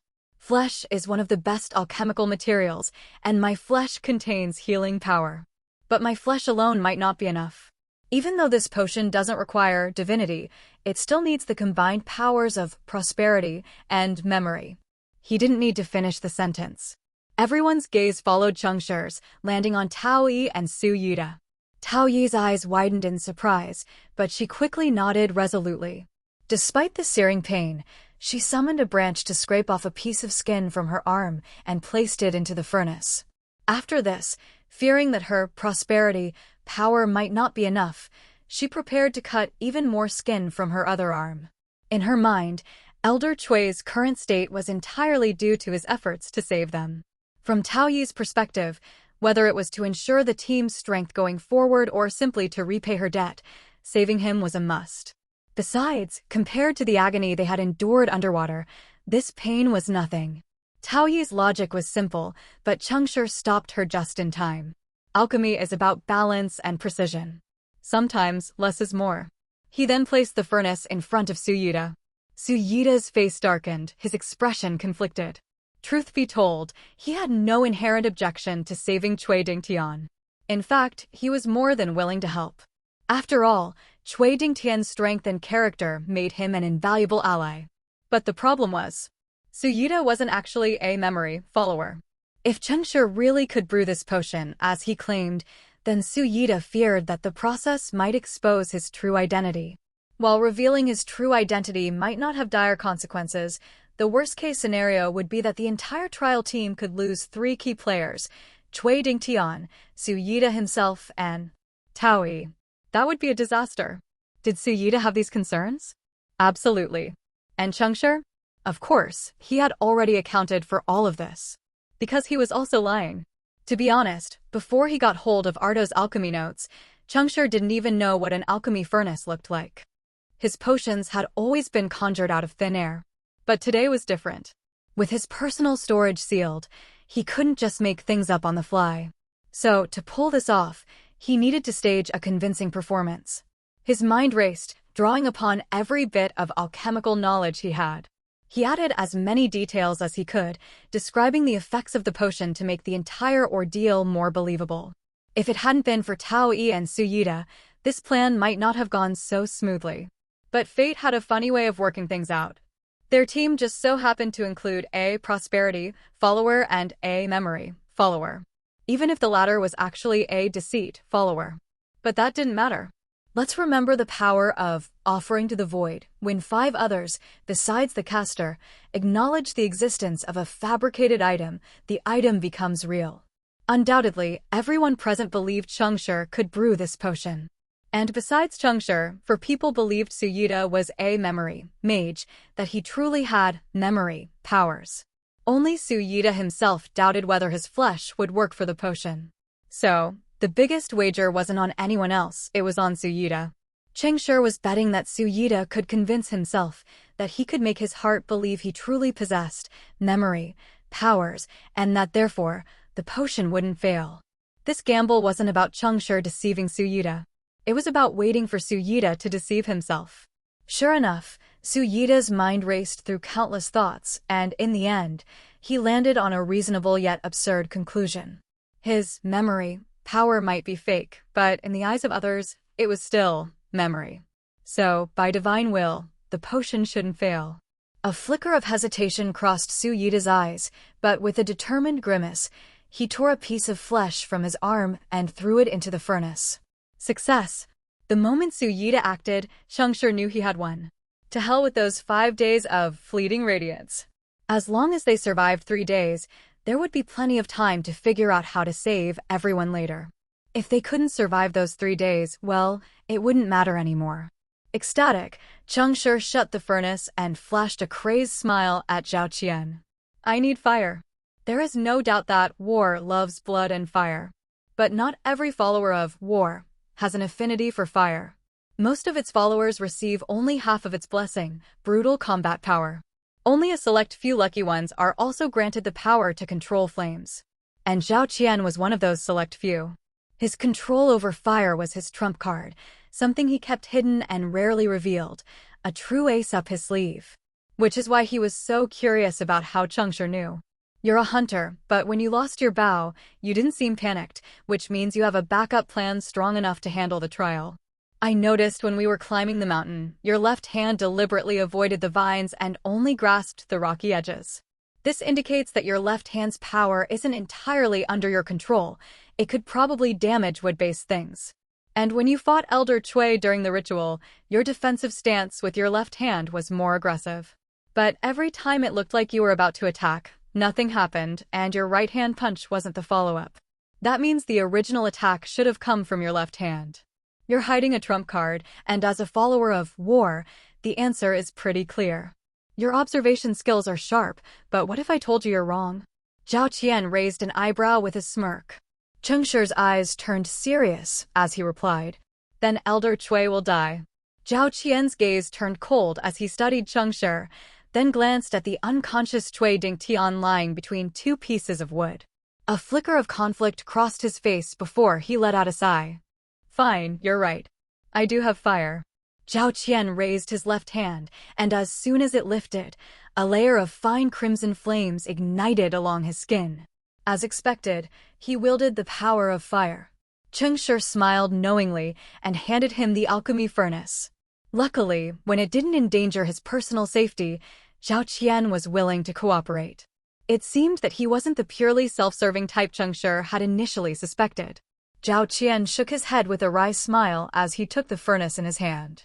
"What do I need to do?" Cheng Shi's gaze grew wild again, his eyes locked on the furnace as he said, word by word. "Roast it. Keep roasting it until the furnace explodes." Everyone was dumbfounded by the statement. Gao Yu looked completely confused. "How are you supposed to brew a potion after the furnace blows up?" Cheng Shi burst into laughter. "You don't understand. Alchemy is a mystical process. My previous experiments always failed.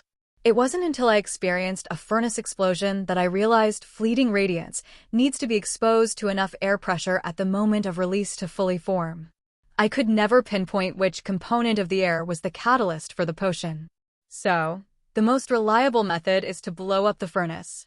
The potion will take the form of a black paste, and the yield is about 70%. As long as we can catch enough of the paste during the explosion, we can mold it into pills, and Elder Chui's life will be saved." At this point, Zhao Qian had no more doubts. He channeled all his war power, summoning flames to roast the furnace. The pressure inside the furnace slowly rose, but it would take time. While they waited, the others began collecting floating debris to build a platform in the middle of the ocean. Taoi also took the opportunity to resolve her clothing issue. She used her magic to peel bark from the logs, weaving it into a tight outfit, covering her not-so-curvy figure. As for the men, a few scraps of cloth would do. No point in being fussy. Before long, thanks to everyone's efforts, they had built a sturdy platform from branches and driftwood. The surface area is enough. No need to expand it further. "The pressure valve is going off. Get ready, it's going to blow." Zhao Qian's shout brought everyone back to attention. The sight of the overpressurized furnace emitting warning hisses had everyone on edge. Everyone except Cheng Shi, who stood there calmly holding a ball of mud he'd casually scraped off the wood earlier, looking as confident as ever. The key to close-up magic is misdirection. Everything up to now had been mere setup. The real life-saving potion was the one already in his hand. If anyone managed to catch a ball of gray ash from the explosion and mold it into a pill, it would be nothing but a failure. The offering to the void couldn't store items, and Cheng Shi wouldn't allow them to hold on to something they believed to be a miracle cure. After the effect wore off, it would turn into nothing but scorched ash, completely useless. "It's coming!"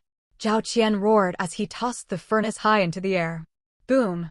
The furnace exploded, sending ash and debris flying in all directions. Each player scrambled to collect as much of the potion paste as they could. Except for Cheng Shi. Amid the flying ash, he moved swiftly, grabbed something with decisive precision, and rushed over to Cui Dingtian, shoving it into the old man's mouth. Gao Yu, his hands covered in soot, stared at Cheng Shi in disbelief, muttering, "If you're that fast, why did you need someone to carry you up the mountain?" Cheng Shi laughed, but didn't answer. Sure enough, the potion had succeeded. Not only that, but it was highly effective. Cui Dingtian felt a surge of vitality explode from his heart, spreading through his entire body as his blood circulated. All of his pain evaporated in an instant, and his pale complexion gradually flushed with color. Isn't this just like prosperity of yesteryear? Taoi looked on in disbelief as she watched Elder Chui's transformation, struggling to believe that her flesh had such potent effects. Even Cui Dingtian himself was bewildered. As he regained consciousness, he felt as though he had returned to his younger days. Sitting up and inspecting his body, he let out a sigh of amazement. Cheng, how did you do it? How is this even possible? Cheng Shi blinked twice and smiled. What do you mean, how is it possible? This potion just reverted your body to its peak condition, a temporary flash of vitality. How do you feel? Cui Dingtian, still in disbelief, examined his body and said slowly. Returning to my peak condition? Even so, this potion can't be A rank, can it? A rank? Haha, Elder Cui, you must be joking. In 5 days, you'll be knocking on death's door. If this is B rank, I'd have to burn incense for 40 days at my ancestors' graves.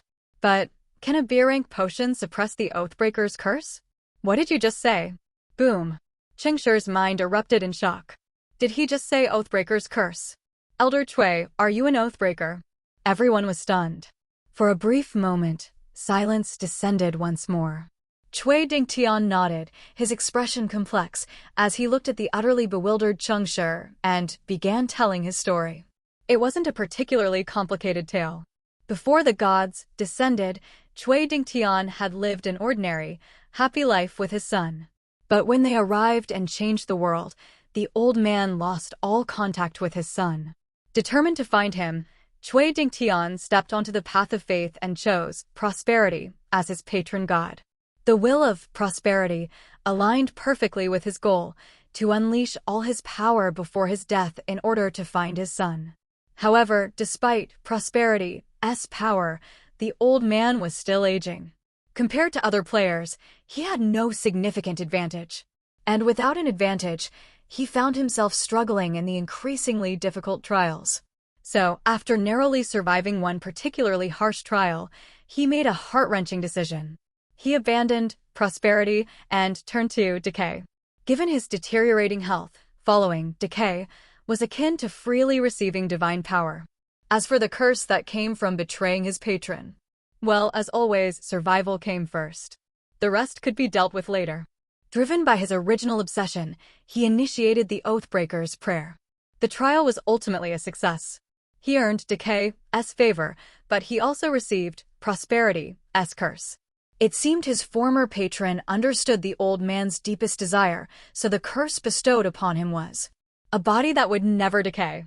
How absurd. A warrior who now followed decay, but whose muscles would never rot, forever encased in the form of a stone-like mummy. Even though decay had not forsaken him and had granted him a powerful talent, prosperity's curse constantly suppressed his ability to fully wield decay's power. It was a successful conversion, but a failed betrayal. He hadn't made himself stronger, he had made himself inhuman. And that was why he had been able to resist the void's corrosion longer than the others, because both his muscle and skin bore the will of 2 opposing gods. Everyone listened in silence, unsure how to respond. Cui Dingtian stood up, stretched his revitalized body, and smiled bitterly. My muscles bear prosperity's curse, while my skin carries decay's blessing. They constantly clash and reject one another, and the conflict within my body is what causes my endless coughing. It's not a disease, it's the price I pay. So, Cheng, I have to ask you, what kind of potion can cure this price? If you have one, I'm willing to give you everything I have in exchange. Everyone turned to look at Cheng Shi, their eyes filled with suspicion and curiosity. Taoi covered her mouth in shock. Gao Yu stared wide-eyed. Zhao Qian raised an eyebrow. And Su Yida discreetly put his hands behind his back and scraped the suit from his fingers, rolling it into a small ball, which he then tucked into his waistband. Damn it, this has escalated. How was I supposed to know the potion could suppress an Oathbreaker's curse? No one ever said anything about that. But now that Cheng Shi thought about it, it had to be the deceit, power within the potion that made it work. After all, it was crafted using deceit's talent. So, was it possible that deceit had tricked both prosperity and decay? But could he say that out loud? Cheng Shi awkwardly forced a smile, his mind racing, trying to come up with a way to keep up the charade and convince the others. Let's say, hypothetically, what if Cheng Shi isn't my real name? Huh? Then what's your real name? Tao Yi, playing along with wide-eyed innocence, asked. Actually, my last name is Tang, like Tang Sanzang from Journey to the West. Haha, just joking, trying to lighten the mood. No need to be so serious.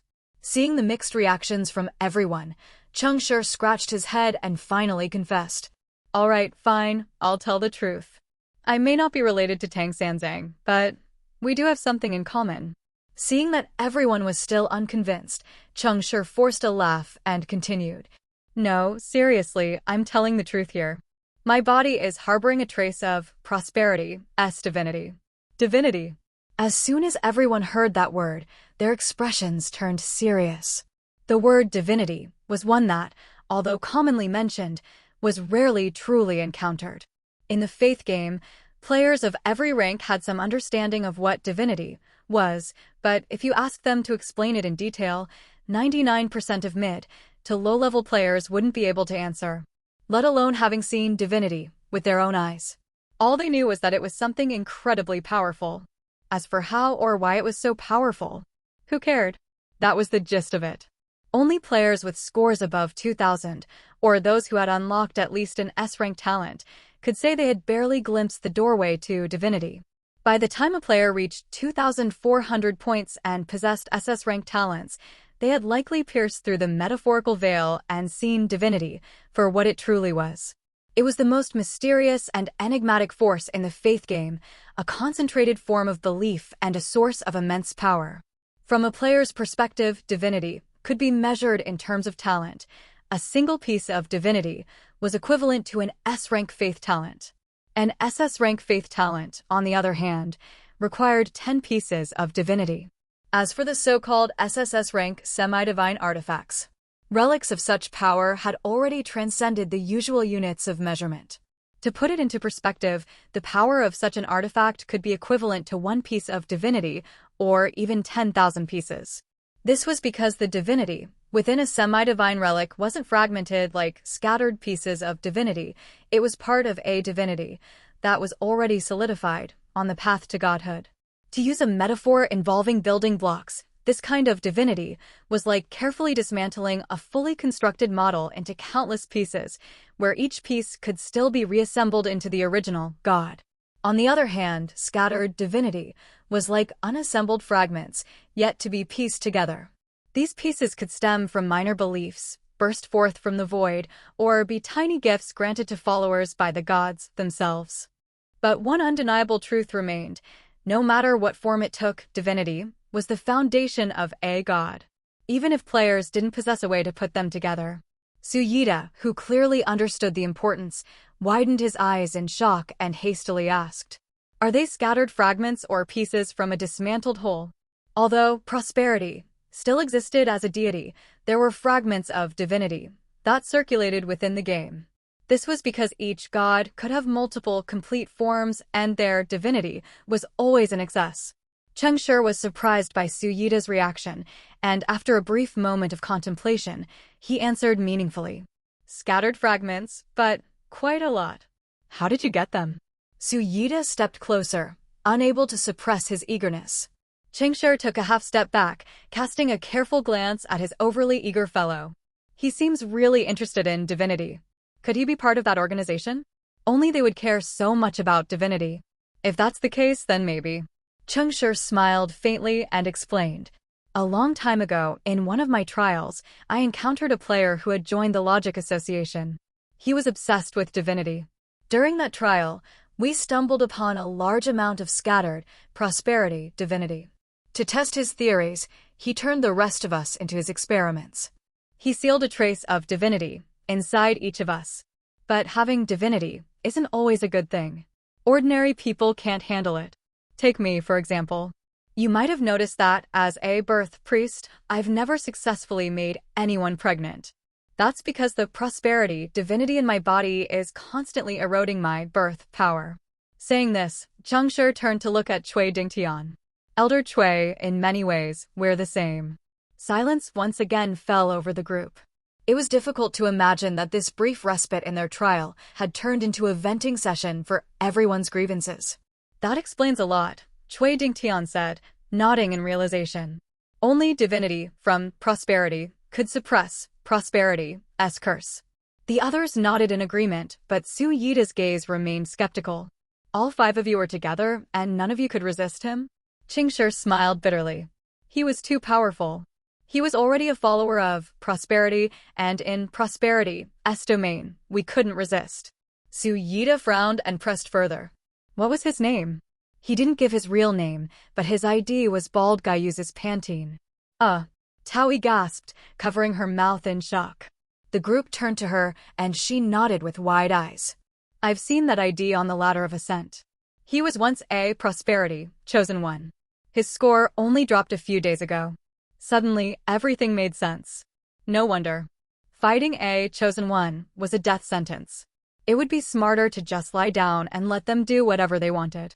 Even if they hadn't been a chosen one at the time, anyone who could rise to that rank had been a powerhouse from the start. Cheng Shi had confirmed Su Yida's hidden identity and noticed the lingering doubts in his eyes. He knew that if he didn't act soon, all the lies he had spun would unravel. Sigh. A single slip-up, and now I have to spin countless lies to cover it up. Lying is hard. Cheng Shi wasn't feeling overwhelmed, he just thought that this particular teammate was proving harder to deceive than expected. So, he extended his hand, the one with Lulure's ring, and discreetly activated the faintest trace of deceit, power, drawing out a tiny fragment of Lulure's aura. Though Lulure had become the fear mother tree of the underworld, she was still the daughter of the mother of prosperity. So the aura of prosperity, mingled with the essence of fear, was unmistakable. When Su Yida felt the ancient aura of prosperity emanating from Cheng Shi, he finally believed. Cheng Shi's body truly did contain a large amount of scattered divinity. For a brief moment, Su Yida's eyes burned with desire, but he quickly lowered his gaze and expressed his pity for Cheng Shi's unfortunate situation. All right, that's enough storytelling. Everyone has their own misfortunes. If we keep talking, we'll be here until the 2nd day of the trial. We need to rest and recover. Our priest also needs to regain some energy. The group nodded in agreement and found spots on the raft platform, settling down to rest. Cheng Shi graciously cast another round of heal, and this time, he didn't have to worry about hiding the fact that his healing wouldn't lead to anyone getting pregnant. Nice. One less thing to worry about. As everyone closed their eyes and relaxed, Cui Dingtian quietly moved closer to Cheng Shi. His face twisted with hesitation and inner conflict. After what felt like an eternity, he clenched his fist, as if making a decision, and spoke quietly to Cheng Shi. Cheng, if it's possible, could you extract the prosperity divinity from your body? Cheng Shi instantly understood what the old man wanted. He sighed internally, but nodded generously. If I could get it out, Elder Cui, you could have it all. It's worthless to me. Cui Dingtian was stunned, not expecting Cheng Shi to be so straightforward. In this game, divinity represented power. Having divinity meant the player could go further and live longer. Whether or not divinity was a burden to Cheng Shi at the moment, no one could deny its importance.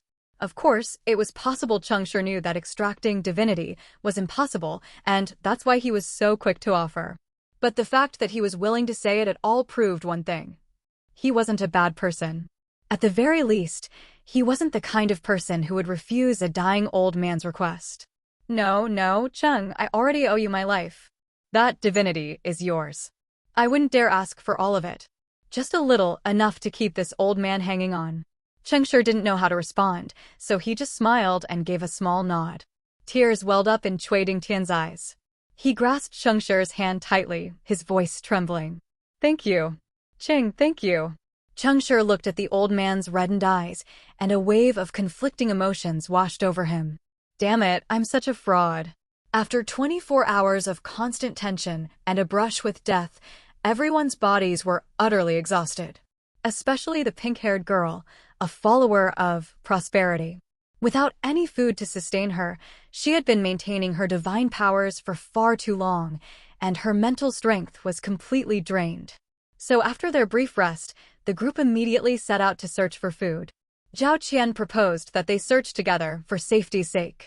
But before Su Yida could even open his mouth, Cheng Shi firmly rejected the idea, citing one reason. It would be too inefficient, and they didn't have enough time. Of course, that wasn't the real reason. Cheng Shi's true concern was that if they grouped up, how was Su Yida going to conjure food for Taoyi? Whether Taoyi could get a proper meal would directly impact how difficult their survival would be moving forward. Or rather, it would impact Cheng Shi's chances of survival.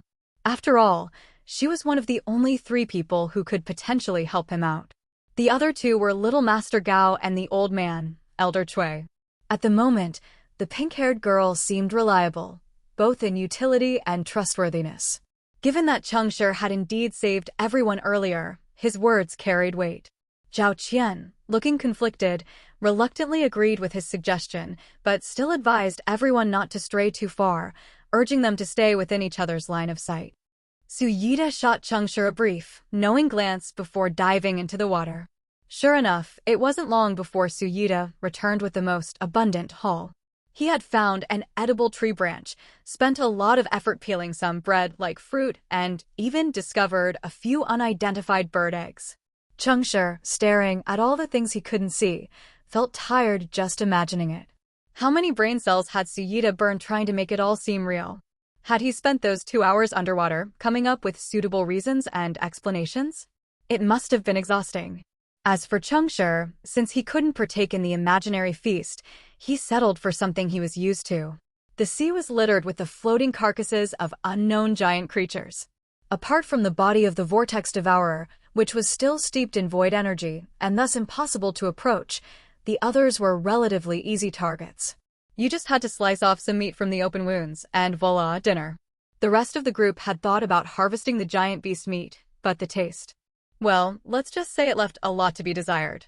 The texture was like mud, and the flavor was worse. One bite in, and you'd be spitting twice as much out. Instead of replenishing energy, you'd end up losing stomach acid. A complete loss. But Cheng Shi didn't have the luxury of being picky. He didn't mind. Watching him down the meat with delight, the others' faces twisted with disgust, their frowns deeper than the folds of the Cordillera mountain range.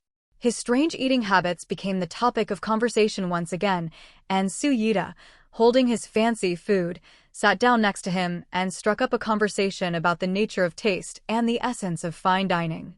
"Why aren't you eating the food I brought back?" "Don't like it." "This bastard grovels like a dog when talking to Tao Yi, but with me, it's all snark and sarcasm." Cheng Shi rolled his eyes internally and replied, "To suppress the divinity in my body, I can't indulge in food too much." Su Yida's eyes shifted for a moment, and he seemed to find that explanation reasonable. "What's it like, having divinity sealed inside? Do you feel its gaze?" "If I don't think about it, I don't feel anything. But if I focus on it, it's not much better than eating this stuff." "I see." Su Yida suddenly felt a bit queasy. He put down his food and went silent. But after a while, he couldn't resist asking, "I'm curious about what happened underwater earlier." Finally, though Cheng Shi had been discreet when he pulled off that move in the belly of the beast, the impact had been anything but subtle. Everyone probably had questions about it. But everyone had their secrets. Since Cheng Shi had saved them, as long as he didn't offer that information willingly, it was only polite not to pry. Still, curiosity is human nature. The moment Su Yida asked the question, the others' movements slowed, and even the sounds of chewing became quieter. "Oh, that? It's just a lightning-based explosive tool, something from Prosperity's experiments. The Chosen One gave it to us as payment." "Ah, I see." The others nodded in understanding, their questions answered, and resumed eating. Su Yida didn't press further and smoothly changed the subject. He wasn't all that interested in the lightning trick. Cheng Shi responded half-heartedly, recognizing that Su Yida's real goal wasn't to discuss his strange dietary habits, but rather to probe into the divinity within his body. It was a battle of wits between 2 masters of subtlety. They danced around the topic for nearly an hour, but neither gave away any useful information. Cheng Shi was growing tired of Su Yida's incessant questioning, and Su Yida was getting frustrated with how slippery Cheng Shi was, never letting anything slip. This priest was far more cunning than Su Yida had anticipated. There were undoubtedly huge secrets hidden within this man's body. Moments of leisure were rare in an oblivion trial. But unfortunately, the players couldn't fully enjoy it. While trying to relax and recover, they remained on edge, constantly monitoring their surroundings, worried that disaster could strike at any moment. That kind of tension was mentally draining. After several hours of nerve-wracking silence, something shocking finally happened. The water began to recede. What the? Zhao Qian dipped his hand into the water, feeling the water level drop. His face twisted in confusion. What's wrong? The water seems to be draining a bit too quickly. The group stood on the surface of the water, with nothing but the vast ocean around them. Without any other visual references, it was hard to perceive just how fast the water was receding. But Zhao Qian's senses were sharp, and he could feel the pressure waves in the water growing stronger. The pressure wasn't coming from the sea itself, it was coming from somewhere deep below. Everyone, stay alert. For this much water to drain this quickly, something must have changed on the ocean floor. There's a good chance we're looking at a fissure. Regardless, we can expect the water to fully recede soon, so let's gather materials and prepare. Also, be on guard for earthquakes and tsunamis. Gao Yu immediately chimed in. If the ocean floor is shifting, we also need to be wary of potential volcanic eruptions. We should make large shields and boots first. Everyone, gather materials, and I'll craft them. Everyone sprang into action, gathering anything within sight that could be shaped into shields and equipment for protection. But in just the few minutes it took for them to act, the speed at which the sea level was dropping accelerated even further. Even though they were floating on the water, they could begin to feel a subtle sense of falling. What kind of fissure could drain this much water? Cheng Shi instinctively furrowed his brow. Little Master Gao, maybe you should try something else? Like what? A helicopter maybe? Before Gao Yu could respond, something else happened beneath their feet. The gently spinning raft gave a violent jolt. At this point, the water wasn't simply receding, it was as if the ocean beneath them had been instantly drained. In the blink of an eye, the players went from floating on the water's surface to hanging in midair. But in the absence of any external force, how could an object remain suspended in the air? The answer was, it couldn't. And so, as everyone looked on in shock, the fall began. With the ocean gone, everything that had once existed within it began to plummet, the weightlessness slamming into everyone's minds with brutal force. What had once been the unreachable ocean floor now seemed like a terrifying abyss, waiting to consume everything that fell within it, without mercy or distinction. Shit, I knew it. When someone can't fight against gravity, the sensation of falling becomes their worst nightmare. But for players, simple free-falling wasn't something to fear. The moment the ground disappeared beneath her, Tao Yi reacted swiftly, grabbing onto a piece of driftwood. Then, channeling all her prosperity, power, she extended the wooden material into a massive wooden parachute. Seeing this, the others quickly grabbed onto her before they could fall too far. And so, while everything around them plummeted downwards, the 6 players, tethered like kites on a string, began gently drifting down at an extremely slow pace. The sudden crisis had been quietly and effortlessly smoothed over. Impressive. Even Cheng Shi couldn't help but praise her. Well-fed Tao Yi was definitely quick on her feet. Thanks. Tao Yi smiled, accepting the compliments from her teammates while adjusting the parachute to ensure they descended at a perfect angle. Since there was no immediate danger, the players dangling beneath her began to survey their surroundings. Truth be told, the moment the sea disappeared, their entire environment had been violently altered. The players couldn't see any traces of mountains or land within their visible range, only endless darkness stretched below them. Above them, the sky was clear, bathed in daylight, but below them lay a deep, unfathomable abyss. This stark and jarring visual contrast filled everyone with an eerie sense of disconnection, a surreal feeling that something about this world was fundamentally wrong. The sharp black and white divide was now just beneath them. Zhao Qian, ever cautious, drew back his bow and shot a fiery arrow toward the darkness below. The moment the flaming arrow crossed the black and white boundary, the fire abruptly vanished from their sight. It happened so fast that Cheng Shi thought his eyes were playing tricks on him. The afterimage in his vision told him there had been some faint light left down there. Did it just disappear? There's danger, Tao Yi, slow down. Something's wrong with the boundary. We can't go any further. I've already slowed it down as much as possible. Then we need to go up. Suddenly, Su Yida spoke up, pointing at Gao Yu. Gao Yu, make a metal furnace. Zhao Qian can provide fire, and Tao Yi can keep the parachute steady. We'll make a hot air balloon and fly back up. Cheng Shi raised an eyebrow. This guy's quick thinking, too. Su Yida was above Cheng Shi, holding onto Tao Yi's ankle, while Cheng Shi was gripping Su Yida's leg. Gao Yu was below Cheng Shi, and he immediately responded. That could work. Without hesitation, Gao Yu pulled out the scraps from the previous alchemy furnace and began hammering them into a thin metal container with hooks attached. He even thoughtfully left a small opening at the bottom of the furnace for fuel. As for the fuel, it was, of course, Zhao Qian's flame-spewing left hand. Zhao Qian clearly wasn't thrilled about using his war power for something like this, but with the threat looming below, he glanced at everyone's faces and sighed in resignation, accepting the situation. Cheng Shi nearly burst out laughing at the sight. It was like watching a warhorse being blindfolded and forced to pull a millstone, radiating frustration and pent-up energy. Still, a warhorse is a warhorse. It's stronger than any workhorse. When Zhao Qian's war fire ignited the furnace, the makeshift parachute immediately halted its descent and began rising. Success! They had actually managed to turn a crisis into an opportunity, floating above the abyss like some absurd carnival attraction. Wow, I never thought I'd be riding in a hot air balloon for the first time, in the middle of a trial. Cheng Shi remarked with a hint of wonder. Gao Yu chuckled lightly. Is it possible that since the gods descended, every first in your life will happen during a trial? Cheng Shi froze for a second, then awkwardly laughed. Well, there aren't that many firsts anymore. The others, choosing to ignore the strange conversation between Cheng Shi and Gao Yu, turned their attention back to the boundary below.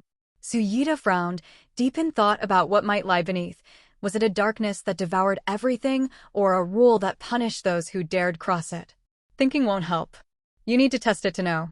Cui Dingtian peeled off the skin from his hand, fashioning it into a rope, and tied it around everyone's wrists. Keep the fire low and hold steady. I'm going down to check. With that, he let go of Tao Yi's leg and leapt toward the abyss. His action shocked everyone. Whoa, old man. Are you crazy? Elder Cui, be careful. They quickly tightened their grip on the skin rope, afraid that the old man might not come back. As gravity and the pull of the rope worked together, Cui Dingtian's skin began peeling off rapidly, unfurling behind him like a long white ribbon. Soon, he had descended to the spot where the flaming arrow had vanished. Tensing his muscles, he stopped unspooling the rope, positioning himself just above the black and white boundary. From his perspective, the world was split perfectly in half, one half, the tangible reality, the other, the void-like abyss. What do you see? White and black. The others on the hot air balloon hadn't expected a joke from an old man like him and were momentarily stunned, unsure how to react.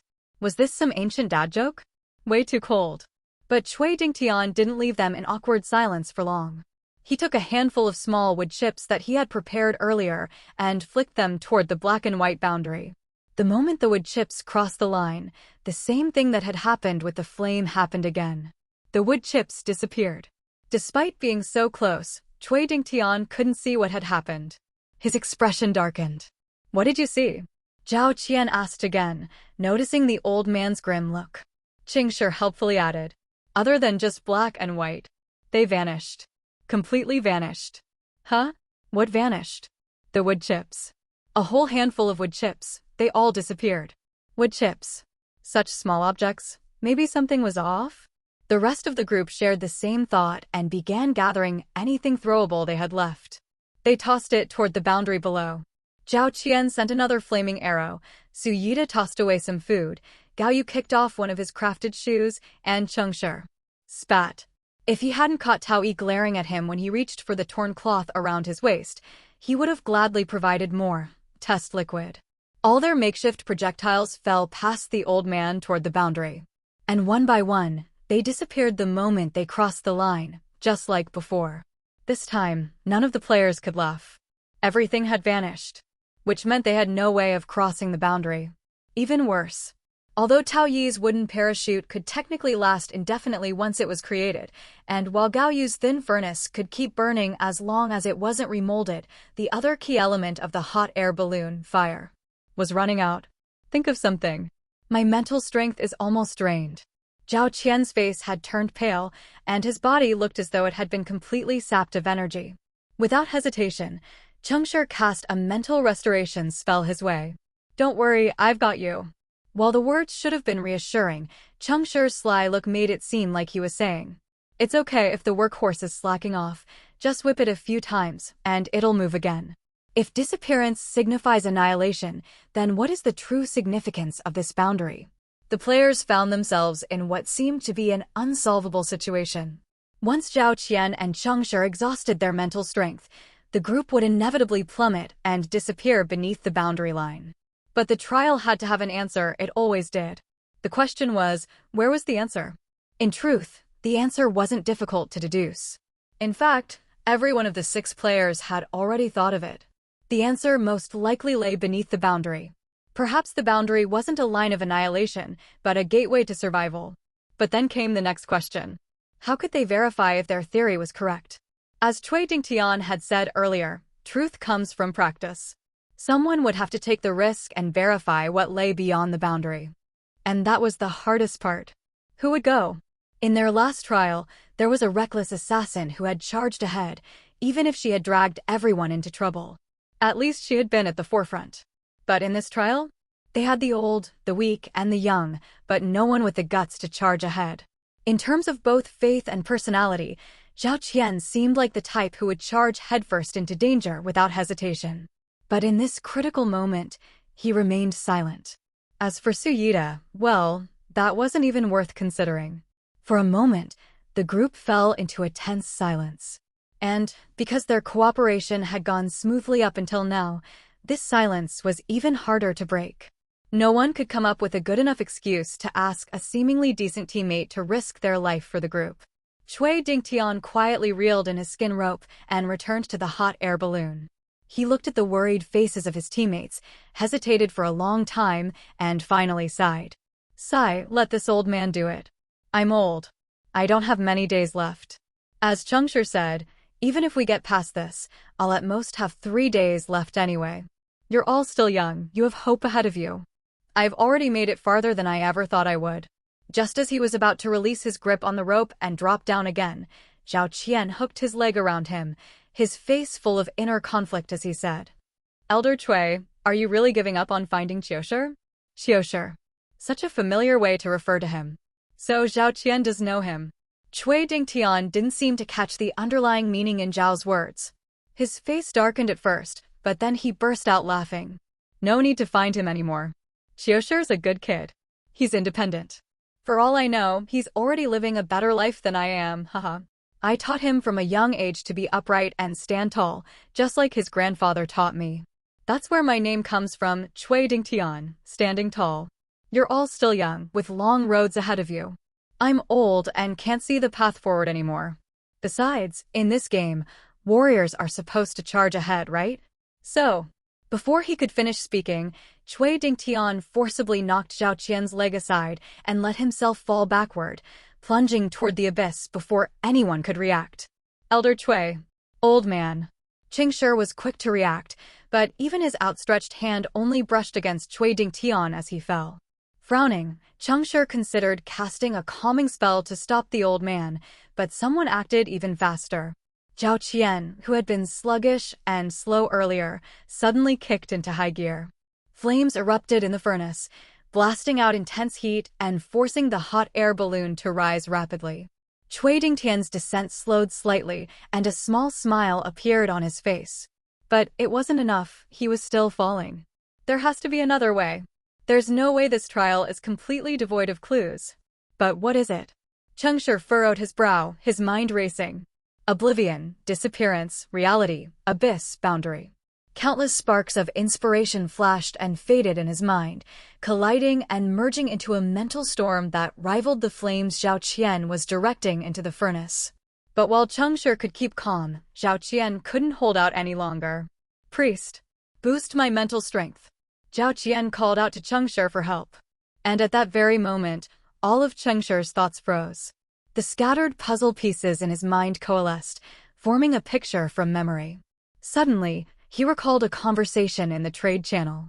There was once a priest of oblivion who complained that their patron god didn't feel like a deity of oblivion, but rather one of void. Their god was obsessed with studying the void, trying to merge with it. During trials, the orders they received weren't about defeating opposing believers, but rather about uncovering the secrets of the void. Thinking back to the vortex devourer they encountered yesterday, it seemed clear that oblivion indeed had this inclination. If that was the case, could it be that the boundary below led directly into the void? Could getting closer to the void be the answer the god was giving them? It's important to remember that the void isn't inaccessible. In fact, it's more welcoming than reality, accepting all forms of existence. People feared the void because they projected their fears of void rifts onto the void itself. At the boundary between reality and the void rifts had the power to erase existence, swallowing anything that approached. Any life form that got too close would be obliterated. That was the true source of fear. But as long as one could withstand the eroding power of the void rifts, venturing into the void itself was quite simple. The problem was that crossing a void rift required extraordinary conditions beyond special semi-divine artifacts. A person would need godlike power. To put it simply, only the most powerful individuals could tread in the void. Now, looking back at the boundary beneath them, didn't it seem like a boundary between reality and the void? A boundary with no buffer, crudely severing reality from the void. And yet, none of the 6 of them were powerful enough to cross a void rift. However, they couldn't cross the rift themselves, but they had seen something large enough to help. With this thought in mind, an idea began to take shape in Cheng Shi's mind. And it would be another massive gamble. A wild, outlandish gamble. After fulfilling Zhao Qian's request for a mental restoration spell, Cheng Shi tugged on Su Yida's leg. Su Yida looked down, puzzled, and saw Cheng Shi staring up at him with an exasperated expression. "Hey, big bro Yida, did you just pee yourself? Something's dripping on me from above." Cheng Shi's complaint was so out of the blue that it threw everyone off, even though they had been focusing intently on Cui Dingtian. The others quickly glanced at Su Yida in surprise. Su Yida's face froze, and then morphed into a furious expression. "Screw you. I didn't pee." He violently shook his leg, as if trying to shake Cheng Shi off. Tao Yi, startled, tried to calm things down. "Su Yida, don't do that." Su Yida, embarrassed and angry, looked up at Tao Yi, raising his voice in defense. "Tao Yi, don't listen to him." "I didn't." Before he could finish, his furious expression suddenly turned to one of shock and terror, his eyes widening as if he'd seen something unbelievable. "Water. It's water. The disappeared water is falling back down. Look out." Tao Yi's head snapped upward in response to Su Yida's words. And just as her gaze pierced through the thin wooden parachute, she saw it, the same kind of torrential downpour as yesterday was hurtling down from the endless sky above. No matter how quick Tao Yi's reflexes were, the sight left her momentarily paralyzed with fear. There was no need to debate who would cross the boundary now. With this volume of water, they would all be pushed into the boundary line. In a flash, Su Yida's quick thinking saved the moment. He yanked hard on the skin rope and shouted, "Tao Yi, let go. If the parachute takes the full force of this, we'll be pushed down instantly. Elder Cui, get back up. Dying now is pointless, look. There's something in the water. Grab onto them, and we can climb back up. The water that disappeared is returning. It'll take us up. Hurry." True to his name, Cui Dingtian acted swiftly in this critical moment. He tightened his skin rope and shot upward. As he ascended, he lashed out with another skin rope, reaching out to grab onto the falling debris from the returning ocean. Zhao Qian, seeing this, didn't dare hold back any longer. He stretched out both arms and summoned a massive flaming bow, the heat distorting the air around it. The fiery string hummed with tension, making everyone's ears buzz. What do we fight for? Only blood and fire. As the prayer of war left his lips, fine beads of blood seeped from Zhao Qian's arms. And then, all they heard was a roar from deep within the flames as a blazing white arrow shot from the bow, tearing through the wooden parachute and flying straight toward the oncoming water. Zzz, boom. The arrow ripped through the air, and the white flames at its tip exploded upon contact with the water, burning a massive hole in the downpour. "It's now or never." Su Yida screamed. "That drifting log. It's our only chance." Tao Yi, seeing another piece of wooden debris, channeled her prosperity powers to their fullest. In an instant, the log sprouted new growth, its branches and leaves spreading into a thick canopy. The dense foliage acted as a buffer, slowing the log's fall.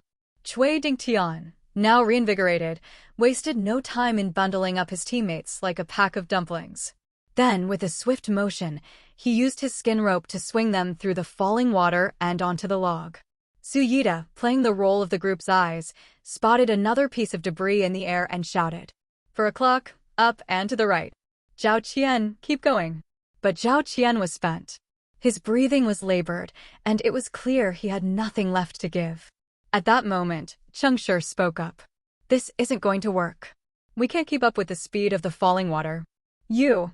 Suyita glared at Cheng Shi, furious that he was being so negative at a time like this. "Vortex Devourer."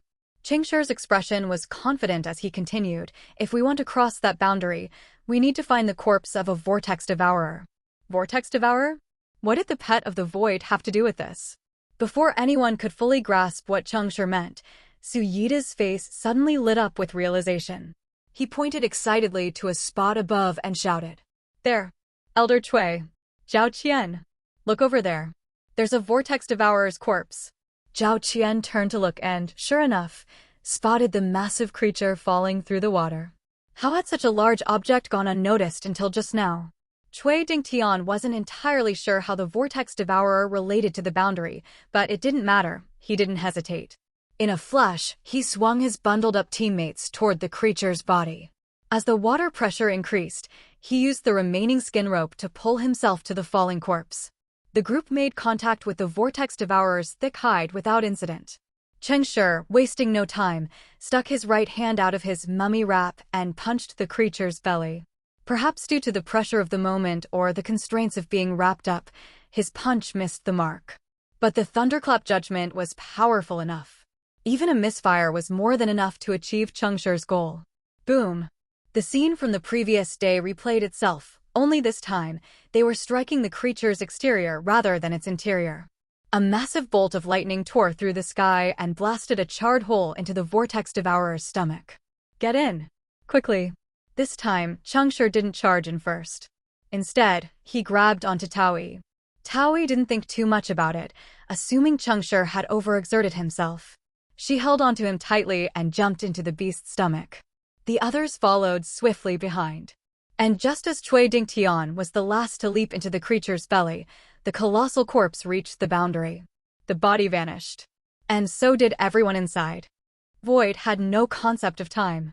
But once it crossed paths with existence, the void began to experience something akin to the passage of time. To scholars of the Void Energy School, it was precisely this characteristic, the ability to record moments of change, that made it possible for humans to study the void. Back to the present.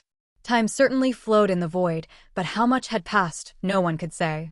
It wasn't until Cheng Shi awoke, looking up to see himself floating in the void, the boundary line between reality and the abyss above him, and the endless blue sky stretching infinitely beyond, that he realized he'd won his gamble. The Vortex Devourer had indeed been the key to crossing the boundary. These pets of the void swam between reality and the void, unaffected by the rift. The reality it swallowed inside its belly would slowly be eroded, turning into new void. In this way, as long as they could endure the void's pull inside the Vortex Devourer, they might just be able to outlast the annihilation at the boundary between reality and void. Because while you can resist the pull of the void, annihilation occurs in an instant. There's no negotiating with it. And that was the gamble Cheng Shi had made. The stakes? The lives of all 6 of them. If the water hadn't receded so quickly, perhaps Cheng Shi would have figured out the answer when they first saw the boundary. But the trial's disasters had come too suddenly, too swiftly, giving them no time to react. Had it not been for the presence of a fellow deceiver, Cheng Shi wouldn't know how they could have survived this ordeal. Speaking of fellow deceivers, since he was awake, it at least meant that a follower of Void should be fine in the Void. Which meant that Suyita should also. Just as Cheng Shi had that thought, he heard footsteps behind him. It was strange. He was clearly floating in the void, with no ground beneath his feet, yet he could hear the sound of someone walking. Turning around, Cheng Shi saw Suyita, walking toward him, upside down. Indeed, Suyita was inverted, hanging from what appeared to be the sky, his head level with Cheng Shi's, while his body was above him. Yet, Suyita didn't seem the least bit uncomfortable, and the look of shock in his eyes seemed to say, "Why are you the one upside down?" Such was the nature of the void. Both real and unreal. There was no established reality here, no shared rules. Everything was possible, and everything was impossible. Suyita approached, his face dark, and the first thing he said was, "I didn't expect you to be a clown." Cheng Shi chuckled. This wasn't an insult, because Cheng Shi really was a clown. A clown, a priest of deceit. A priest who healed others with lies, just as a clown draws laughter with fake smiles. The essence was the same, even if the methods differed. Suyita had finally seen through Cheng Shi's identity. But in reality, it wasn't that he had uncovered it, Cheng Shi had revealed it himself. The solution, the vortex devourer, had come too early, and by the time the sea had disappeared, the players no longer had the key to continue the trial. Luckily, there had been a fellow deceiver among them, someone with the power to create anything. But even with the ability, it wasn't enough. For Suyita to fabricate something, the team had to believe it, and belief had to be grounded in plausibility. In an open sky, anything that suddenly appeared would arouse suspicion. The usual methods wouldn't work. But Cheng Shi never relied on conventional methods. The moment he grabbed Suyita's leg, he said, "Hey, big bro Yita, did you just pee yourself? Something's dripping on me from above." This statement had two purposes. First, it introduced the idea of dripping water, setting the stage for the upcoming fabrication. Second, it hinted to Suyita how to break the situation. As Cheng Shi said these words, he channeled a sliver of deceit into Suyita through the grip on his ankle. The timing of the infused deceit aligned with the words, "hey," and "dripping." Suyita had a fondness for science fiction. This was no lie. And after deducing Suyita's secondary identity, Cheng Shi was fairly certain that this man yearned to transcend reality through imagination and power. He was confident Suyita would grasp the cryptic hint. Still, it was a small gamble. Cheng Shi was betting that Suyita would seize the opportunity and immediately collaborate with him. And evidently, he had won. Suyita had both the mind and the capability for such a task. To be honest, in that tense moment of decision, when Suyita sensed the deceit flowing into him, he had been completely thrown off guard. Internally, his thoughts were a chaotic storm, but on the outside, he had to cooperate with Cheng Shi, putting on a quick reaction. Who would have thought that the man he had been chatting with, the priest of birth, who had prosperity, divinity sealed in his body, and who could never make anyone pregnant with his healing, was actually a fellow deceiver? Despite the shock, Suyita knew that the information Cheng Shi had conveyed with such effort must be the key to breaking the trial, or at least the key to finding the way out. In that moment, the power of deceit resonated between the two of them. Suyita quickly deduced that the way to cross the boundary was likely connected to the water from before. While he hadn't yet figured out the role of the vortex devourer, the immediate priority was to bring back the water that had vanished. Thankfully, Cheng Shi had already handed him the solution. The phrase, "hey, dripping," a wildly imaginative idea, but an effective one. At least, in that moment, it seemed more plausible than conjuring something out of nowhere. So Suyita played along, looking up and pointing out to Taoyi that the disappeared water had now returned, right above their heads. And with that, the deluge began.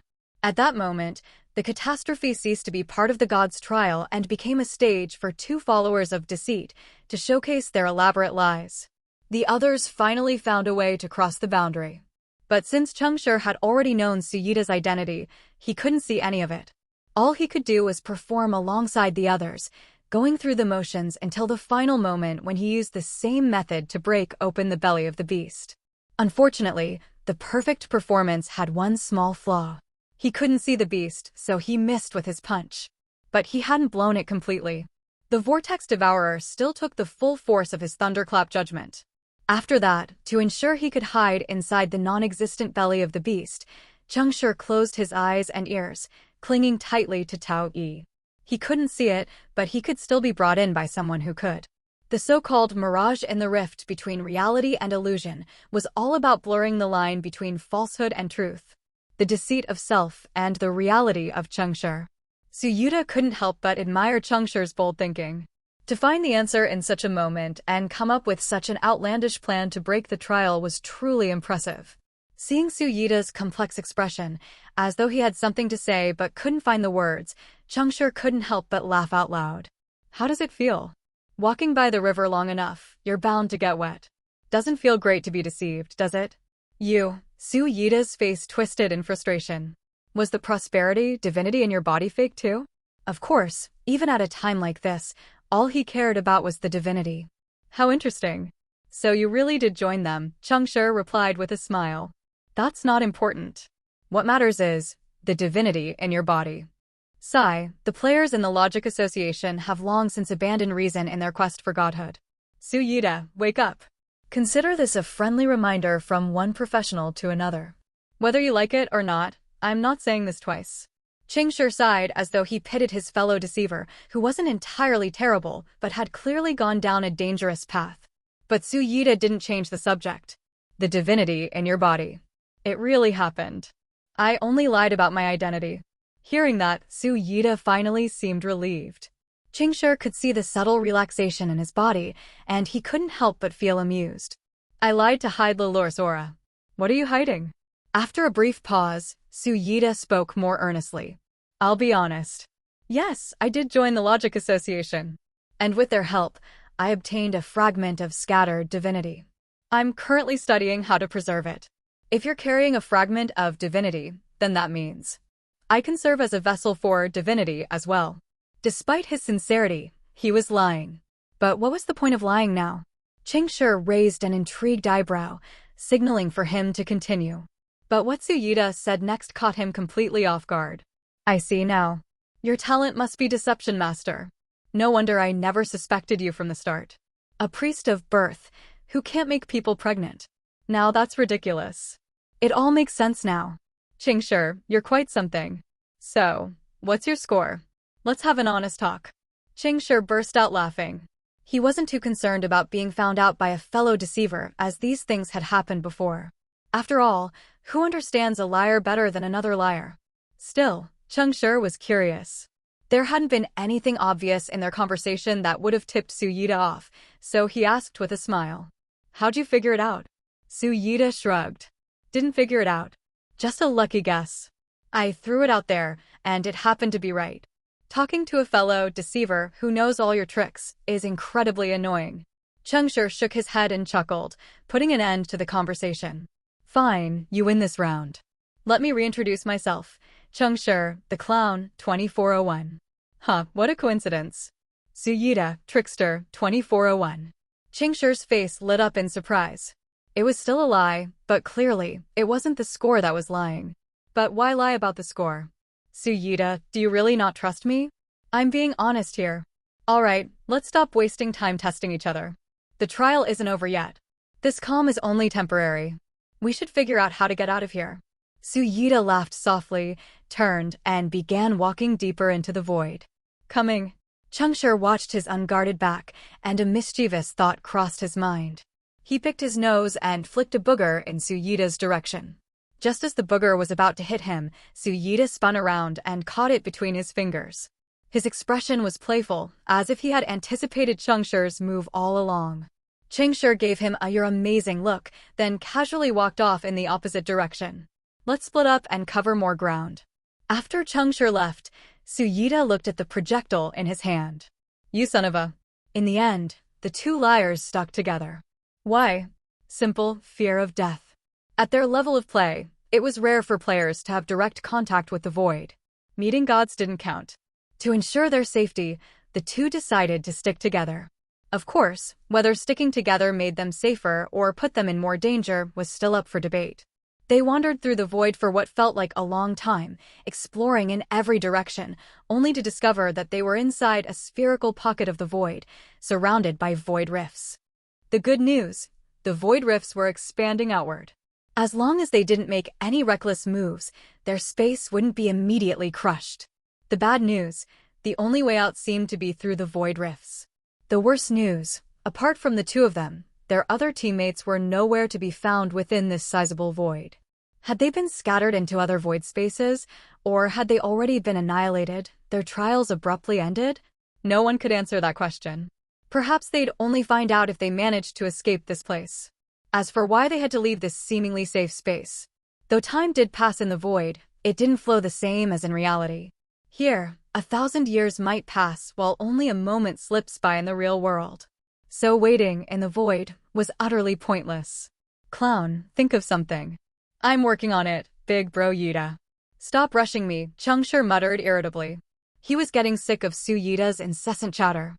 Despite having his identity exposed, Su Yida didn't seem the least bit bothered. He just kept blabbering on like before, asking questions about everything, wanting to know everything. But whenever Cheng Shi threw a question back, not a single truthful word came out of Su Yida's mouth. This kind of mentally exhausting conversation was driving Cheng Shi up the wall. You're not a trickster from the demon realm, bro. You're Tang Sanzang himself. Clearly, the Void Rift is the only way out. There's no Vortex Devourer this time. You can't fool me, and I can't fool you. Use that wild imagination of yours and dazzle me again. Heh, are you the deadweight here, or am I? Cheng Shi ignored him and sat down to rest. Giving up? You're giving up already? You wouldn't be thinking of waiting for them to come rescue us, would you? Wake up. Only followers of Void can walk in the void. They're already dead, and you know it, don't you? There's nothing to feel guilty about. This is just how the world works, survival of the fittest. Only the strong deserve to live. And what are you strong in? Your mouth. I'm strong in my will, strong in my determination, strong in my refusal to give up. Only by becoming stronger can we get closer to the gods. Only by getting stronger can we study them. Only by becoming stronger can we become them. Just think about it, the path to godhood. It's such an obvious hint. If we keep following that path, we'll become gods. Cheng Shi chuckled. You ever think that the fabric you're weaving is just making clothes for someone else? Of course I've thought about that. In fact, we've always known that. That's why we research, why we explore, why we carve out a new path that leads us to the thrones of the gods. Su Yida's expression became firm and fanatical, as if the road had already been paved and was just waiting for him to walk it. The logic association really has lost its mind. No, it's not us who are crazy, it's you. Cowering in the gods' game, deluding yourselves, all while being played for fools by them. And you aren't even mad about it. You're not players, you're toys. Are you content being a mere toy? Cheng Shi, I have high hopes for you. Join us. Join us and achieve greatness.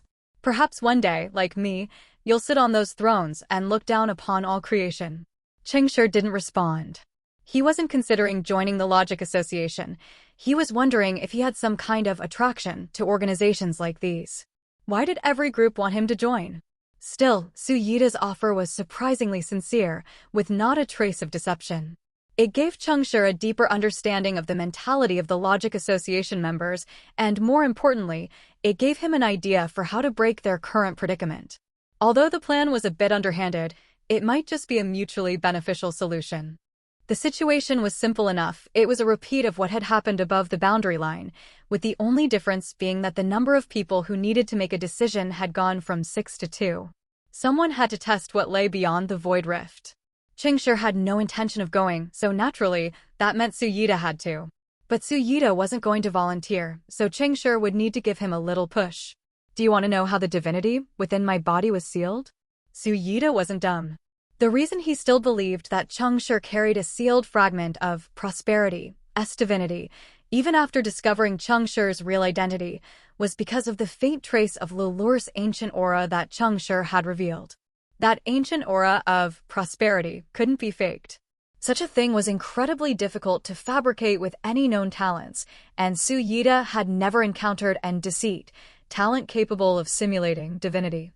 So, when Cheng Shi brought it up, Su Yida's constant chatter finally came to a stop. He stared at Cheng Shi, his brow furrowing. You're trying to use that secret to get me to go risk my life? You think that'll work? Cheng Shi ignored him and continued speaking to himself.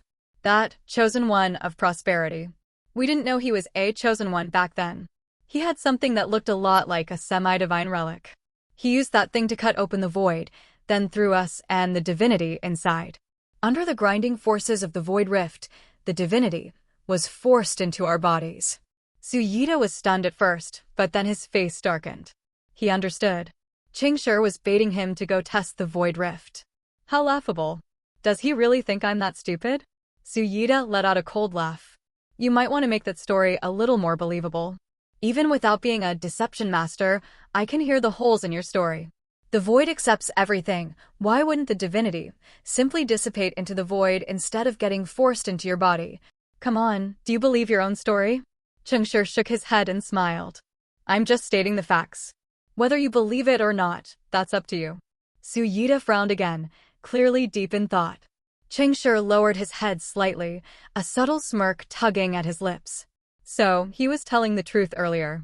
He really did possess a fragment of divinity, and was indeed searching for a way to contain it. So, there were only two lies in his previous statements, one about how he obtained the divinity, and the other about whether or not he had joined the Logic Association. But his invitation hadn't been a lie, so the lie must have been about how he acquired the divinity.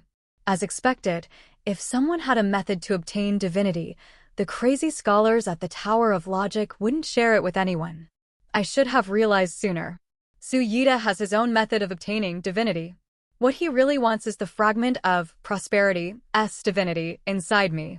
Cheng Shi's thoughts clicked into place, and he couldn't help but curl his lips into a slight sneer. So that's it.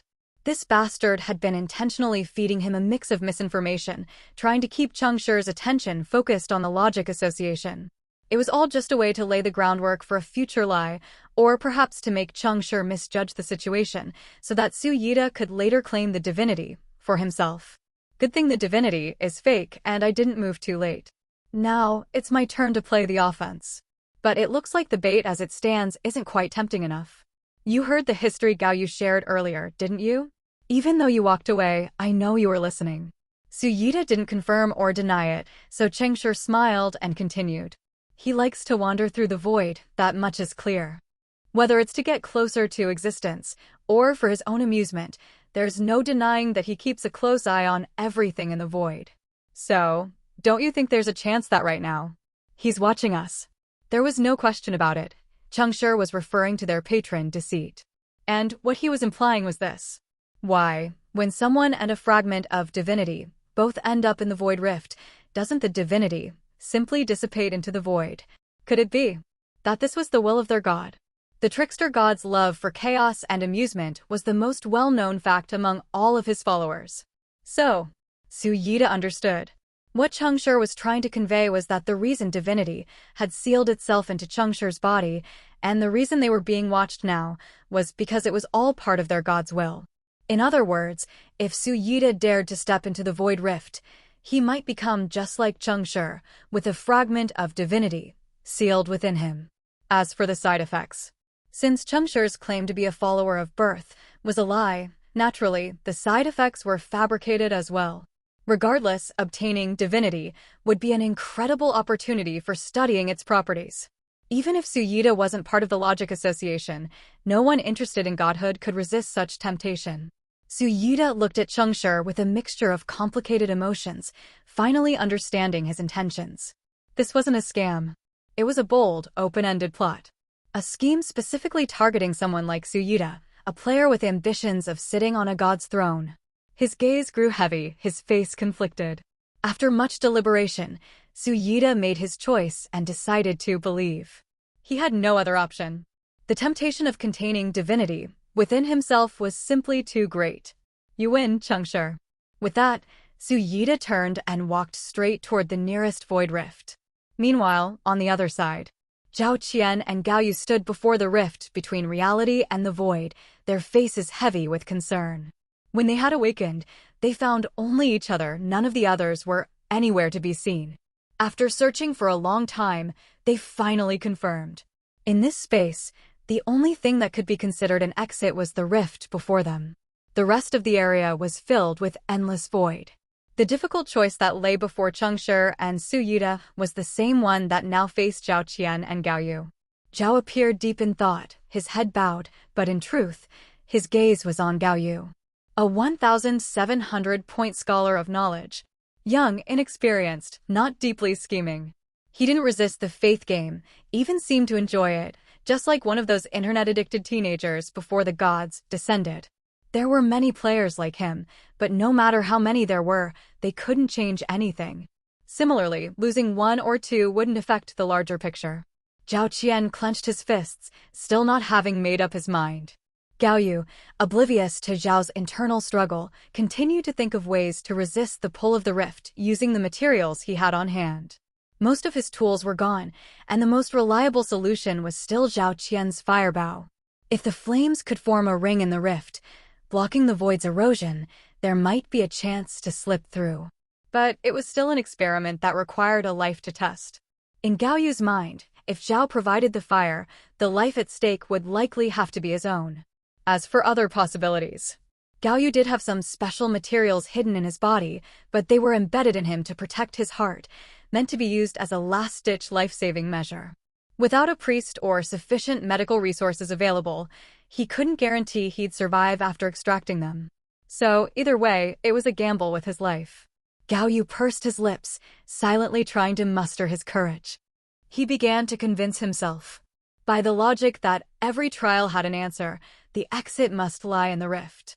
What they were seeing was probably just an illusion, and with enough bravery, stepping through might lead to another world beyond the rift. As a follower of truth, even in panic, he wouldn't act blindly. He would analyze every factor and draw the conclusion most suited to the current situation. Gao Yu thought through everything and reached a conclusion. But just as he was about to discuss it with Zhao Qian, what he got in response wasn't Zhao's agreement, it was a sharp blow to the back of his neck. The war hunter had silently moved behind Gao Yu and delivered a precise chop to his neck. The strike was clean, and Gao Yu didn't even have time to realize what had happened before he lost consciousness.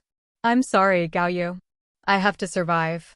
There was no sorrow or regret in Zhao Qian's eyes, only firm resolve, the kind that never looks back. He took 2 steps back, once again pulling back his fiery bow, just as Gao Yu had envisioned. He shot it into the void rift. The white-hot arrow exploded upon contact with the rift, forming a circle, holding back the eroding forces of the void for just a moment. Then, Zhao picked up Gao Yu and threw him through. Gao Yu's body was violently torn by the void's pull as he passed through the fire ring, his skin instantly shredding, leaving his body covered in deep gashes that exposed bone. Yet despite how torn his flesh was, he didn't die. He could survive. And that was enough. Seeing Gao Yu, bloody but alive, land on the other side, Zhao Qian let out a long breath. He drew another arrow. When Cui Dingtian woke up, the pink-haired girl was still lying in the void, her eyes closed. She had exhausted all of her divine power protecting Cheng Shi.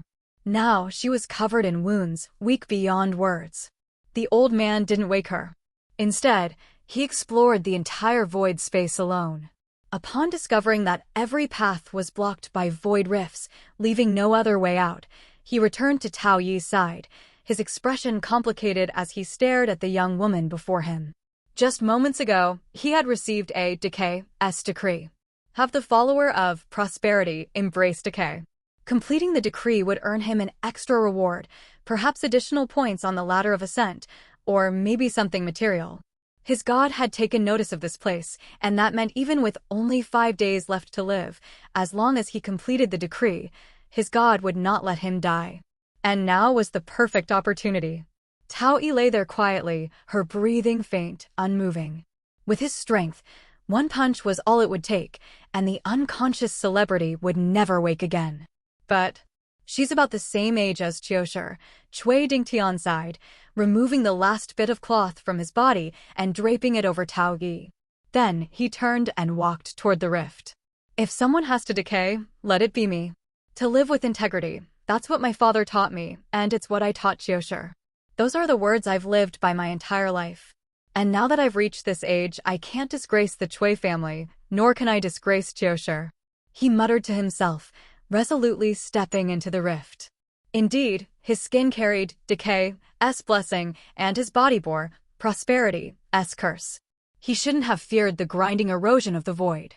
But in that moment, the power of decay faded away. The void tore into his exposed flesh, carving deep wounds into his body. And the power of prosperity. It did not manifest. Prosperity would not watch over an oathbreaker. This wasn't a matter of kindness or cruelty, it was simply the nature of faith. Yet despite this, the undecaying stone body, cursed by prosperity, held strong, protecting him from the void's erosion, allowing him to cross the rift. But just as Cui Dingtian glimpsed the world beyond the rift, he gritted his teeth and stepped back, retreating across the rift with deep, bone-revealing wounds. Huff, huff. I can't go. If I go, the girl will be finished. He knelt on the ground, gasping for breath, only to see a pair of delicate feet come to a stop in front of him. Cui Dingtian looked up, finding Tao Yi standing before him, her expression complicated, as if words were stuck in her throat. You're awake, don't worry, I tested it. The rift leads out. We can get out. Thank you. Tao Yi's words were sincere. She hadn't felt so genuine since the gods descended. Because she had woken up much earlier than she let on, and when her consciousness returned, so too did her god's decree. Kill the Oathbreaker. Tao Yi had made it this far by keeping her cards close to her chest. She possessed a powerful tool originally intended for an assassin, one that could easily take a life. But now, should she use it? Tao Yi had killed people before, many people, in fact, but she had never killed someone she considered a good person. She thought Cui Dingtian was a good person. But good people were, after all, a matter of circumstance and timing. To kill or not to kill, she couldn't decide. So, she left the decision to the old man. And he turned out to be a good man after all. A man who stood tall, just like his name. Elder Cui, can you still move? Don't worry. This old man's tough. Won't die that easily. Good. Let's get out of here. Back to Cheng Shi. When Cheng Shi saw Su Yida resolutely step into the rift, he realized he had underestimated his fellow deceiver's desire for godhood. Becoming one of the gods, sitting on a divine throne, that seemed to be the sole meaning of Su Yida's existence. It was the kind of madness that Cheng Shi, who just wanted to live well, could understand but couldn't personally relate to. After all, the world had already ended. Shouldn't people just focus on living happily? Cheng Shi watched Su Yida's every move, carefully tracking his posture, path, and reactions. He hoped to perfectly mimic him when it was his turn to go through. But then, something strange happened. Just as Su Yida crossed into the rift, he suddenly turned back and came out again. Cheng Shi hadn't even seen him turn around. It was as if, in the blink of an eye, Su Yida had completed the full rotation and was now striding back out of the rift. Only, the Su Yida who re-emerged wasn't the same as before. The fiery obsession in his eyes had vanished, replaced by a cold, determined certainty, like a frigid abyss. Cheng Shi, long time no see. Could walking into the void rift really allow someone to contain divinity? In that moment, Cheng Shi began to deeply doubt the lies he had spun earlier. If Su Yida had not already contained divinity, how could he have changed so drastically? The person before him appeared more seasoned, more calculating, exuding the same kind of confidence and authority that Feng Zhu and Wei Guan, from the previous trial, had displayed. And what did Su Yida mean by long time no see? Had Su Yida experienced years within the rift while, to Cheng Shi, it had only been an instant? It wasn't impossible. The void rift blurred the lines between reality and illusion. No one knew what it truly contained. If Su Yida had indeed found fortune in misfortune. TCH, this is bad. Cheng Shi clicked his tongue in frustration, beginning to assess his own safety. Given that they were fellow deceivers, surely Su Yida wouldn't go for the kill, right? How did a simple turnaround become a long time no see? Cheng Shi chuckled, standing up as he subtly hid his left hand behind his back. Su Yida, observing his movements, scoffed in disdain. You're still this cautious. No, I should say, you've always been this cautious, ever since this moment. It's truly remarkable. What's the matter? Afraid I'll notice your precious ring, the one that surpasses standard semi-divine relics on your right hand. Cheng Shi's heart skipped a beat, and his right hand instinctively tightened around the ring. He quickly regained control, feigning ignorance with a smile. What are you talking about? Enough with the act. I know you well, better than you know yourself, at least at this moment. And my time is limited. Let's end this quickly. After that, may we never meet again. With that, Su Yida took a small, almost insignificant step forward. But that tiny step brought him face to face with Cheng Shi in an instant. Teleportation, completely without warning. Cheng Shi couldn't react in time. His body instinctively bent forward as he aimed a punch, the ring on his fist targeting Su Yida's stomach. The bone servant Lalor's ring had accumulated a significant amount of fear from Suyita, so this blow should have been fatal. However, just as Cheng Shi's fist was halfway to its target, his entire body inexplicably froze in place. Time itself seemed to come to a standstill, trapping him in the moment. Even the crackling lightning from the ring stalled, as if captured in a photograph, each flickering spark suspended in midair. Suyita smirked condescendingly, lowering the hand he had used to cast the spell. Yes, it was Suyita who had cast the spell that stopped time. The S-rank time, talent, eternal prison.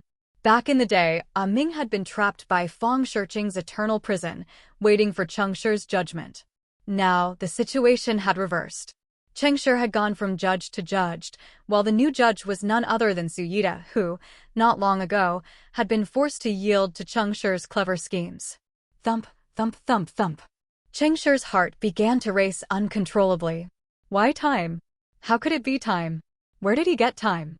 Never before had Cheng Shi experienced such an eerie situation. Never had he been so thoroughly restrained. The look in Suyita's eyes held not just a hint of nostalgia, but also a deep-seated disdain. It was the kind of disdain a higher being might have when gazing down on a weaker creature. It wasn't personal, it was simply because Cheng Shi was too weak. Cheng Shi could smell death. This time, the stench was coming from himself. Yet, despite the shock, the unanswered questions, and the overwhelming confusion, Cheng Shi remained silent. Because he knew that the moment he begged for answers, the balance of the game would be broken. So, no matter how close he was to death, no matter how shaky his confidence was, he couldn't afford to ask any questions now. Suyita looked at Cheng Shi, still smiling, and shook his head with a chuckle. You're calmer than I thought. Whether you're faking it or not, at least at this moment, I wouldn't be able to stay this composed.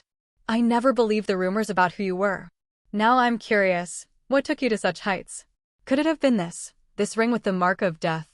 Suyita removed the ring from Cheng Shi's finger and examined the screaming mouths engraved on it, counting them carefully. 1, 2, 3, 4, 5. Excellent. All 5 mouths are lit. It seems you've gathered enough fear. Why didn't you use it? Is it because you couldn't bring yourself to? Is that pitiful, pathetic fake sense of goodness still urging you to be a good person? How amusing. The number of people who have died because of you, the number of people who died for you, the number of people you've killed, it's beyond count. Were everyone who died at your hands bad people in your eyes? At this point, why bother distinguishing between good and bad? It's laughable. Ridiculous. Oh, wait. I remember now. You don't even see them as people, do you? If that's the case, why hesitate? It's just an excuse. A ridiculous excuse. He tossed the ring into the void as if it were worthless, then seized Cheng Shi by the throat, tightening his grip slowly, turning Cheng Shi's face a sickly shade of purple. Cheng Shi was powerless. His veins bulged and his eyes reddened. Is it fear? Helplessness? Resentment? Rage? Remember this feeling. This is death. With that, there was a sickening crack as the sound of a neck snapping filled the air. Cheng Shi's body, once tense, went limp and his eyes slowly closed. He fell to the ground like a lifeless rag doll. Thud. The void gently cushioned the deceiver's corpse, preventing it from falling into the abyss. Suyita glanced at the body with cold indifference, then let out a mocking laugh. I killed Cheng Shi. Heh, who would believe that? He casually picked up a scrap of cloth from Cheng Shi's body and wiped his hands with it. Then he turned his gaze elsewhere. Moments earlier, a blood-soaked body had been expelled from a void rift. Not long after, Zhao Qian, equally drenched in blood, emerged from the same spot. But what Zhao Qian hadn't expected was that the moment he fought his way out, he wouldn't find answers to the trial or the revenge of Gao Yu. Instead, he was met with an irresistible eternal prison. Suyita frowned as he approached Zhao Qian, who stared back in horror. I'm sorry. I don't seem to remember you. Who are you? Zhao Qian didn't answer. All he could think was how unfamiliar, how terrifying this version of Suyita was. People said that followers of memory would offer up their memories to their god, leaving them with no recollection of the past. Could Suyita be the same? But this eternal prison, that was clearly an S-rank talent from time. How could Suyita wield it? Could it be that Suyita was actually a follower of time? Zhao Qian's fear hadn't yet dissipated, but his face had calmed. He cautiously tested the waters. Gaoyu isn't dead, Suyita. You don't have to do this. This was a probe. He needed to eliminate the possibility that Suyita was punishing him for some twisted idea of justice.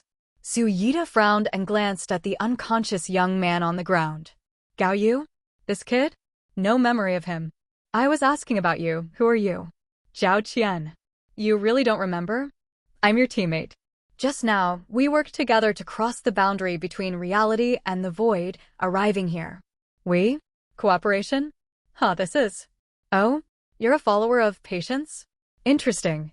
But with your capabilities, you're hardly worthy of cooperating with me. Let me think. If I recall correctly, this trial was carried out by me and Cheng Shi leading you all to safety. So, you're probably just some useless thing, not even worth remembering. Suyita's words were sharp and cutting, but Zhao Qian didn't dare get angry. He knew that the moment they turned against each other, he would die. Because he had already seen Cheng Shi's corpse lying in the distance. Suyita had gone mad. He had killed the only priest. And the trial was far from over. You're not Suyita. Who are you really? I am, of course, Suyita. The real and only Suyita. Suyita felt completely unfamiliar, so unfamiliar that he seemed like a different person altogether.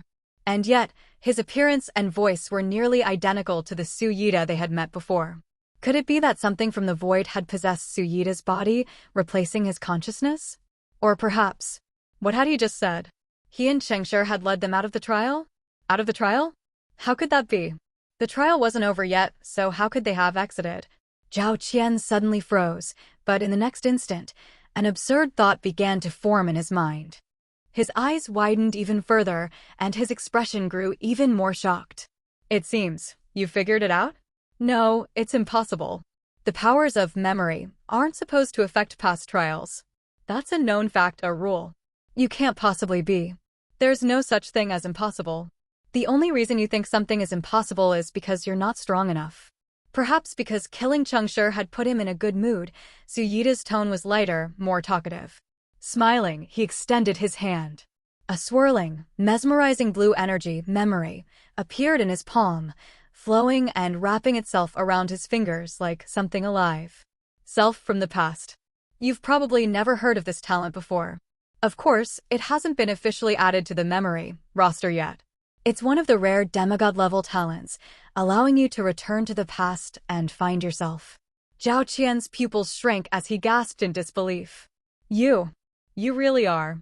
All right, that's enough of the pleasant chit-chat. Now that you've figured out my identity, I'll have to ask you to help me keep it a secret. With that, Suyita reached out again, this time aiming for Zhao Qian's throat. In that moment, the tension that had been building inside Zhao Qian suddenly released. A look of bitter resignation spread across his face, but there was also a faint smile of relief. It seems you've come to terms with it. Good. At least you won't die a resentful soul. Zhao Qian's face turned a deep shade of purple as the pressure on his throat increased, his blood vessels bulging. Struggling to get a few last words out, he sputtered through his clenched teeth. If you really are from the future, can you tell me, does the future still have hope? Suyita blinked in surprise, as if he hadn't heard correctly. This man, Zhao Qian, a Hakka scout, was asking him, in his final moments, if there was hope left in the world of the future. Hope? Hope to become gods, or hope that the world could return to what it had been before the gods descended? What was the point? Foolish.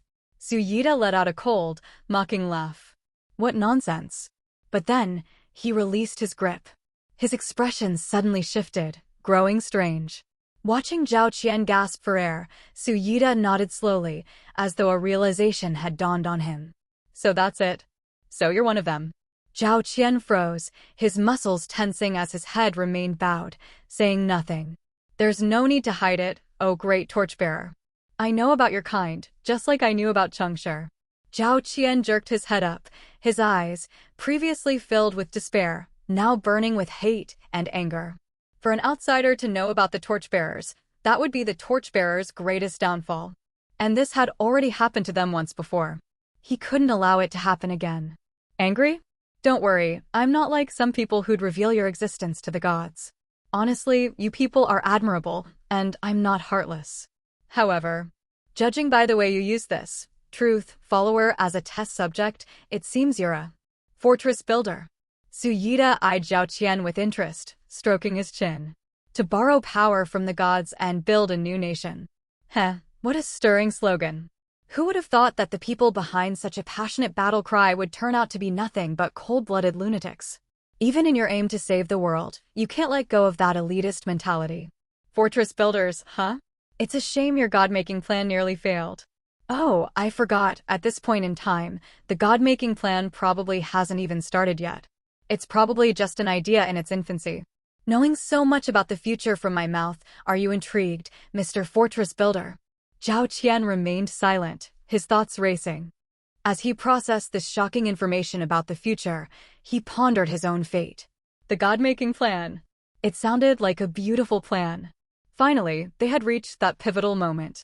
For the sake of a new world, for the sake of new hope, they had launched their final challenge against the gods on the thrones. But it seemed he wouldn't be able to participate in this grand endeavor. Even though Suyita had momentarily stayed his hand, his attitude was clear. There was no way he'd allow Zhao Qian, even with all this knowledge about the future, to live. Accepting this, Zhao Qian spoke in a low, solemn voice. You've told me so much. What do you want? Just say it. Smart. I like dealing with straightforward people.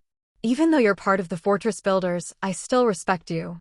To be honest, I need a body, but for certain reasons, I can't kill you myself. So, would you, Mr. Fortress Builder, kindly end your own life for me? Do me that small favor. Zhao Qian thought he'd misheard.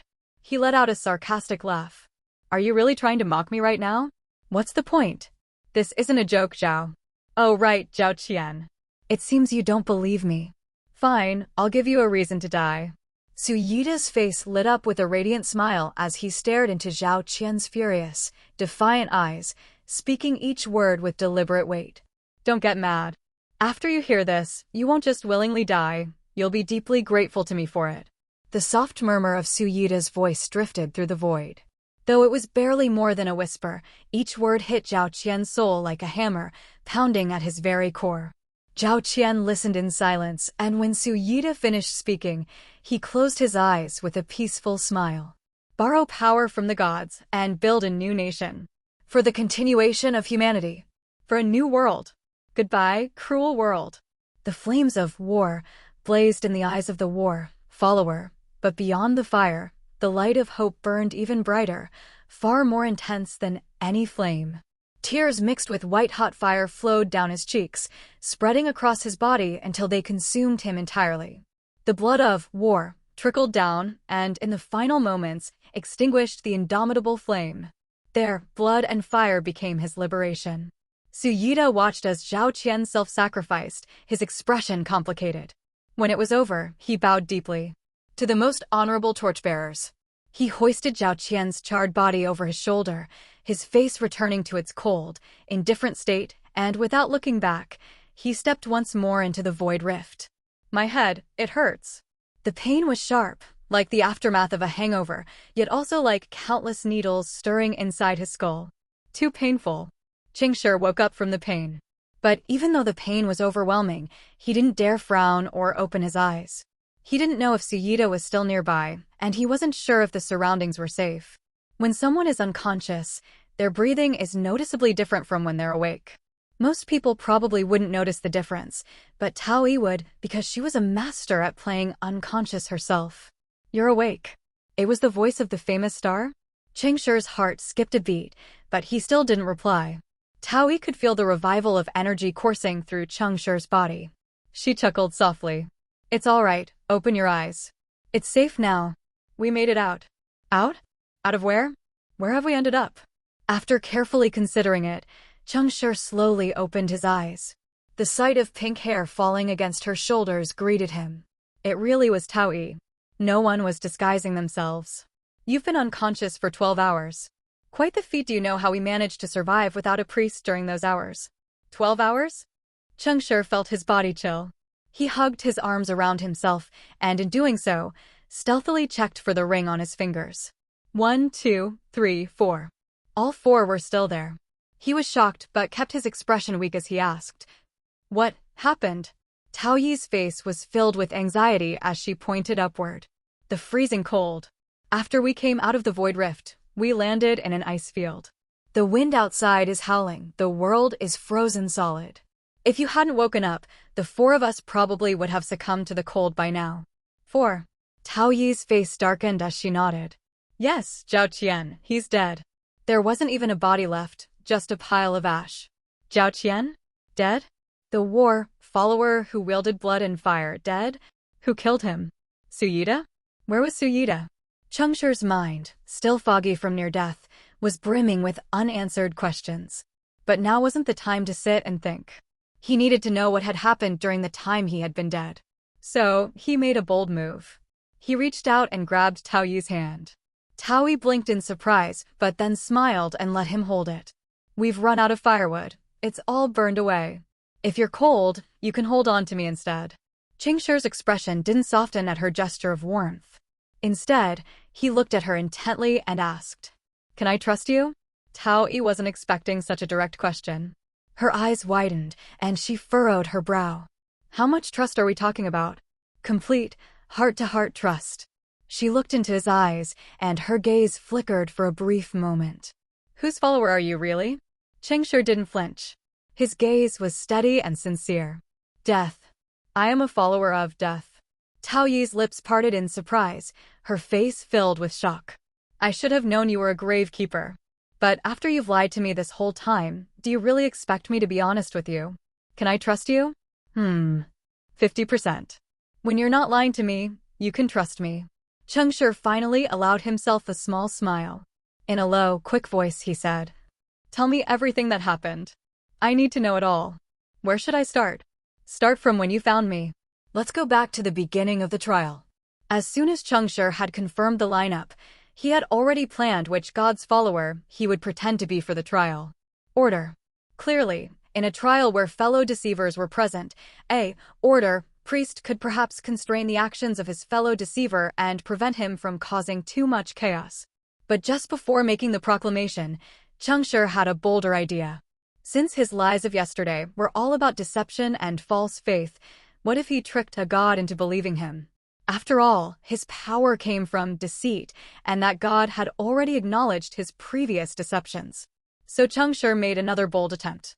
He quietly plucked a blade of grass and offered its insignificant death as a sacrifice to the being on the throne. This wasn't an invocation of deceit, but an invocation of death itself. Cheng Shi hadn't done it for any special reason, just to show a bit of courtesy to the faith he was about to borrow. Then he prayed to the dice of fate, asking to become a follower of death. And to his surprise, it worked. The trickster god supported him as always. He abandoned the constraints of order and gained the exemption of death. As for the supposed birth, that was simply another layer of disguise, another card to play. Definitely not because he was used to lying. And so, today, Cheng Shi was a follower of death, a gravekeeper. Elder Cui and I found you unconscious, along with a barely breathing Gao Yu. Unconscious. So, it's true. He had indeed died. Cheng Shi could feel the gravekeeper talent inside him had activated once. That meant his memory wasn't faulty. Suyida really had killed him. But the precaution Cheng Shi had set for himself had saved him. The gravekeeper talent anchors the user to life, and it was the inspiration behind Cheng Shi's infamous Potion of the Dead series. As priests of death, they carried out the god's will. They could turn healing light into the darkness of death, or choose whether their healed targets would live or die. They were like gatekeepers of hell, selecting which sacrifices to offer up to their god. Of course, they couldn't simply reduce the number of sacrifices owed to death. For every one they stole back, they had to offer a replacement. This had made the gravekeepers the deadliest of all priest professions, the healers who truly brought death. Now, Cheng Shi owed death a sacrifice. After we found you, Elder Cui and I dragged you and Gao Yu through 3 different void rifts before finally escaping the void and landing in this icy wasteland. But by then, you and Gao Yu were nearly gone. We dragged you across the tundra, searching for shelter from the wind, and that's when we encountered Suyida. You ran into him on the ice field? Yeah, he was in bad shape, frozen stiff from head to toe. He nearly died out there. Luckily, he was clutching a bundle of broken wood and twigs. We figure he didn't have a way to light them, which is why he froze like that. But we didn't have a way to start a fire either. In the end, I had to use the last of my prosperity power to wake Gao Yu, and he managed to get the frozen wood burning. And then, but the wind was too strong and the fire barely stayed lit. So we set up camp right there, taking turns watching over the fire. It took us half the night to get everyone warmed up again. But now, we've run out of fuel. Cheng Shi followed Tao Yi's gaze to his waist and saw a pile of ash. Gao Yu and Su Yida woke up, but you were still unconscious. No matter what we tried, we couldn't wake you up. In the end, it was Su Yida who secretly pulled out a potion and brought you back. Cheng Shi was confused. Su Yida? He saved me? Where did he get a potion? The storage spaces are still locked. Before Cheng Shi could finish, Tao Yi interrupted. They're still locked. It was from that batch of fleeting radiance you made earlier, remember? Su Yida isn't as simple as he looks. When he stole the potions, he made sure to keep some for himself, stashing them away. We never thought one batch could make 2 pills, or I would have taken some too. Even though he didn't have much left, it was still effective. You're awake, aren't you? Cheng Shi's expression grew complicated. His fellow deceiver was truly impressive. Even after learning Cheng Shi's identity, Su Yida had used the mirage in the rift between reality and illusion trick to recreate the potion Cheng Shi had fabricated with, offering to the void, which couldn't be stored. And the only pill Su Yida had saved, he used it on Cheng Shi? Why? He killed me, yet he saved me? What is he up to? Cheng Shi wanted to ask outright, but that would be too obvious. He'd have to play this carefully. Why haven't you all come inside the tent? Tao Yi didn't answer, but the sorrow on her face seemed to say everything. Cheng Shi furrowed his brow and, using the dim light filtering into the tent, glanced around. It didn't take long for him to realize something about the material seemed familiar. Is this Elder Chui's skin? Cheng Shi was shocked. The tent, which was barely big enough for 2 or 3 people to curl up inside, was made from Elder Chui's peeled skin, stitched together as a makeshift cover. Yes, you can see now. Elder Chui is in bad shape. The tent might collapse at any moment. That's why we're taking turns outside, guarding it to make sure the shelter isn't destroyed by the wind. And outside, the wind is howling, the ice stretches for miles. In the distance, there are mountains of ice that we can never seem to reach. Beneath us is frozen ground that no magic can break through, and there's nothing but endless ice as far as the eye can see. The conditions are so harsh that we can't dig a trench for protection or find materials to build a shelter. The cold wind is only getting stronger, and we have no other options. Cheng Shi hadn't yet fully processed what had happened in the void, and now the current situation was even more dire than he could have imagined. But now that you're awake, things will get better.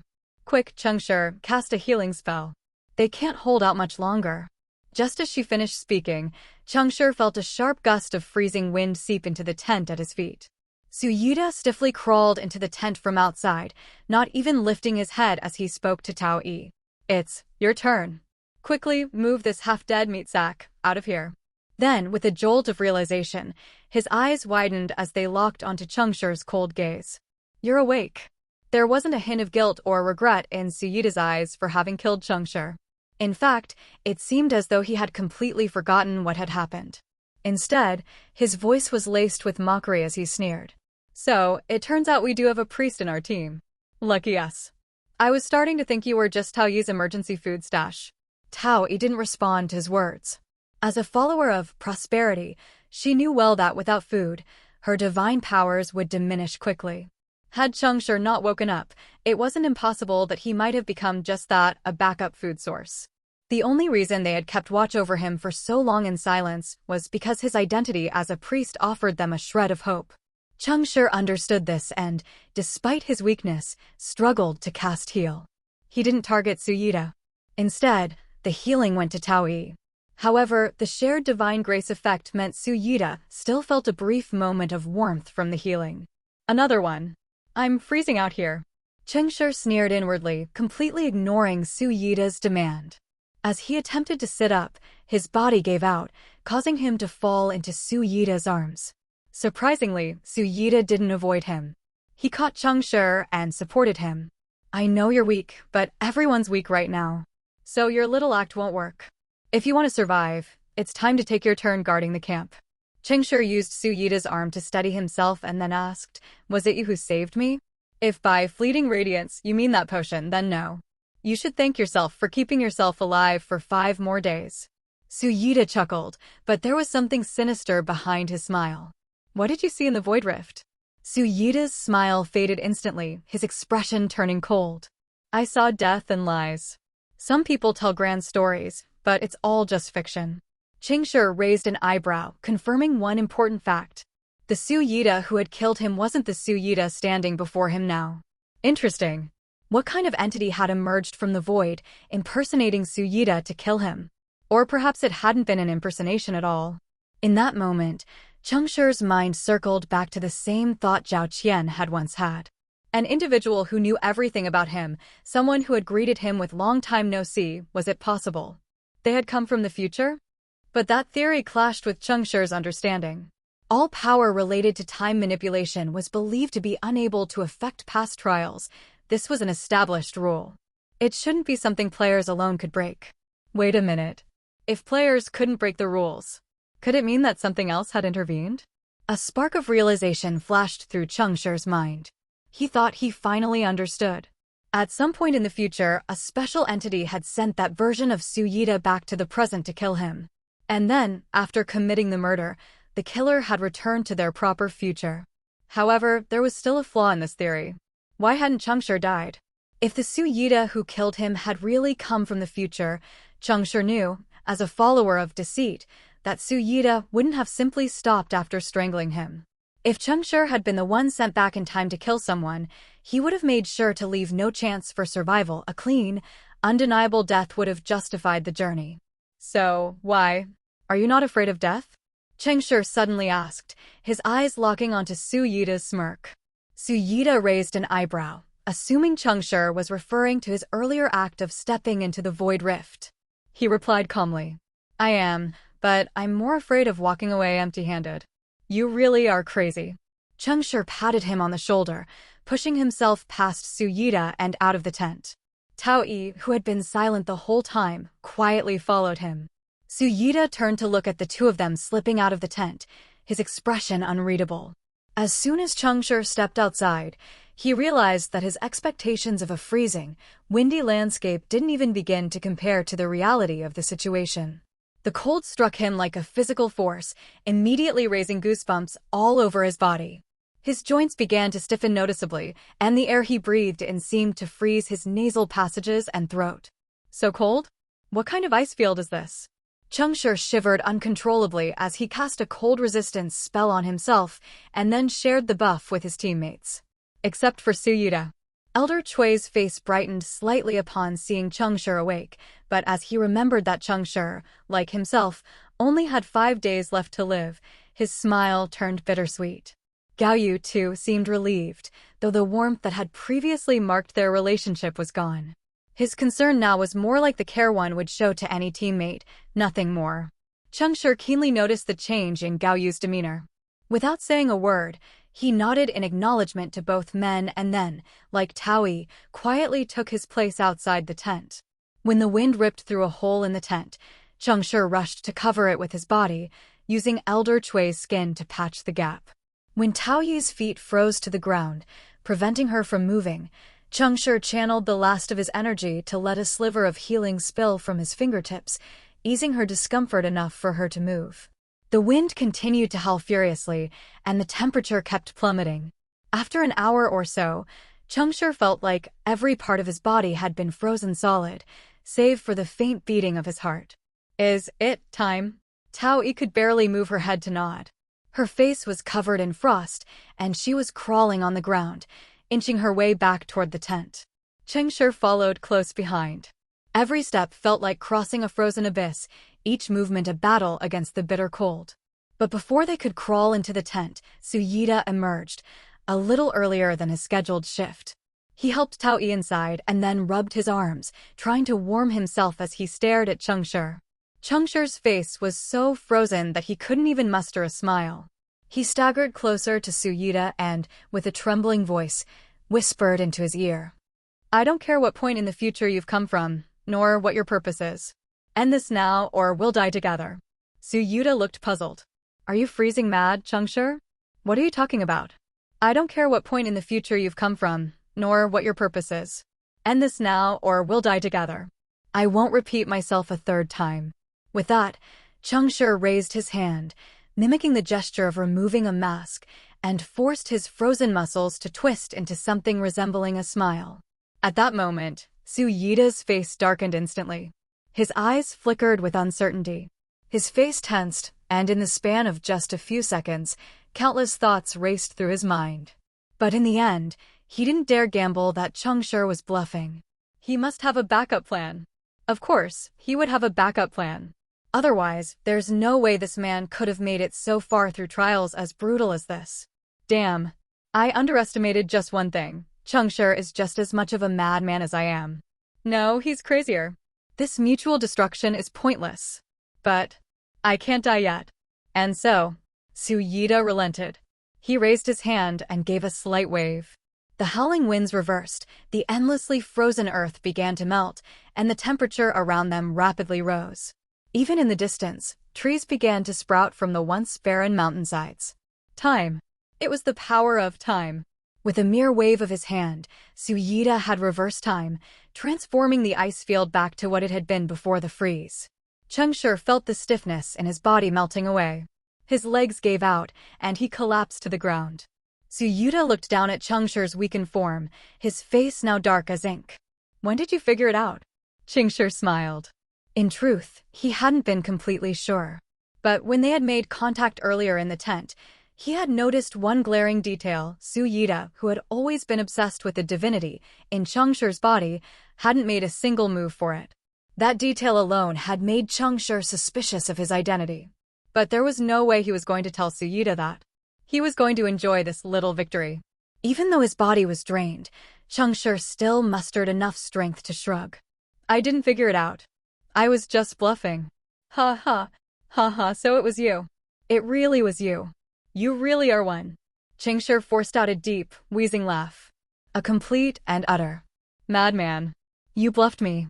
Su Yida's face twisted with fury as he glared at Cheng Shi, who was pounding the ground, laughing uncontrollably. Through gritted teeth, Su Yida spat out a cold, venomous threat. Cheng Shi, do you really think that just because I killed you once, I wouldn't dare do it again? Cheng Shi's laughter subsided, replaced by a crooked, enigmatic grin. He slowly lifted his head to meet Su Yida's eyes, replying with deliberate precision. You won't. You can't. Su Yida's gaze darkened. He raised his hand sharply, and the violent forces of time and memory swirled at his fingertips, their combined divine power rivaling the overwhelming torrent of bones Cheng Shi had once witnessed in the Bone Temple. It was clear now an otherworldly existence had intervened. What was even more intriguing was that Su Yida's body harbored two distinct divine powers, yet there was no trace of deceit. Enough with the theatrics. Even if you wield this terrifying power and tear the world apart, you still won't kill me. If you really know me as well as you claim, then you should understand. The moment I called your bluff, I learned where your limits are. You won't kill me, and you won't dare use his power in front of me. Isn't it hilarious? A master of trickery, a follower of deceit, trying to kill me by borrowing the power of an existence. Though the freezing cold had started to recede, Cheng Shi's injuries were very real. Choking back his discomfort, he cast a healing spell on himself and let his body fall back against the ground, drained but still thinking. Now let's talk. The power of time at your fingertips seems to be stronger than that of memory. Let me guess, was it time who sent you back? Su Yida's hands clenched tighter, the divine energy crackling more violently. His eyes remained fixed on Cheng Shi, filled with a hatred that longed to erase him from existence entirely. But Cheng Shi had hit the mark. Su Yida didn't dare. He didn't even dare use a fraction of deceit's power against Cheng Shi. He was terrified that he would find out, that he would be displeased, that he would have objections. Indeed, an existence had intervened, sending Su Yida from the future to the present. But that existence wasn't time, it was memory. What's wrong? You love hearing yourself talk, so why go quiet now? Fine, I'll do the talking. Let me think it through. If you've come from the future with a specific purpose of killing me, that must mean I affect you, or perhaps that existence, behind you, at some critical point in the future, right? Knowing myself well, I doubt I'd ever stop being overly cautious, even far into the future. I'm not someone who picks fights, nor do I go out of my way to provoke others. To stay alive, I'd be willing to abandon unnecessary things.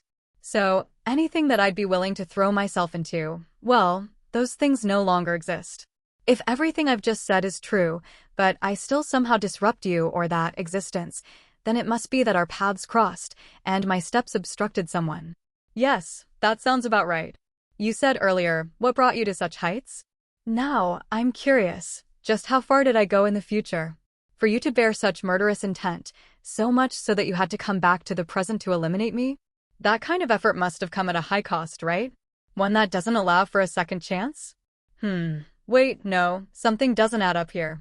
Your killing intent is strong, but your will to actually kill me isn't. You've had plenty of chances to kill me, yet you didn't. We both follow deceit, so we both know each other has safety nets.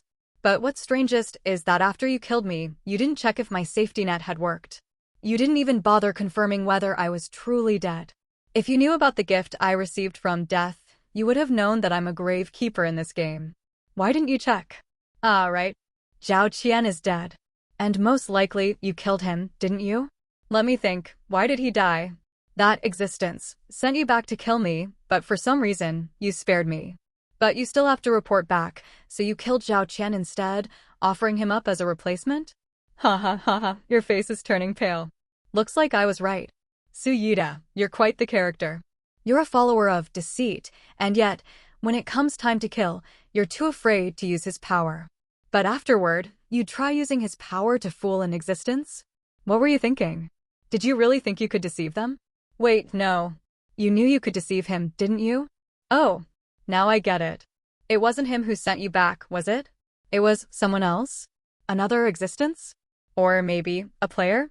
So it was a player, wasn't it?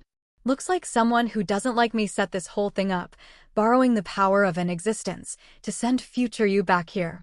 Interesting. Who is it? Care to tell me?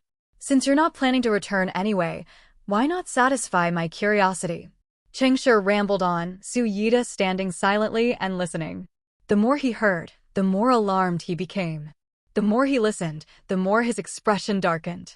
This assassination from the future, it was as if Cheng Shi had witnessed the entire plan unfold firsthand, so clearly was he describing everything. But that wasn't the most disturbing part. After all, there were plenty of clues to piece together for anyone sharp enough. It was Cheng Shi's final words that Su Yida couldn't hide his fear from. Self from the past won't leave me stuck in the memory forever. I'll return, Cheng Shi, no matter how accurate your guesses are or how angry you feel, it won't change a thing. We don't belong to the same timeline. As for whether I kill you or kill someone else, that's entirely up to me, and it has nothing to do with anyone else. Su Yida's tone was scornful, and his gaze returned to its icy indifference. But by now, Cheng Shi had fully seized the upper hand. He had seen right through Su Yida's scheming. So the talent is called self from the past, huh? So it's memory after all. Although I follow an opposing faith, I don't see how I'd be important enough for memory himself to get involved. I'm just a small-time player. What could possibly make me worth his personal attention? Cheng Shi chuckled nonchalantly and continued. Return? Return to where? To whatever rest area your future self is hanging out in outside the trial. Don't kid yourself, Su Yida. I kept wondering, if a future assassin successfully completes his mission, even using deceit, why would he stay behind in the trial, waiting for his target to wake up? And not only that, but why would he go so far as to save his target with a lie? What, do you have a crush on me? Ha ha. I doubt it's me you're so fond of, it's yourself, isn't it? Su Yida, you're in love with your present self. Cheng Shi's voice suddenly rose, and he pointed directly at Su Yida's face, as if looking at a complete madman. When you killed me, you did it so quickly, which tells me the future scenario you were part of left you with a very tight window of opportunity. If time was that limited, how could they let you stick around to continue the trial? I might not fully understand this terrifying talent of self from the past, but I do know that memory doesn't like anyone but himself tampering with memories. He wouldn't tolerate his assassin hanging around to engage in unrelated activities. Which means you're not going back. Or rather, someone's already gone back in your place. Am I right? I kept wondering if you came from the future, then what happened to the original Suyuta? He disappeared into the void rift the moment you showed up, and the two of you missed each other. So your appearance wasn't a possession of his consciousness.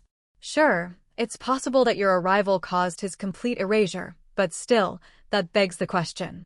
How do you have the audacity to think you could deceive the ones who set this whole plan in motion to kill me? These people were powerful enough to borrow memory's power. They have to be the top players out there. Aren't you afraid they'll see through your lies? You're scared of death, Suyuta. Truly you are. You're so scared that you didn't even dare gamble on whether I had a backup plan. This means you're terrified of dying. So how is it, then, that you weren't afraid to gamble on the game setup to kill me? That leads me to one conclusion. You don't care if they figure it out because whether they do or don't, you're safe. You complete and utter madman. You actually sent your present self into the future. Cheng Shi could hardly fathom the depths of madness in the person before him. Suyuta had sent his past self into the future, to the very timeline where Suyuta currently existed. It was crystal clear now. Suyuta, a man filled with schemes and trickery, would never trust any promises or words from his future self if they ever met. Yet, the future Suyuta had succeeded in convincing him. But how? Because he knew exactly what burned brightest in his past self's heart, the desire to become a god. In that future timeline, Suyuta had likely reached unimaginable heights. He was closer to the gods. He understood himself, seduced himself, deceived himself, fueling the desire within his past self and luring him into the future. This, in turn, showed clearly that the players who joined the Logic Association were nothing but a group of mad, absurd, and obsessive lunatics. Such an incomprehensible act left Cheng Shi utterly shocked. Suyuta's actions also revealed one undeniable truth. Even if the present Suyuta were to die, the Suyuta from the future would remain alive. Why? If death in the past didn't equal death in the present, then what was the point of sending someone back to kill him? Was this the paradox of time? Or was it the might of memory? At this point, Suyuta finally spoke again, a self-deprecating smile on his face. In your eyes and mine, you've always been you and I've always been me. But in his eyes, every version of you and me in memory is independent. We're nothing but colors in a flipbook. Removing any one page means nothing to him. Cheng Shi furrowed his brow, not fully understanding. So, he sent you back just to erase the present version of me? If it doesn't affect my future self, what's the point of erasing my past self? Even if that's true, it only applies to memory. But you're not him, nor are you his follower. What makes you so certain you can survive within this backtracked memory? Wait, I think I get it now. Ha ha ha. Suyuta, you're brilliant. Truly brilliant. I thought the reason you didn't dare to use our patron's power against me was because, in the future, I'd reached a level high enough to earn his favor, and you were afraid of angering him by killing me. No, I was wrong. Completely wrong. How naive of me. You dare to stay in the present, pretending to be the original Suyuta, not because you can escape memory's scrutiny, but because you're waiting for our patron, Deceit, to help you trick them. So that's it. That's it. You accepted the future faction's mission, but didn't kill me, your first deception. You tricked your present self into going to the future and used Zhao Qian's corpse as a substitute for me, your second deception. You've been trying to fool the players in this trial by living on as the past Suyuta, who knows nothing about all of this, your third deception. You've woven a web of lies connecting the present and the future, offering it up to our beloved patron so that he would cast his gaze upon you and then, in the web of this so-called past memory, he would protect you. Only he could allow you to assume an old identity and live within memory. Especially since this entire scheme is intertwined with memory. I'm sure he's enjoying it immensely. That's why you dared to defy death's gift, but fear using deceit's power to destroy his follower. It's not because I'm important, it's because you're afraid. You're afraid that a flaw in this grand deception would cause him to lose interest in you. What a deceiver. What a master of trickery. Suyuta, you almost succeeded. Until I realized I still underestimated you, even the you from now, right? Suyuta sighed in resignation, retracting the divine power he had been wielding. You're sharper than me, Cheng Shi. He wasn't wrong, you really are insufferable. Curious about the time power dwelling in me? Memory's power might have been borrowed from him, but the time power in me, that's something you can't quite figure out, right? Indeed, if memory had intervened, where had Suyita obtained such concentrated time power? A semi-divine artifact? A fragment of divinity? None of it seemed to add up. Cheng Shi remained silent, waiting for Suyita to provide an explanation. However, I'm not telling you. You're a dog, aren't you? Why even bring it up if you won't explain? For a brief moment, Cheng Shi's face twisted in annoyance, as if he had just swallowed something unpleasant.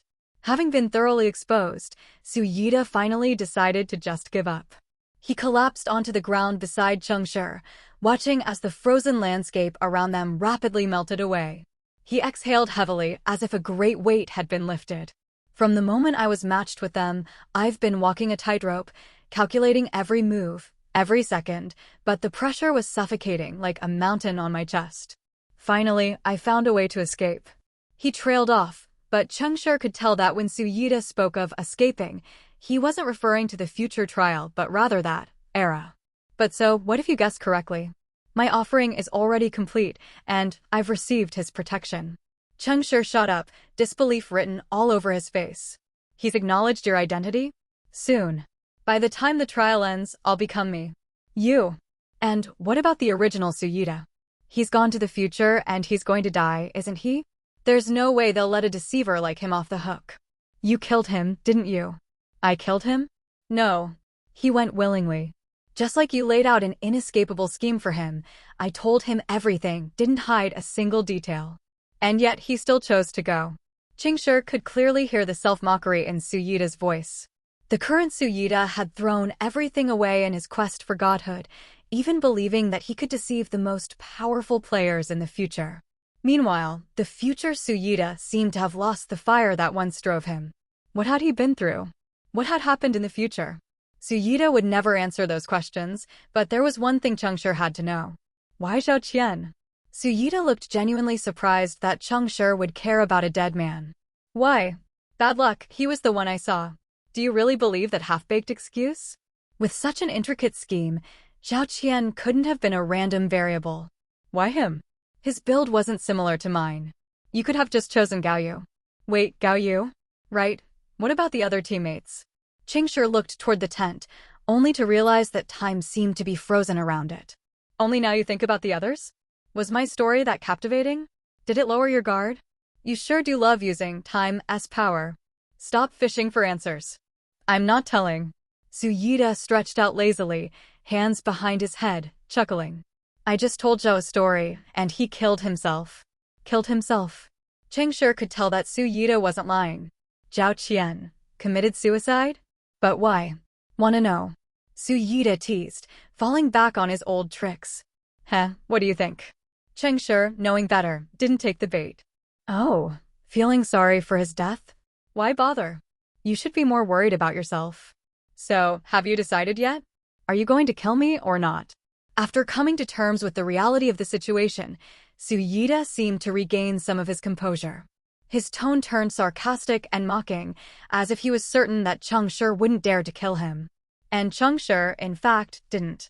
For the same reason Suyita hadn't killed him, because Cheng Shi was worried about how their patron might react.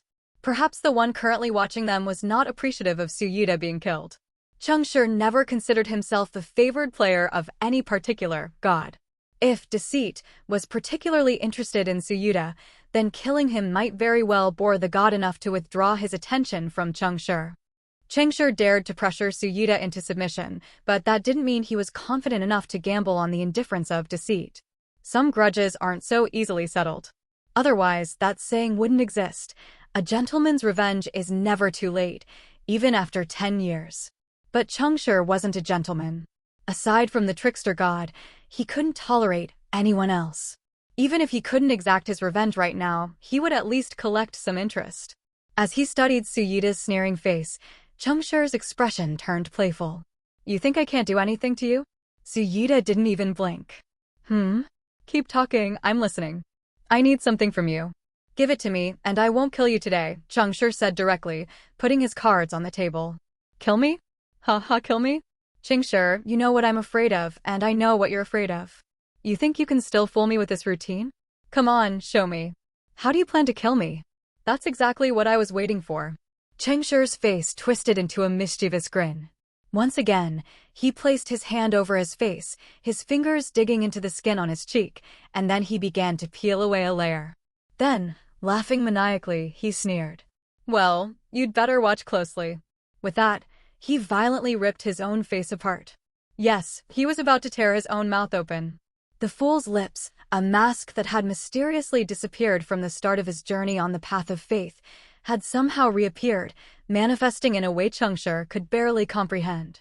This mouth was a master of deceit. It lied to others as easily as it lied to Cheng Shi himself, and it had caused him no end of trouble.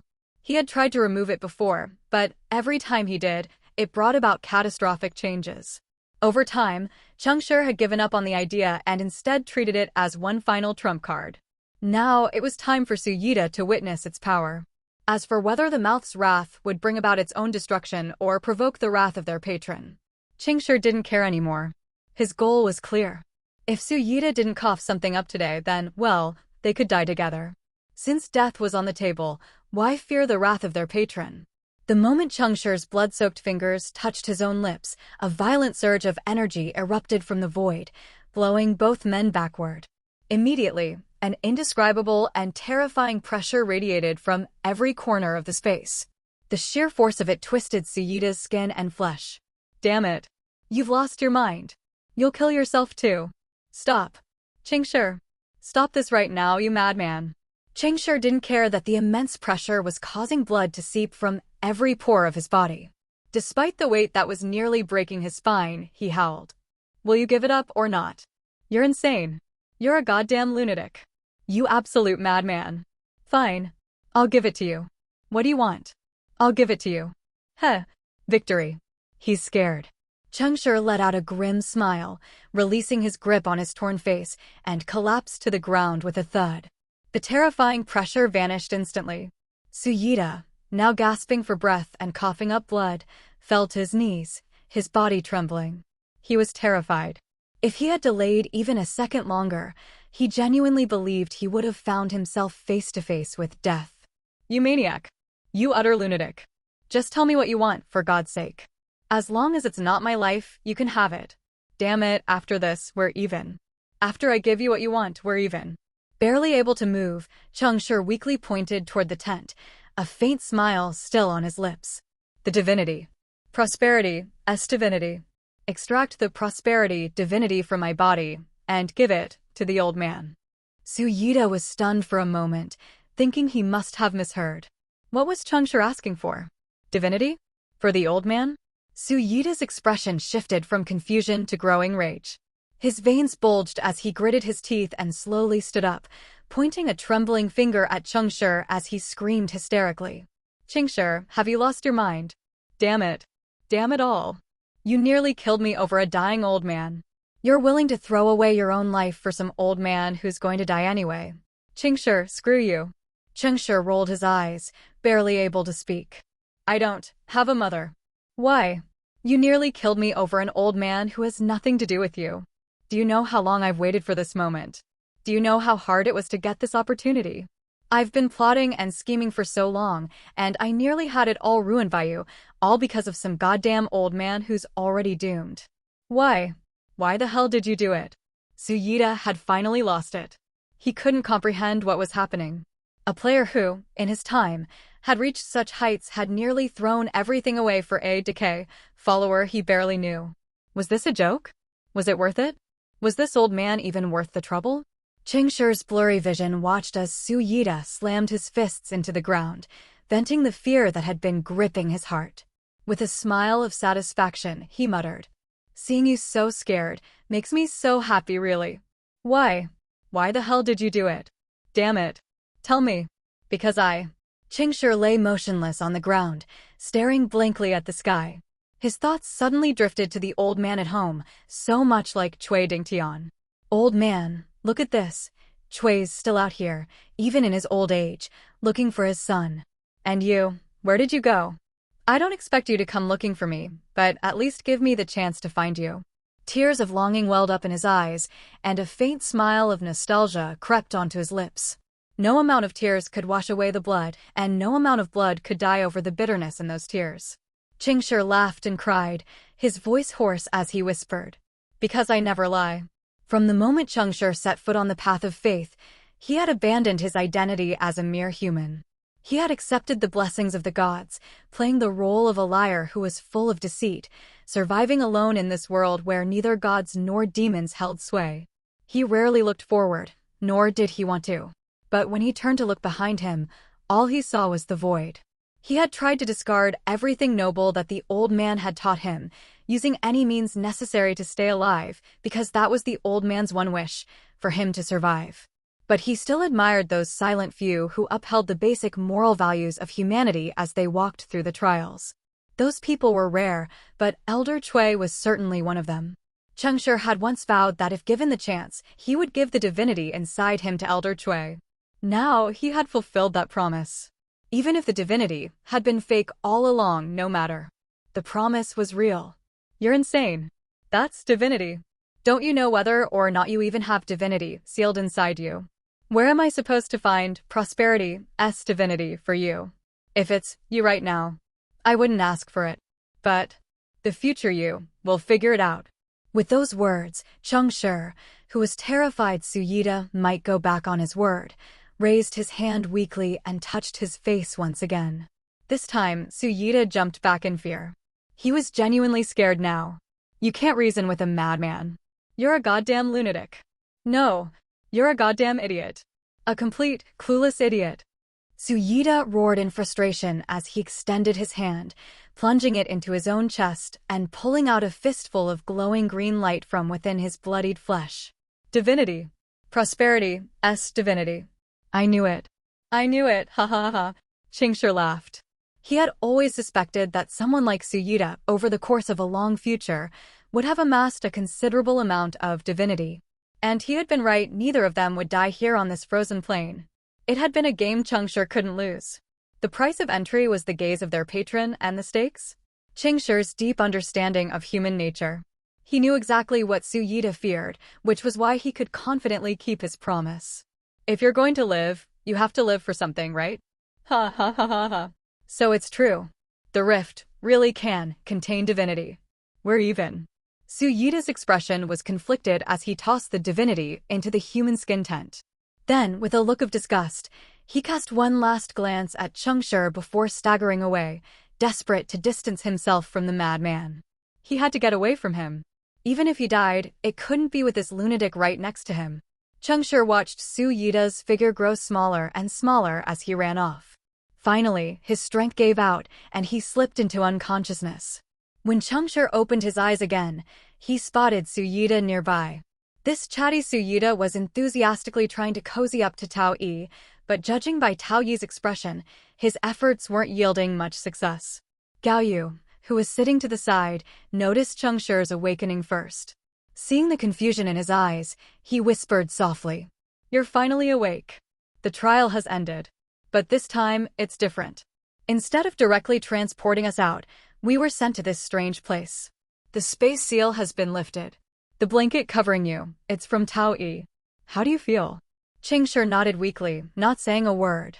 His hand, hidden under the blanket, discreetly checked for his ring. It was still there. "You were seriously injured. When we found you, you were barely breathing. What happened outside? When Elder Chui and I came out, we could feel a strong presence of time power." Cheng Shi glanced sideways at Su Yide, his face pale as he shook his head. "I don't know. I just saw a burst of multicolored light, and then I blacked out." Multicolored light? All right, Su Yide didn't remember either. "He passed out even farther away than you did and wasn't in much better shape than you. We think something outside the trial might have affected it, and that's how we got lucky and survived." Maybe. By the way, where's Elder Chui? "He's gone. He left the trial."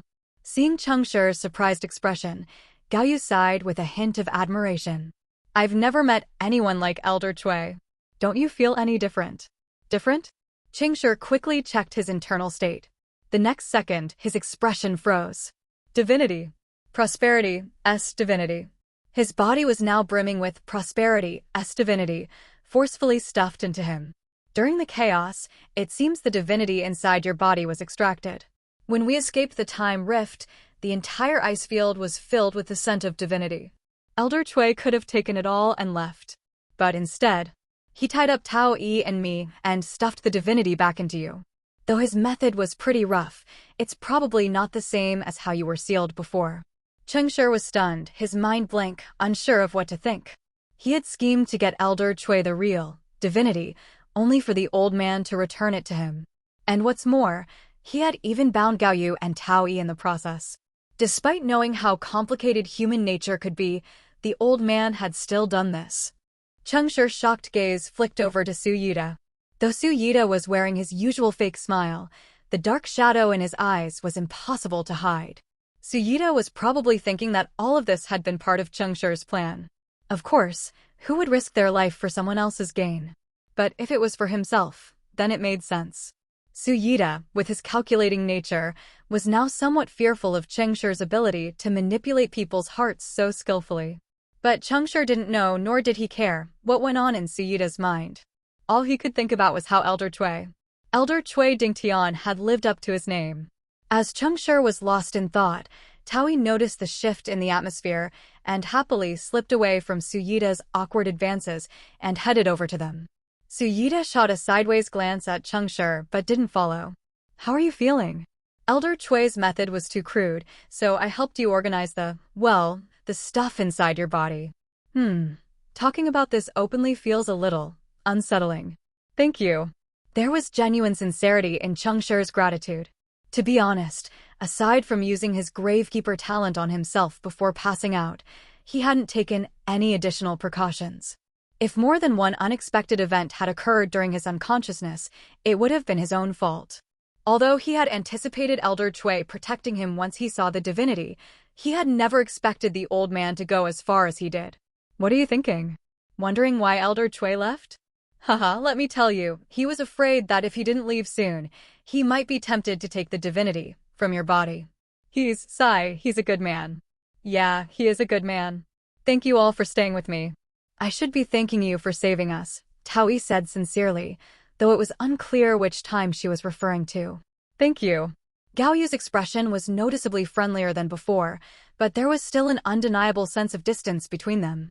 The boy seemed to have changed his attitude toward Cheng Shi. Was he afraid of him? Had Gao Yu figured something out? Or had he uncovered one of Cheng Shi's lies? Forget it. There's no point overthinking it now that the trial is over. Cheng Shi struggled to his feet and once again expressed his sincere thanks to Tao Yi and Gao Yu, but his glance purposely skipped over Su Yida.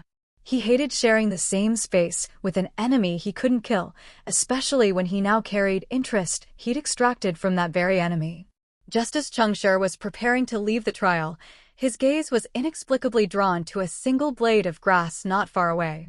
He watched as a drop of dew gathered on the grass, absorbing the surrounding moisture and growing larger. The dew became heavier, weighing down the blade until it bent under the pressure, and the clear droplet finally fell, reluctantly, from the leaf. It struck the frost-covered ground, splattering upon impact. Soon after, it froze once more, becoming part of the icy surface. Seeing this, Cheng Shi suddenly began to laugh. Gao Yu followed his gaze, but saw nothing. Confused, he asked, "What are you looking at?" "I'm watching the annihilation of a world." Gao Yu thought Cheng Shi was acting strangely. Maybe you should heal yourself first? Could it be that the divinity extraction messed with your brain? But before he could finish speaking, Cheng Shi suddenly vanished. He was gone. Without much of a farewell, Cheng Shi had voluntarily exited the trial. In that final moment before leaving, he had come to a realization. Oblivion wasn't just about destruction. Perhaps, in this world, offerings to him were made every moment of every day. He was everywhere, and his power far exceeded anything Cheng Shi had ever imagined. Special Trial, The Vanishing World, Oblivion, Challenge cleared. Calculating score and distributing rewards. Player, Cheng Shi, Performance score, S. Reward item, Mask of Innocence, S, X1. Reward item, Mask of Terror, A, X1. Reward item, Mask of Witness, S, X1. Reward item, Mask of Choice, B, X1. Path to Godhood plus 16. Ladder of Ascent plus 0. Current Path to Godhood score, 2141. Global rank, 452,007. Current ladder of ascent score, 164. Fate path rank, 60. Trial cleared, preparing to exit. Cheng Shi's departure had been so abrupt that even Tao Yi and Gao Yu were caught off guard. They had thought that after sharing life-and-death experiences, they might gain a new friend in this fragmented world. But it seemed Cheng Shi had no such intentions. Well, maybe that's for the best, Gao Yu muttered to himself, then chose to leave as well. Only two remained. Seeing that Cheng Shi had left the trial alive, Su Yida finally breathed a sigh of relief and was preparing to make his own exit. But just then, Tao Yi turned to him with a smile. So, I'm still really curious about what happened outside after you pushed me into the tent. Could you tell me again? Huh? Girl, do you really think I'm your lapdog? Su Yida had played his part for long enough and was tired of it. With no danger left and only the two of them now, he no longer needed to pretend to be a lecherous fool to hide his faith or play the understated, original version of himself to keep a low profile. He sneered, his eyes roaming over Tao Yi with unrestrained contempt as he coldly replied, "Before I get the urge to kill you, why don't you just piss off? You're a damn nuisance." Tao Yi wasn't surprised by his reaction. In fact, her smile only brightened. In that case, I think I understand now. But can I ask just one more question? Did Cheng Shi know that you're a master of trickery? Reality, unknown province, residential area. This was a modest two-bedroom apartment on the 4th floor of an old building. It wasn't large, but it was filled with the warmth of life. The room was cluttered with all sorts of personal belongings. If you looked closely, you could find traces of someone's life, from childhood to adulthood. Toys, doodles, textbooks, posters, figurines, suitcases. Everything was still in its original place, just as it had been before the gods descended. Not a single thing had been moved. For over 6 months, there was not even a speck of dust on any of them. The reason was obvious. Someone had been cleaning regularly. This was the old residence of the Cui family, where Cui Qiushi and his father, Cui Dingtian, had lived. For 18 long years, two people had called this place home. Later, due to reasons we all know, the house changed hands. But before long, the elder Cui returned. Though he had paid a price, he believed it was worth it. As for Wei Qiushi, who had always been so attached to his home, never returned, the old man didn't know. He didn't try to guess, nor did he want to. He was too afraid to think about it. In the past, Cheng Shi had once thought about asking Cui Dingtian why he hadn't participated in the wish trial to search for his son. But later, Cheng Shi understood. It wasn't that elder Cui didn't want to look, it was that he didn't dare. But today, he had changed his mind. Because he no longer had time to wait. He had only 3 days left to live. Cui Dingtian held a rag in his hand, carefully wiping down his son's favorite models. His mind drifted back to that scene from the trial, the ground littered with divinity. If only he had taken some of it, even hidden just a little. No, Cheng Shi had promised it to him. That wouldn't have been stealing. Just a piece, a single piece, and perhaps his life could have been extended. But he had given it up. He knew what human nature was, understood well the word greed. In the past, he might have resisted such temptation, but not now. Not with the end of his life so near. He feared he would lose control. Once that gate was opened, he would plunge straight into the abyss. But now, that choice left him with none. Does he regret it? Yes, he regrets it. But if he could go back and choose again, the old man would still choose to regret. My father named me Cui Dingtian so that I would live upright, to face the world with integrity. The old man finished cleaning every corner of the house, washed the rag, tidied his clothes, and sat down in Qiushi's room. He gently touched Qiushi's suitcase one last time. His clear, unclouded eyes were filled with infinite longing and the anticipation of an imminent reunion. All things must decay, all life must perish. Your faithful follower prays to you, asking to begin a trial. Reality, unknown province, remote mountain garden. Before Tao Yi even opened her eyes, she heard the phone ringing beside her. Ring, ring, ring. There were no telephone wires or network lines atop the mountain. As for what this rotary phone on the table was connected to, whether the void or something else, Tao Yi had no idea. It was a gift from a friend, given to her on her last birthday, 2 months ago. Tao Yi smiled, stood up, and ignored the phone's incessant ringing. She walked toward the endless stepped terraces before her, pulling out a glowing wisp from her pocket space and carefully spreading it over the field beneath her. Only after the fertilizing was done did she return to where she had woken up and finally pick up the still-ringing phone. "Hello. Dodging my calls, huh, little E? You've been unfaithful." "Not at all. I was just fertilizing the garden. Didn't have a chance." "Really? I doubt that, but since I'm in a good mood, I'll let it slide this time." "And what's made you so happy?" "I ran into that madman today. You wouldn't believe it. He may be crazy, but he's generous. The four of us split some divinity fragments. We made a small profit." "Oh, what a coincidence. I found some divinity today too. I used it as fertilizer, just like you suggested." "Did it work?" "So far, nothing noticeable." "Well, I just scraped that method out of the Tower of Logic's biological experiment archives, so I can't say for sure." "You." The voice on the other end trailed off as Tao-E suddenly interrupted. "By the way, have you ever conducted human experiments?" Huh? Too many to count." "What kind are we talking about?" "The kind where you seal divinity inside someone else's body." "Are you crazy?" "Why would I do that when I can't even contain it myself?" "What's up with that question?" "When did you join the Logic Association?" "Huh? What are you?" Tao-E interrupted again. "That thing you gave me. I've used it." "Wait, little E, you're acting really strange today. Oh, I forgot to water the plants. I've gotta go." With that, Tao-E hung up without hesitation. She stood atop the mountain slope, squinting into the sunlight, a sly smile spreading across her face. She looked like a little fox that had just sniffed out a secret. As for the person on the other end of the phone, beep, beep, beep.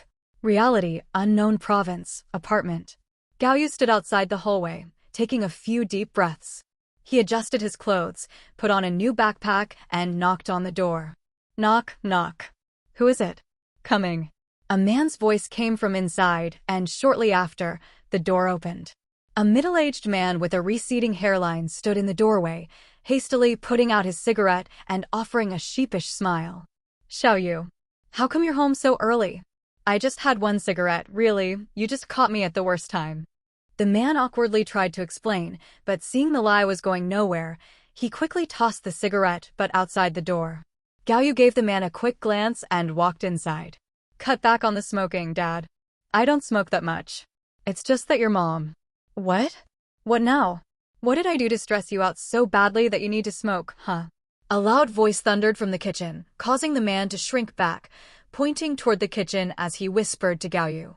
"You see? It's because she scares me half to death." Despite the man's convincing tone, if one looked closely, they would notice his movements were somewhat awkward. Like someone with joint problems, every gesture was a little stiff and unnatural. "You know, my mom spoils you too much." Gaoyu casually tossed his backpack onto the couch and shouted toward the kitchen. "Mom, what's for dinner?" "I'm already full on anger. What do we need dinner for?" "Keep it down. Xiaolin is resting in the bedroom. Don't wake her up." Gaoyu wanted to retort, "Who has a louder voice than you?" but decided against it. He exchanged an innocent glance with his father and then retreated to his room. The bedroom wasn't large, but it was cozy, not at all what you'd expect for a young man's room. Lying on the bed was a delicate-looking girl, breathing steadily as she napped. Gaoyu didn't wake her. Instead, he quietly pulled out a chair and retrieved a scalpel. He lifted his shirt, glanced at his chest, and then made a straight cut across his skin. Blood spattered onto the desk, staining the surface red. Just as he was about to deepen the incision, a small but firm hand grabbed the scalpel. "You're awake. Let me do it." The girl's hand was steady, as if she had performed this operation 1,000 times. She carefully cut through Gaoyu's chest, following the muscle fibers until she reached a metallic casing beneath the skin. With great caution, she extracted a small, button-sized object from beside his heart, then began suturing the wound. Gaoyu gritted his teeth, enduring the worst of the pain as he held the small metallic button in his hand, lost in thought. Whose story is it this time? This time, it's not a story. It's a prophecy. The girl raised an eyebrow, smiling as she asked, "What kind of prophecy?" "Hiss. Sorry, I slipped a little. Let me check." "It's fine, just a small mistake, no big deal. My left-hand positioning tool must be broken again." "It's okay. I'll make a new one. Thanks." Aunt Chin's leg extension unit is also acting up, and Uncle Gao's artificial lung. You really should tell him to cut back on the smoking. Sigh, let him be. It's the one thing he enjoys in life. I'll find some materials in the next trial and make him a new one. All right. All done. Can I hear the prophecy now? Sure. Gao Yu walked over to the wall, took down a small box, and placed the button inside. Immediately, the room came alive with sound. This isn't a joke, Zhao. Oh right, Zhao Qian. It seems you don't believe me. Fine, in that case, I'll give you a reason to die. Don't be angry. By the time you know everything, you won't just willingly die, you'll even thank me. Do you know how I found out about you torchbearers? At the first meeting with him, a beast master shared the story of how he had declined the torchbearer's offer, hoping to gain his favor. And then, that poor beast master was killed by Cheng Shi. Don't be surprised, you heard me right. Yes, Cheng Shi, the very one who died before your eyes. I know he's not dead. I didn't want to kill him, nor could I.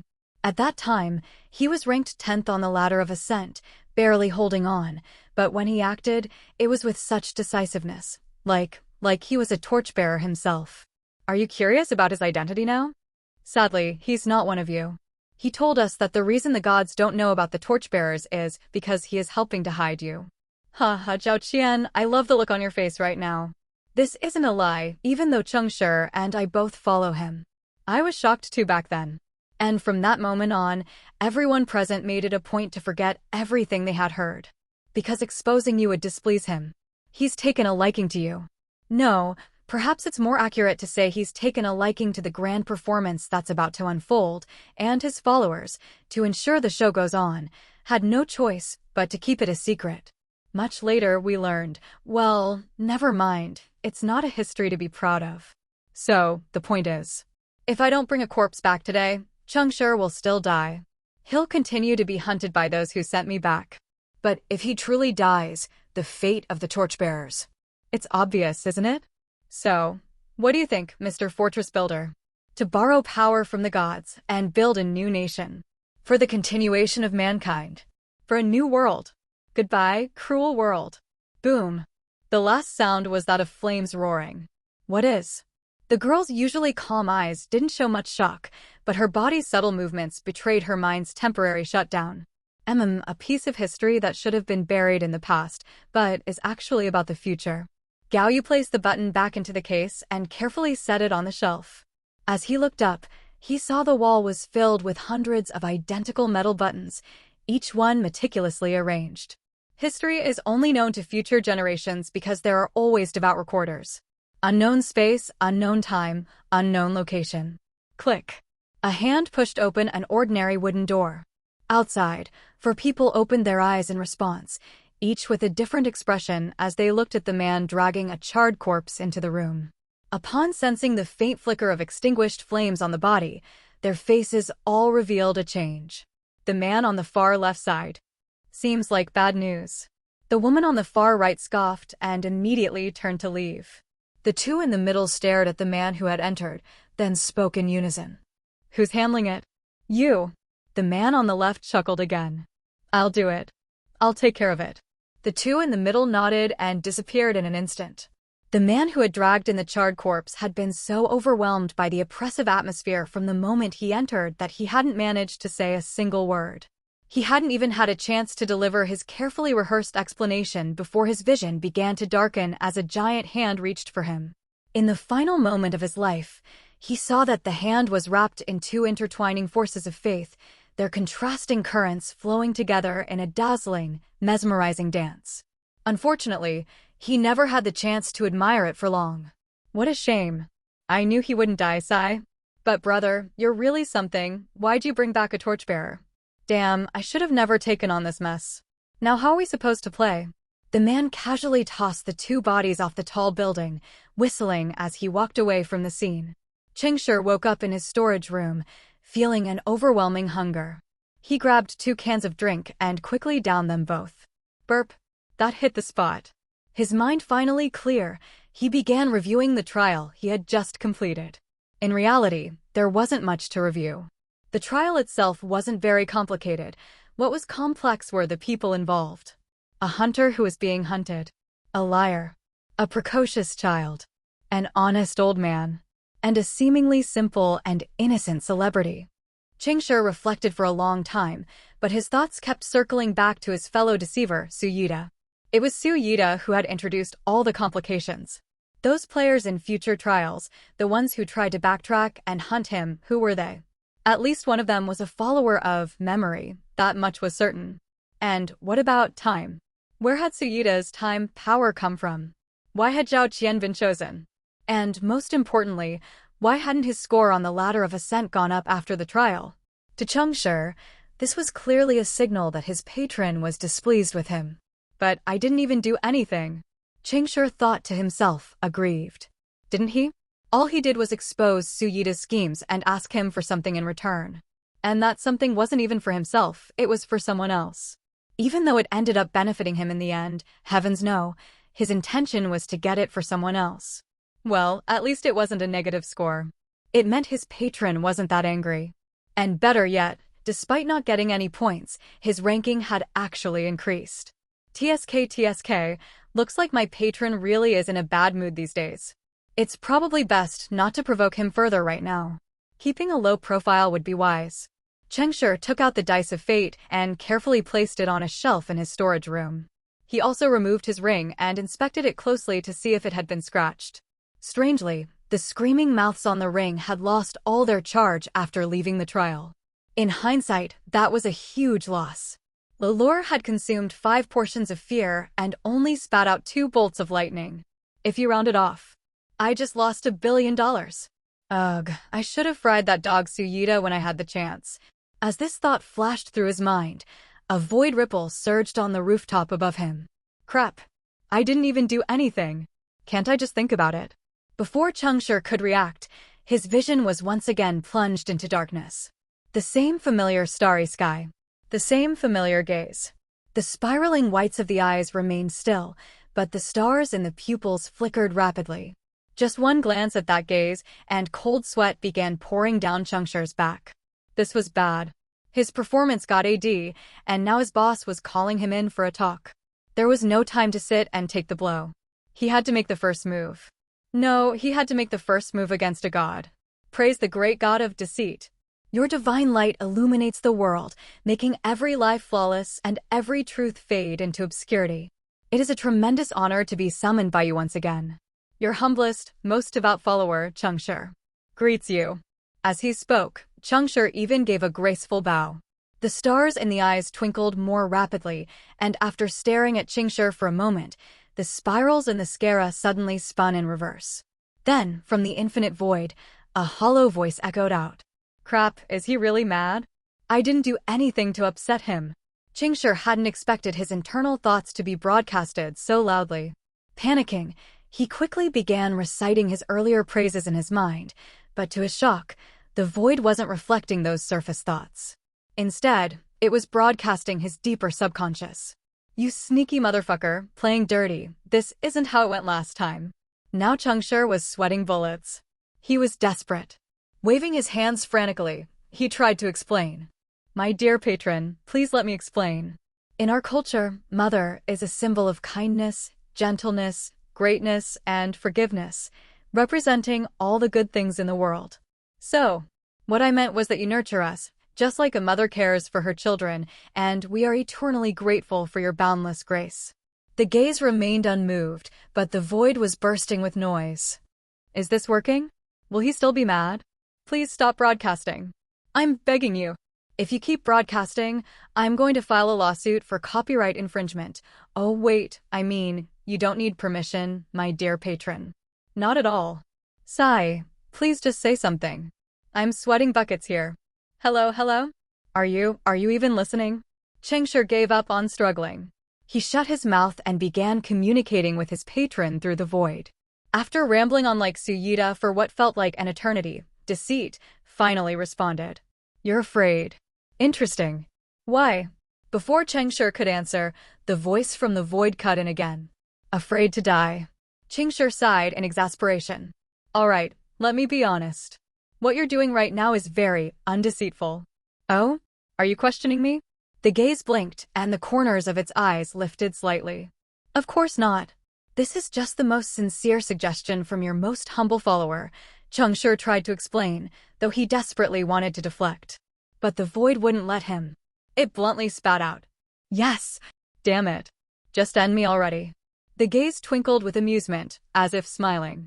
So, you've mistaken me for your mother again? I was wrong. I deserve any punishment you deem fit. The gaze gave Cheng Shi a quick glance, then slowly returned to its previous state, the stars flickering on and off, the spiral lazily spinning.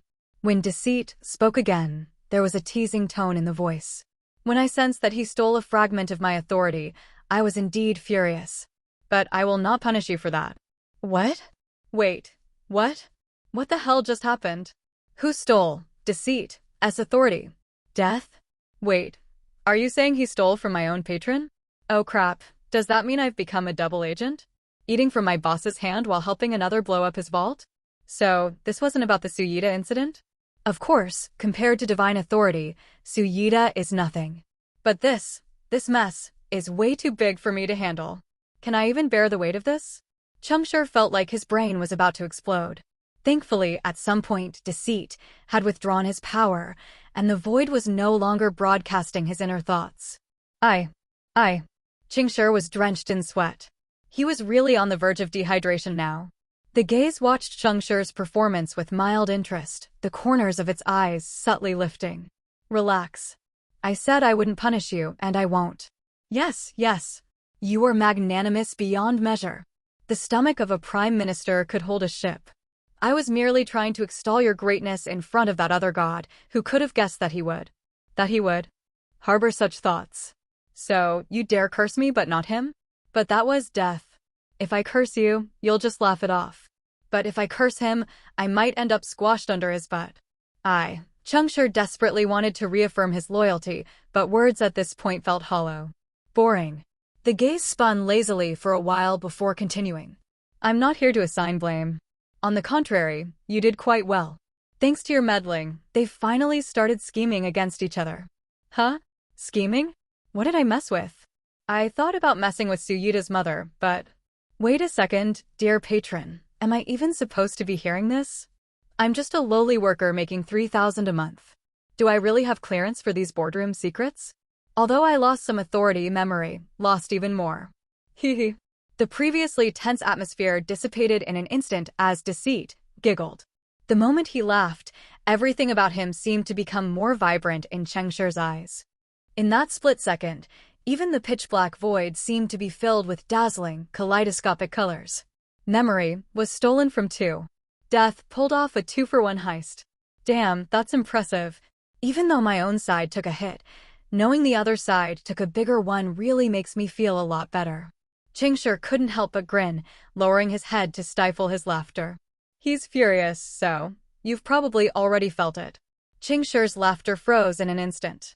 He finally understood why everything had unfolded the way it did during the trial. So Memory had sent Suyita back from the future to vent his frustration over losing his authority. Damn, so that's what it was all about. But why hadn't Memory simply taken direct action against him, especially when Cheng Shi had no means of resistance?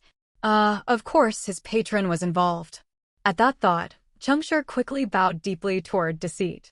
Thank you for your protection, patron. You truly care for your faithful followers like a mother cares for her child. When I realize that your words are lies, I feel both comforted and disappointed. The emotions of gods sure are complicated. Cheng Shi kept a wide smile plastered on his face, not daring to say anything in response. Let me clarify.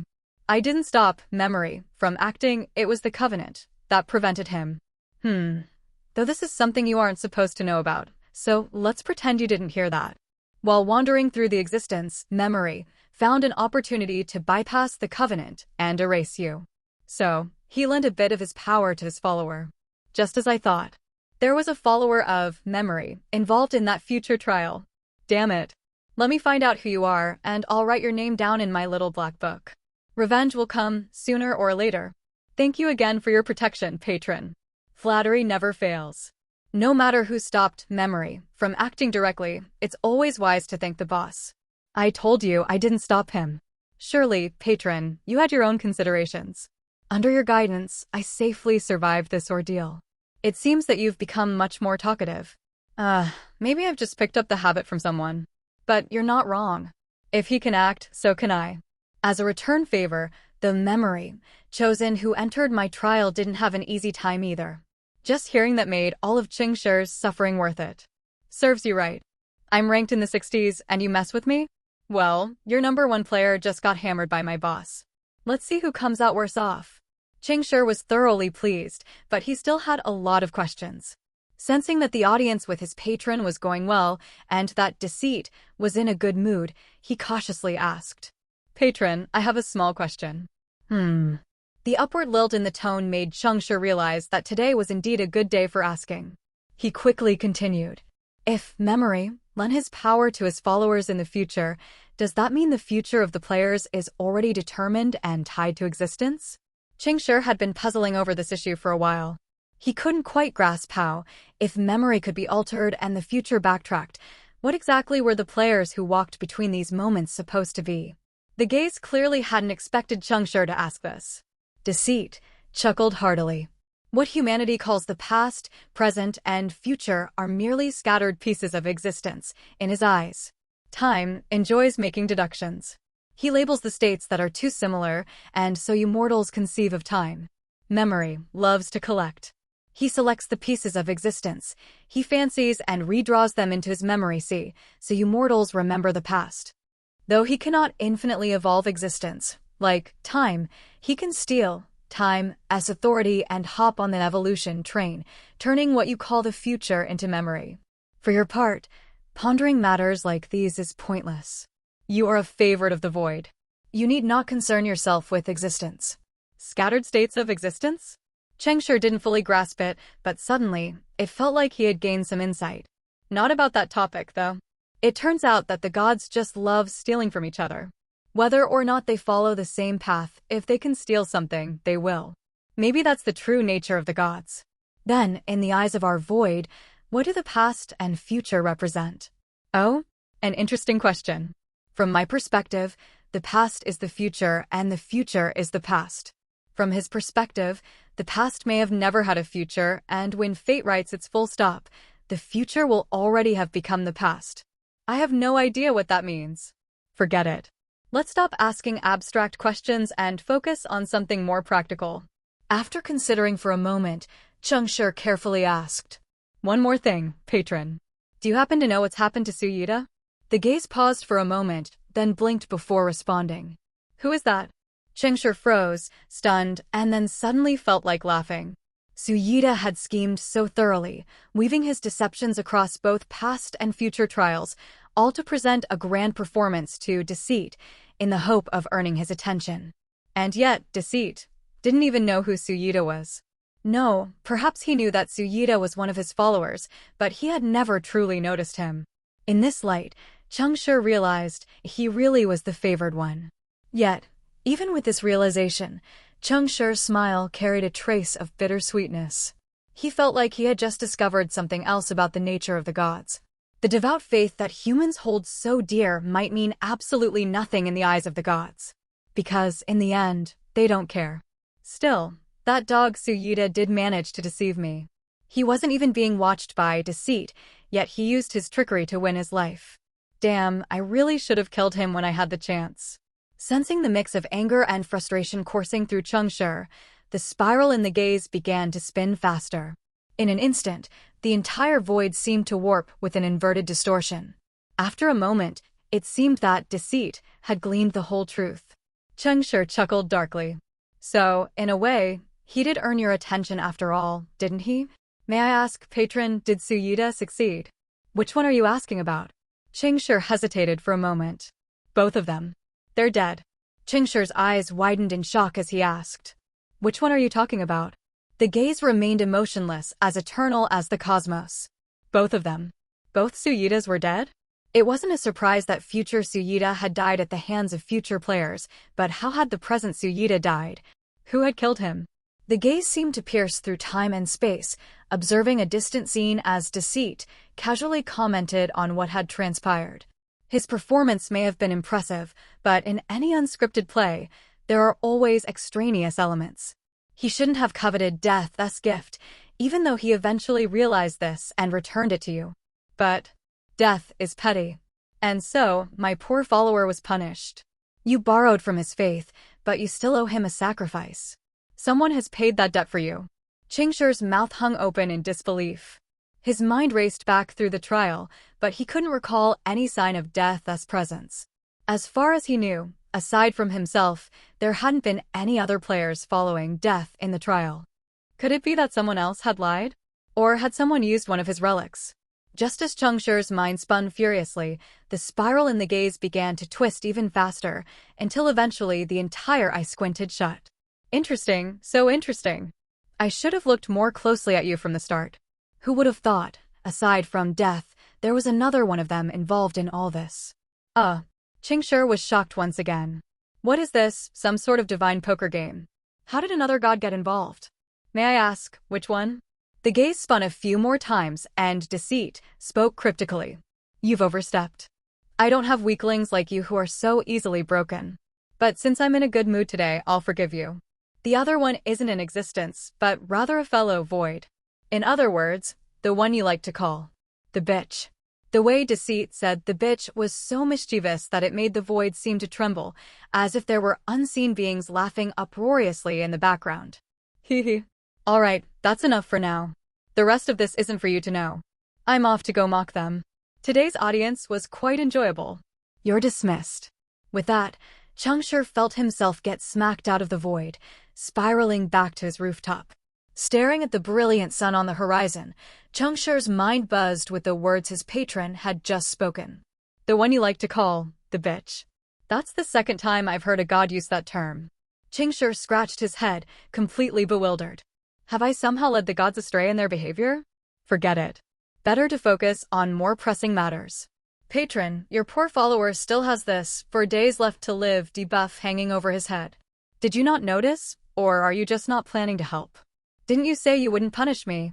Cheng Shi felt like he had misunderstood his patron. Although Deceit hadn't resolved the issue with the fleeting radiance buff, he had taken care of the divinity issue.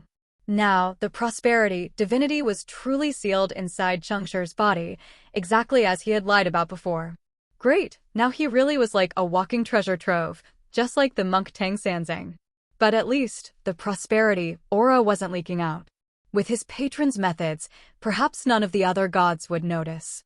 Praise the boss. Still, why did this feel like a hit you with a stick, then give you a date kind of situation?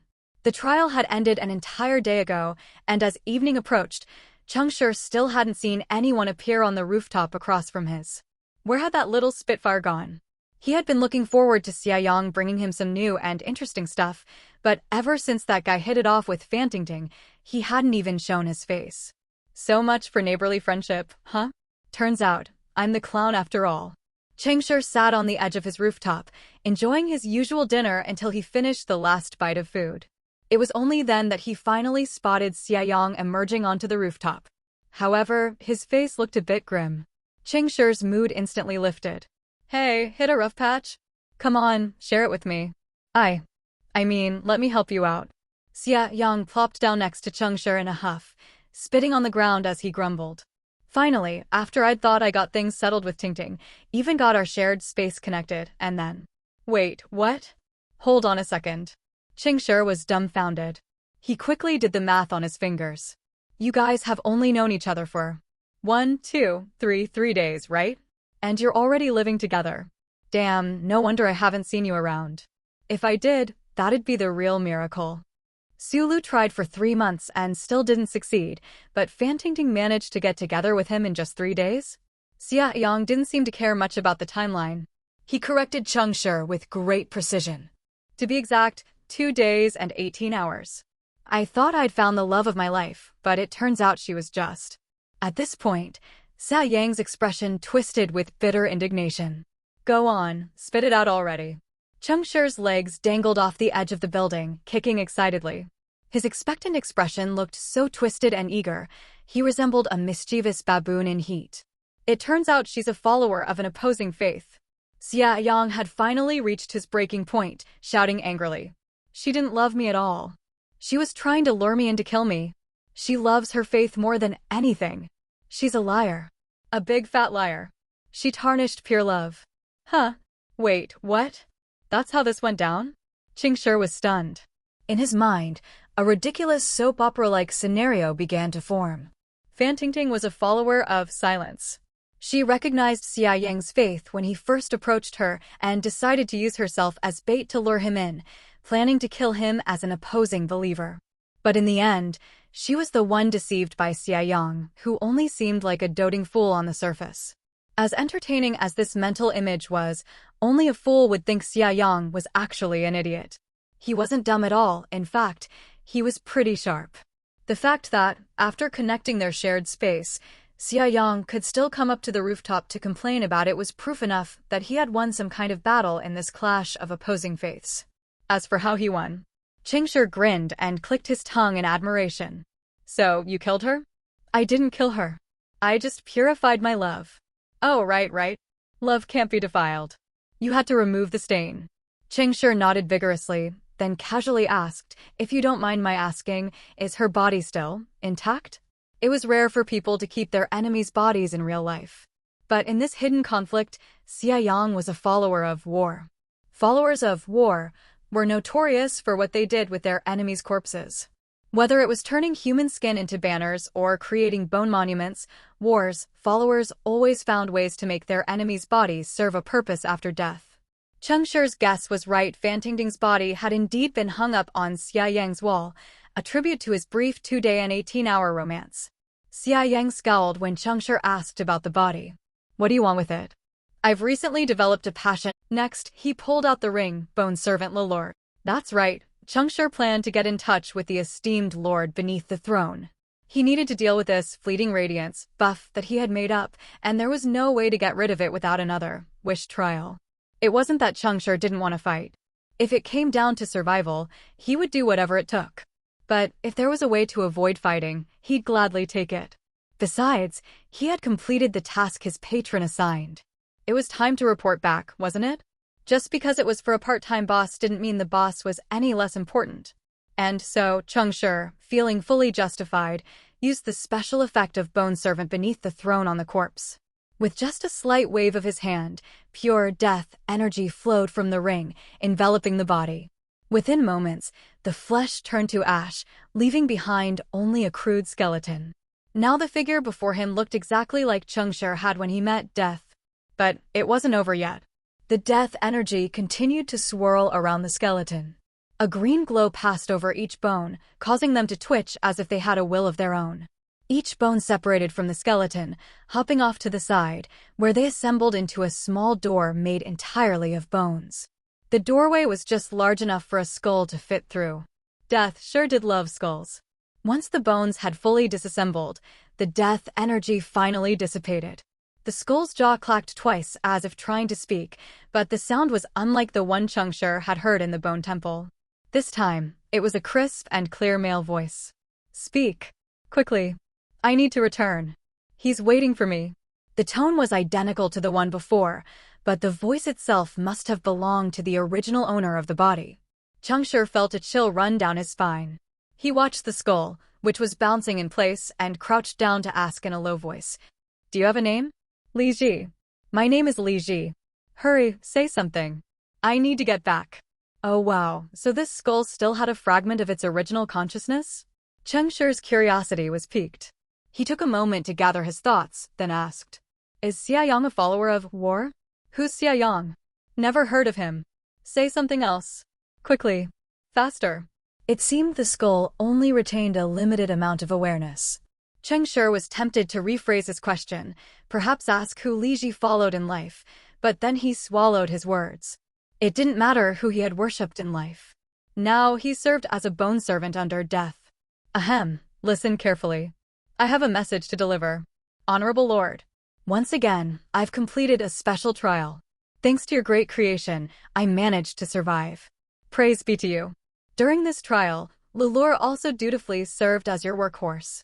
He is atoning for his sins, but you need not concern yourself. I will handle everything for you. However, there was a small complication during this trial. I seem to have picked up a little unwanted baggage. While this baggage would provide me with another opportunity to meet you, I feel that I should focus on pushing Lulur to work harder, rather than bothering you. Therefore, I humbly pray that you might postpone our next meeting. Your most loyal employee, Cheng Shi. Cheng Shi didn't dare use the word follower, so after much thought, he came up with the term employee. After nervously finishing his message, the skull clamped its mouth shut and immediately leaped into the bone door. Li Ji was gone. The skull, along with the bone door, vanished from the rooftop, leaving Cheng Shi staring at the empty space before him. With a heavy sigh of relief, he muttered, "Let's hope that works." In the distant void, within the lifeless fishbone hall, a gigantic skull sat upon the throne of bones, silently staring at the small skull before it. The small skull's mouth opened and closed rhythmically, repeating Cheng Shi's message word for word, its voice strong and clear, in stark contrast to the deathly stillness surrounding it. The giant skull listened quietly. Only after the small one finished its recitation did it allow the skull to return beneath the throne, where it became one of the stones in the hall's foundation. "Employee, how amusing."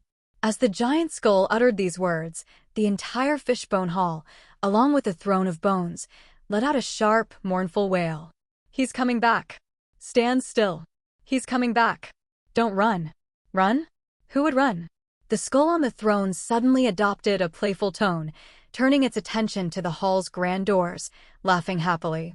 "Hee hee, old bones, your throne is still as uncomfortable as ever." As the voice echoed, another massive skull appeared outside the doors of the hall, this one surrounded by an even denser and more solid aura of death. The moment it arrived, the fishbone hall and the throne of bones seemed to come alive, noisily disassembling themselves and scattering across the ground. Then, like a flood, they surged toward the second skull, forming a new throne beneath it. In an instant, the two skulls had switched places. The newcomer became the master of the throne, while the previous one was left standing outside. "Why have you come?" "Old bones, how dare you ask that? You stole from me, so of course I'm here to slap your face." "Oh, sorry, I forgot, you really don't have any face." "What I took was his authority. What you lost, you gave to me willingly. I wasn't hunting for trouble. Yet you came anyway. Don't spell it out like that, it ruins the fun." The skull outside the door chattered happily, trying to hop closer, but the fishbone steps kept stretching out, preventing it from reaching the throne. "I hate climbing stairs. You can leave. I haven't had my fun yet." "Why so quiet?" "Feeling guilty." The skull on the throne was silent for a moment, then the green light in its eyes flickered. Slowly, a bone with its marrow on the outside and its walls on the inside floated up from beneath the throne, making its way to the skull outside the door. "Take back your authority and leave." "No can do. If Memory finds out I didn't lose anything, he'll hate me even more." "That's none of my concern." "Oh, but it is. You bribed my follower, used him to get inspired, and stole his authority. Now that my dear follower is being troubled by Memory, aren't you going to offer some compensation?" "I have forgiven him his owed sacrifice." "Not enough." The light in the skull's eyes flickered for a moment, then it let out a begrudging sigh. "What do you want?" "Hee hee, I was waiting for you to ask. I've had enough of him for a while now. How about we join forces and kill him?" The two skulls locked eyes, and without warning, the fishbone hall and the throne of bones collapsed and disappeared into nothingness. One skull floated in the void, its jaws opening and closing in mild disappointment. TCH coward. 2 days later, Cheng Shi finally received a reply from that esteemed lord. When he woke up one morning, he suddenly noticed something had changed about his status. The fleeting radiance buff had been replaced by radiance fleeting. Radiance fleeting. The body of the person who consumed the potion will turn to bones within 5 days. After 5 days, they will resurrect as a human. Time remaining, 2 days. Huh? What? Before Cheng Shi could comprehend what was happening, his vision went black. Dead. Not even his clothes were left. All that remained on the rooftop was a skeleton, sitting there suddenly and silently.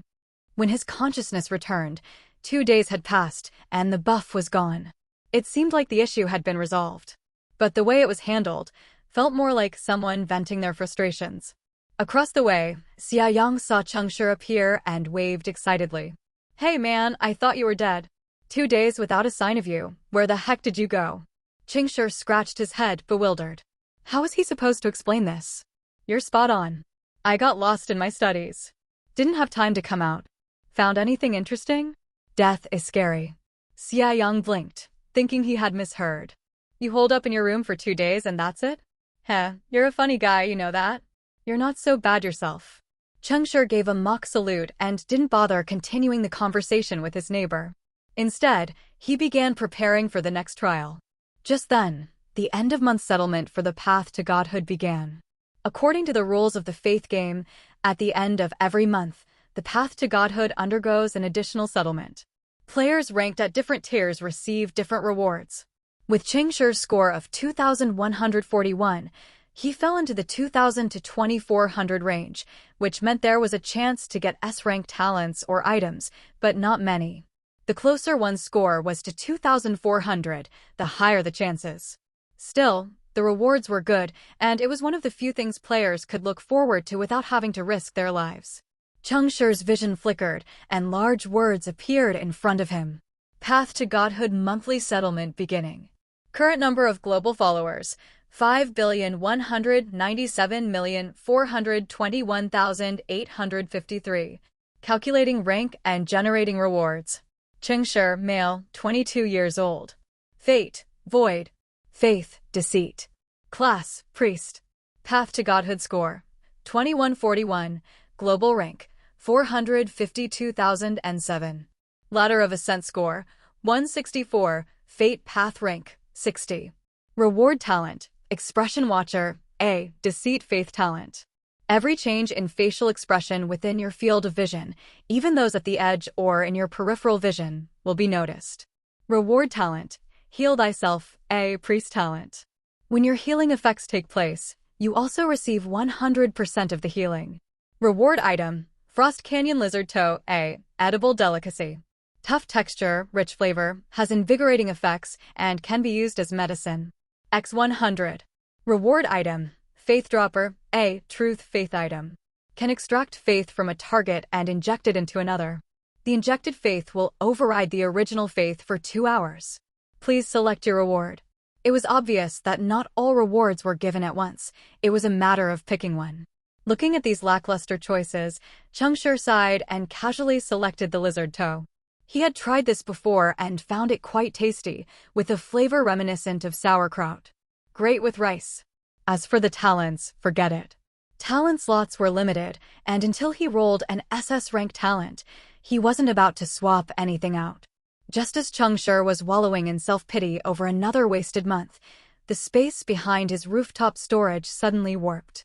A delicate skull fell from the sky, crashing at his feet and breaking its jaw. Whatever it had been holding in its mouth flew off onto the ground. Cheng Shi blinked in confusion at the bizarre sight. It's delivered. It's delivered. I'm off. He's waiting for me. Goodbye. See you later. With that, the skull and its dislodged jaw slowly disappeared. Wait, hold on a second. How did you manage to talk with your jaw missing? Huh? Why am I questioning how the skull talked without a jaw? Shouldn't I be questioning how a skull talks in the first place? This is really weird. Cheng Shi scratched his head and picked up the item the skull had left behind. It looked like a brooch. He held the small, 2-finger-long object in his hand and realized it was indeed a brooch, one made from 2 slender finger bones. Brooch of the Departed's Hand, S. Sacred artifact, a brooch personally crafted by Death, containing his deep understanding of certain aspects of memories, authority. Special effect, Memory of the Departed. You can converse with a corpse that has been dead for no more than 12 hours. The corpse will truthfully answer your first question based on its memories. Special effect, this is not a gift, but a trade. Each time you use Memory of the Departed, you must offer a sacrifice to the esteemed Lord upon the throne. How should I even react to this? I really feel like switching jobs. Question. How can I change jobs without my boss noticing, especially if I want to move to a company with better benefits? Is there a legal and compliant method? Asking for a friend. Urgent. Becoming a skeleton had cost Cheng Shi quite a bit of time. Before he even had a chance to check the various channels for updates, a new trial had already arrived. Standing on the rooftop, Cheng Shi put on his ring, pinned the brooch to his chest, and then, upon seeing the bright red notification before him, his face twisted into a grimace as he cursed. Damn it. Special trial. Who deserves redemption? Fate has begun. Matching teammates 1 to 6.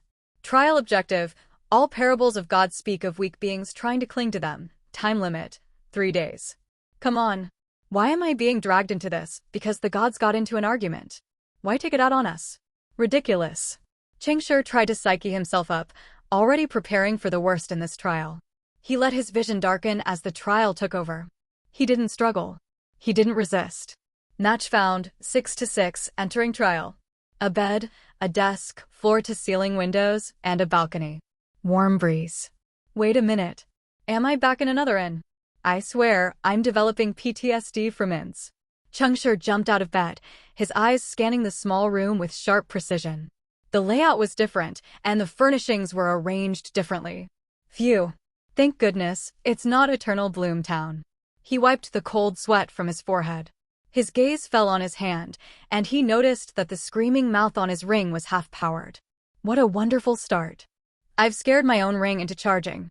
Great, now I can 100% succeed if I want to off myself. But next time, no need to give me such scares, thanks. Just like last time, Cheng Shi didn't rush out immediately. He pressed himself against the wall and listened intently for a while. However, this time, there were no sounds from the neighboring rooms, and no one came knocking. Frowning in thought, he decided to take the initiative and check things out. Opening the door, before his eyes could take in the surroundings, his attention was drawn to a tall girl standing right at the entrance. It wasn't just because she was standing in the doorway, but mainly because of how scantily dressed she was.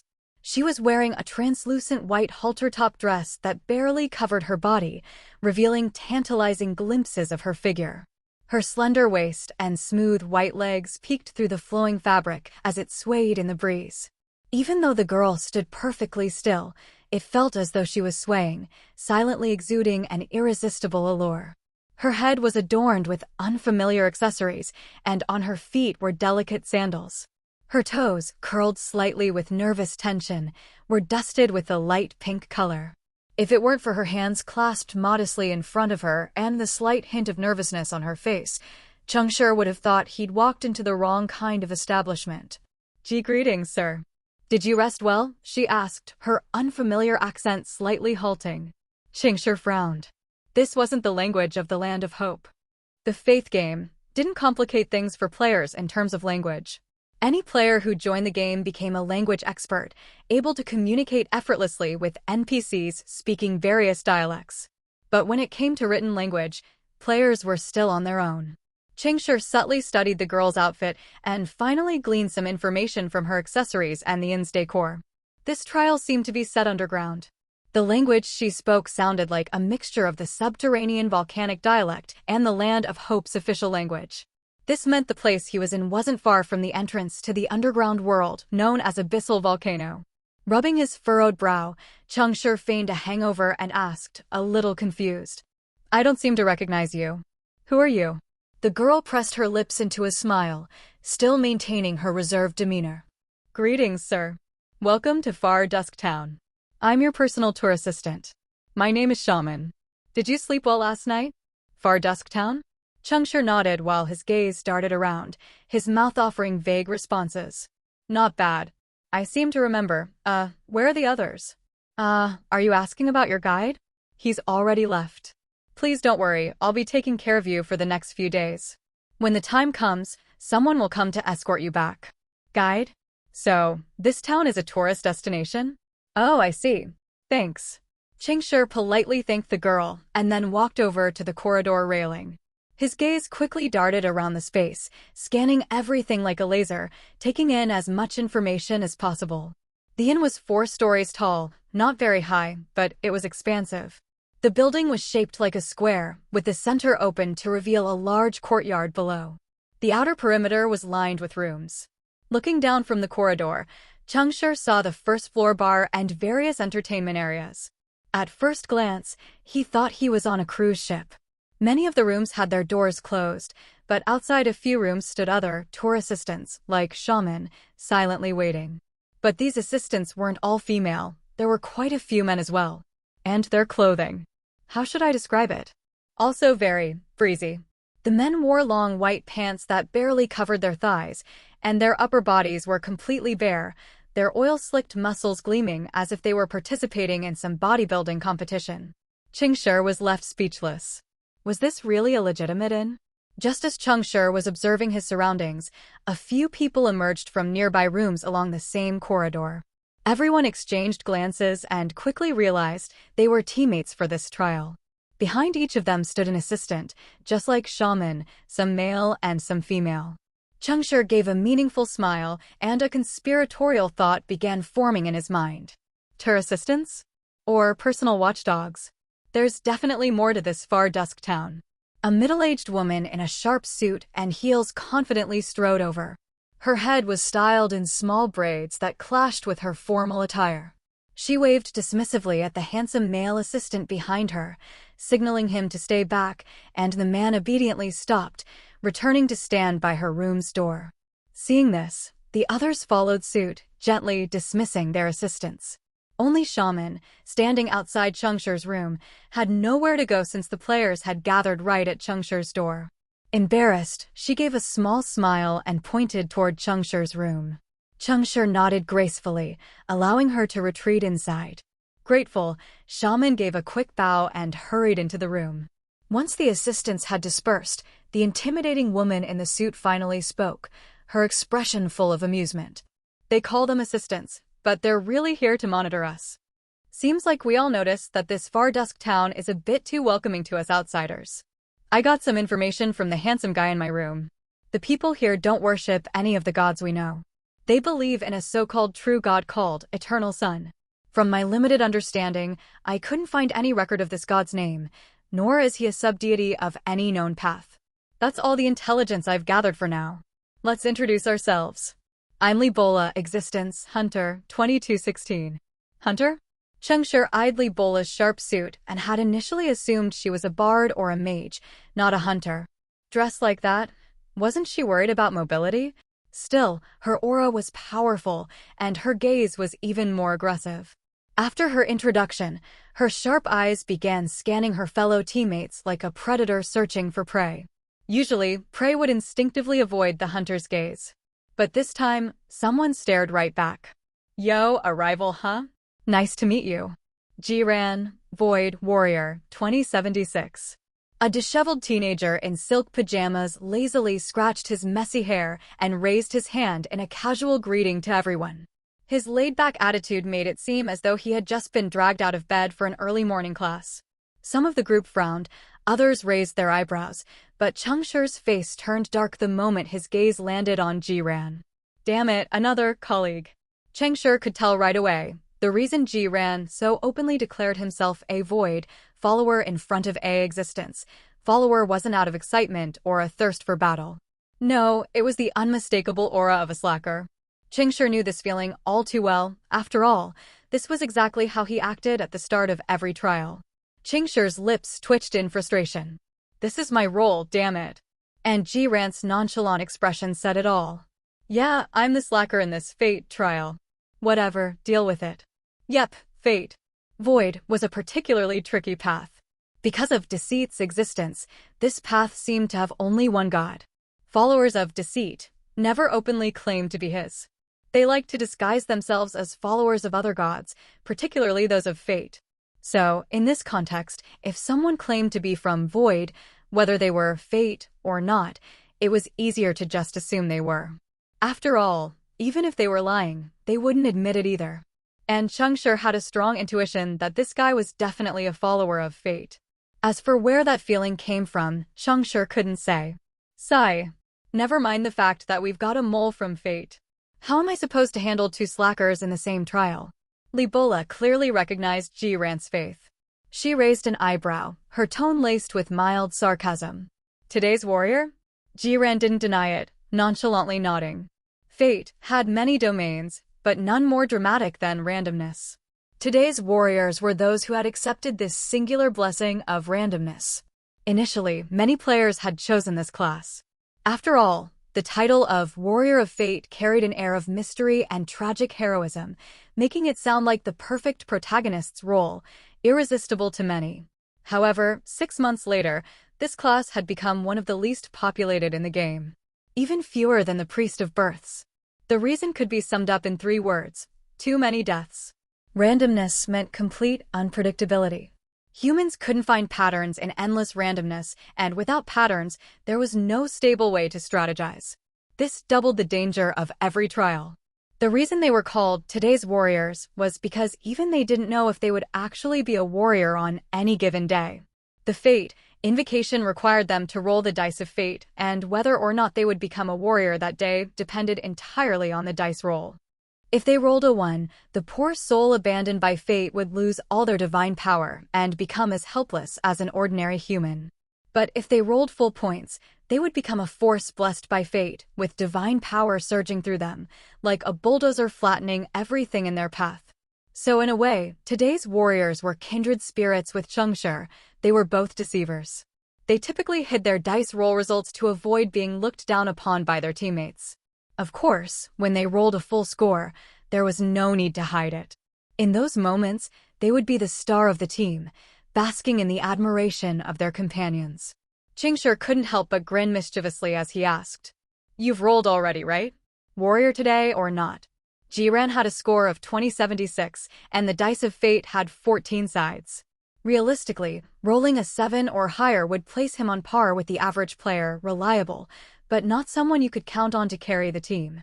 Rolling a 12 or higher would make him a valuable asset to have on the team. Rolling a 14? Well, you might as well start calling him Big Bro. Cheng Shi had only meant to poke some fun, but to his surprise, Jiran actually responded. 13. Cheng Shi's eyes narrowed. He wasn't lying. Damn, bro, you didn't get some sort of weird divine will today, did you? Cheng Shi quickly plastered a flattering smile on his face, trying to curry favor with the big shot. But the big shot didn't acknowledge him, maintaining his slacker attitude. Seeing this, another female player chimed in. Not bad. How about a quick spar? I could use a warm-up. The woman, dressed in sportswear, a tank top and hot pants, stretched her limbs as she introduced herself with a smile. Qin Chaoga, Voice of the Storm, 2190. Voice of the Storm, a bard class under the war faith. Her personality fit the stereotypical image Cheng Shi had of war followers, but her class. Sister, you've got biceps like that, and you're a support class? Are you buffing yourself before jumping into the fray? Although Qin Chaoga came across as a loud and brash war follower, her observational skills weren't lacking. 2 players still hadn't spoken, and 1 had yet to even show up. Yet after just a brief exchange, Qin Chaoga had confidently revealed her faith, without hesitation. In trials of this level, that was unusual. Unless you were certain there was no opposition present, players often kept their faith hidden, at least initially. At this point, Cheng Shi still hadn't fully grasped the situation. The only thing he felt certain about was that the last woman present didn't seem to be a follower of silence. As for the missing player, there was no way to know. I'm fine being your punching bag, but I'm not fighting back. Jiran shrugged as he plopped down on the floor of the corridor, looking up at Qin Chaoga with a smirk. Assuming we have a priest on the team. Well, how convenient. If we can get a fate follower beaten up. Cheng Shi wasted no time, responding in the blink of an eye. Cheng Shi, Descent, Priest, 2401. Jiran was visibly surprised that Cheng Shi was a priest. His first impression had been that of an assassin or a hunter. After all, from the moment they met, Cheng Shi hadn't stopped scanning everyone with calculating eyes. Jiran blinked innocently and reluctantly got to his feet. All right, let's get this over with. But let's agree no hitting the face and no hitting the goods. Qin Chaoga grinned and gave a nod, then, without warning, launched a punch that sent Jiran flying before he could even fully stand up. You, bard. Cheng Shi forced a laugh. What's the matter, handsome? Want me to give you a taste too? Qin Chaoga looked like she was considering giving Cheng Shi a punch as well, sending him scrambling to wave his hands in surrender. If you want to sing, I'll listen to a song. But if you just want to fight, maybe give the fate follower a few more punches instead. This trial's dynamics were different from usual. The team scores weren't particularly high or low, placing them in the same general bracket as Cheng Shi. Normally, this would be a good thing. Players in the same range were easier to cooperate with. But this time, the problem didn't come from the teammates, it came from Cheng Shi himself. Before the introductions, Cheng Shi had tried to swap his faith. To his surprise, several faiths had outright rejected him. Prosperity, truth, war, every one of them had failed. There wasn't time to dwell on the reasons. He had already started speaking and could only go with what was left, decay. Thankfully, decay didn't turn him down. But priests of decay were blood-swapping healers, a class heavily reliant on teammates. They often ended up severely weakened after saving others. To avoid putting too much pressure on himself, Cheng Shi had chosen to slightly inflate his score. With a score of over 2,400, the chance of rolling an SS-level talent might act as a deterrent for anyone with bad intentions. Also, Cheng Shi wasn't lying, he did have an SS-level talent. So, today Cheng Shi was forced to become a follower of Decay, the Withering Priest.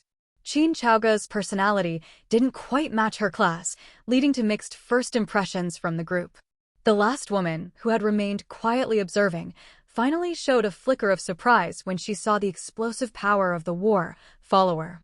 A slight smile crossed her face as she gracefully introduced herself. Hu Xian, Sage of Life, 2433. Sage of Life, a mage class under birth. Cheng Shi's eyes narrowed slightly. This woman's demeanor was clearly that of a seasoned player. Not only had she revealed her faith without hesitation, but she also seemed entirely unconcerned about whether her faith might be in opposition to the others. Had she figured something out? Or was she so used to high-level trials that she had the confidence to announce herself so boldly? Sister, you're making me feel a bit dazed here. I mean, I'm only 1 point over 2,400, and even I didn't feel confident enough to blurt out my faith. Frustration aside, Cheng Shi was admittedly surprised. He hadn't expected this elegant, alluring woman to be a follower of birth. His first instinct had been that she was from corruption. Wow, so you haven't bathed in the sea of desire, huh? TSK, it's rare to see someone from birth so liberated. Qin Chaoga had a way of striking up conversations with anyone. Her gaze roamed over Hu Xian, as if trying to see through the poised, yet provocatively dressed woman. Hu Xian wore a black, high-slit dress. And by high-slit, it wasn't limited to just her hips. Her neckline also plunged deeply. What's more, this form-fitting dress, which accentuated every curve, had cutouts around the midriff, making it impossible to miss the key features at a glance. She was hot, really hot. Despite Qin Chaoga's invasive look, Hu Xian didn't seem offended. Instead, she responded with an elegant smile and adjusted her posture, standing tall to better display her figure. Honestly, nobody could resist taking a second look. Cheng Shi's gaze was instantly drawn to her. It's human nature to be drawn to beauty, and this had nothing to do with personal preferences. Besides, Hu Xian was undeniably beautiful. Every inch of her body was perfectly proportioned, embodying the saying, "If you add an inch, it's too long. If you take away an inch, it's too short." Who wouldn't be captivated by a woman like that? Wait, cough cough, let's clarify, I'm not. Seeing everyone staring at her, Hu Xian smiled again and gracefully spun in place. All right, fine, I admit it. I'm captivated. Swan. Heh, a nature cultist. Li Bola sneered, revealing Hu Xian's true identity. The nature cult, a group that believed divinity was born from human nature itself, advocating for the liberation of the self and a return to one's natural essence. In the early days of the faith game, the nature cult had been a legitimate faction, composed mostly of life path players. But as more players from different paths joined, the cult's doctrines began to shift and evolve. Now, they stood at the fringes between life and dissent. Many members of the cult walked a fine line between embracing one's nature and indulging in corruption. By treading this precarious path, they claimed to be getting closer to what they called true nature. But at the core, the nature cult was no different from the Logic Association. They both sought godhood. It was just that the Logic Association was more brazen, while the nature cult was more discreet. Hu Xian didn't deny it. She smiled warmly and replied, "To nurture life is to nurture nature. As followers of our deity, returning to the essence of nature is the only true path. Wouldn't you agree?" Hello, everyone. As we wrap up this video, I want to share a quick note. I have a Patreon account. If you'd like to support me and enjoy on-demand audiobooks, you can become a Patreon member.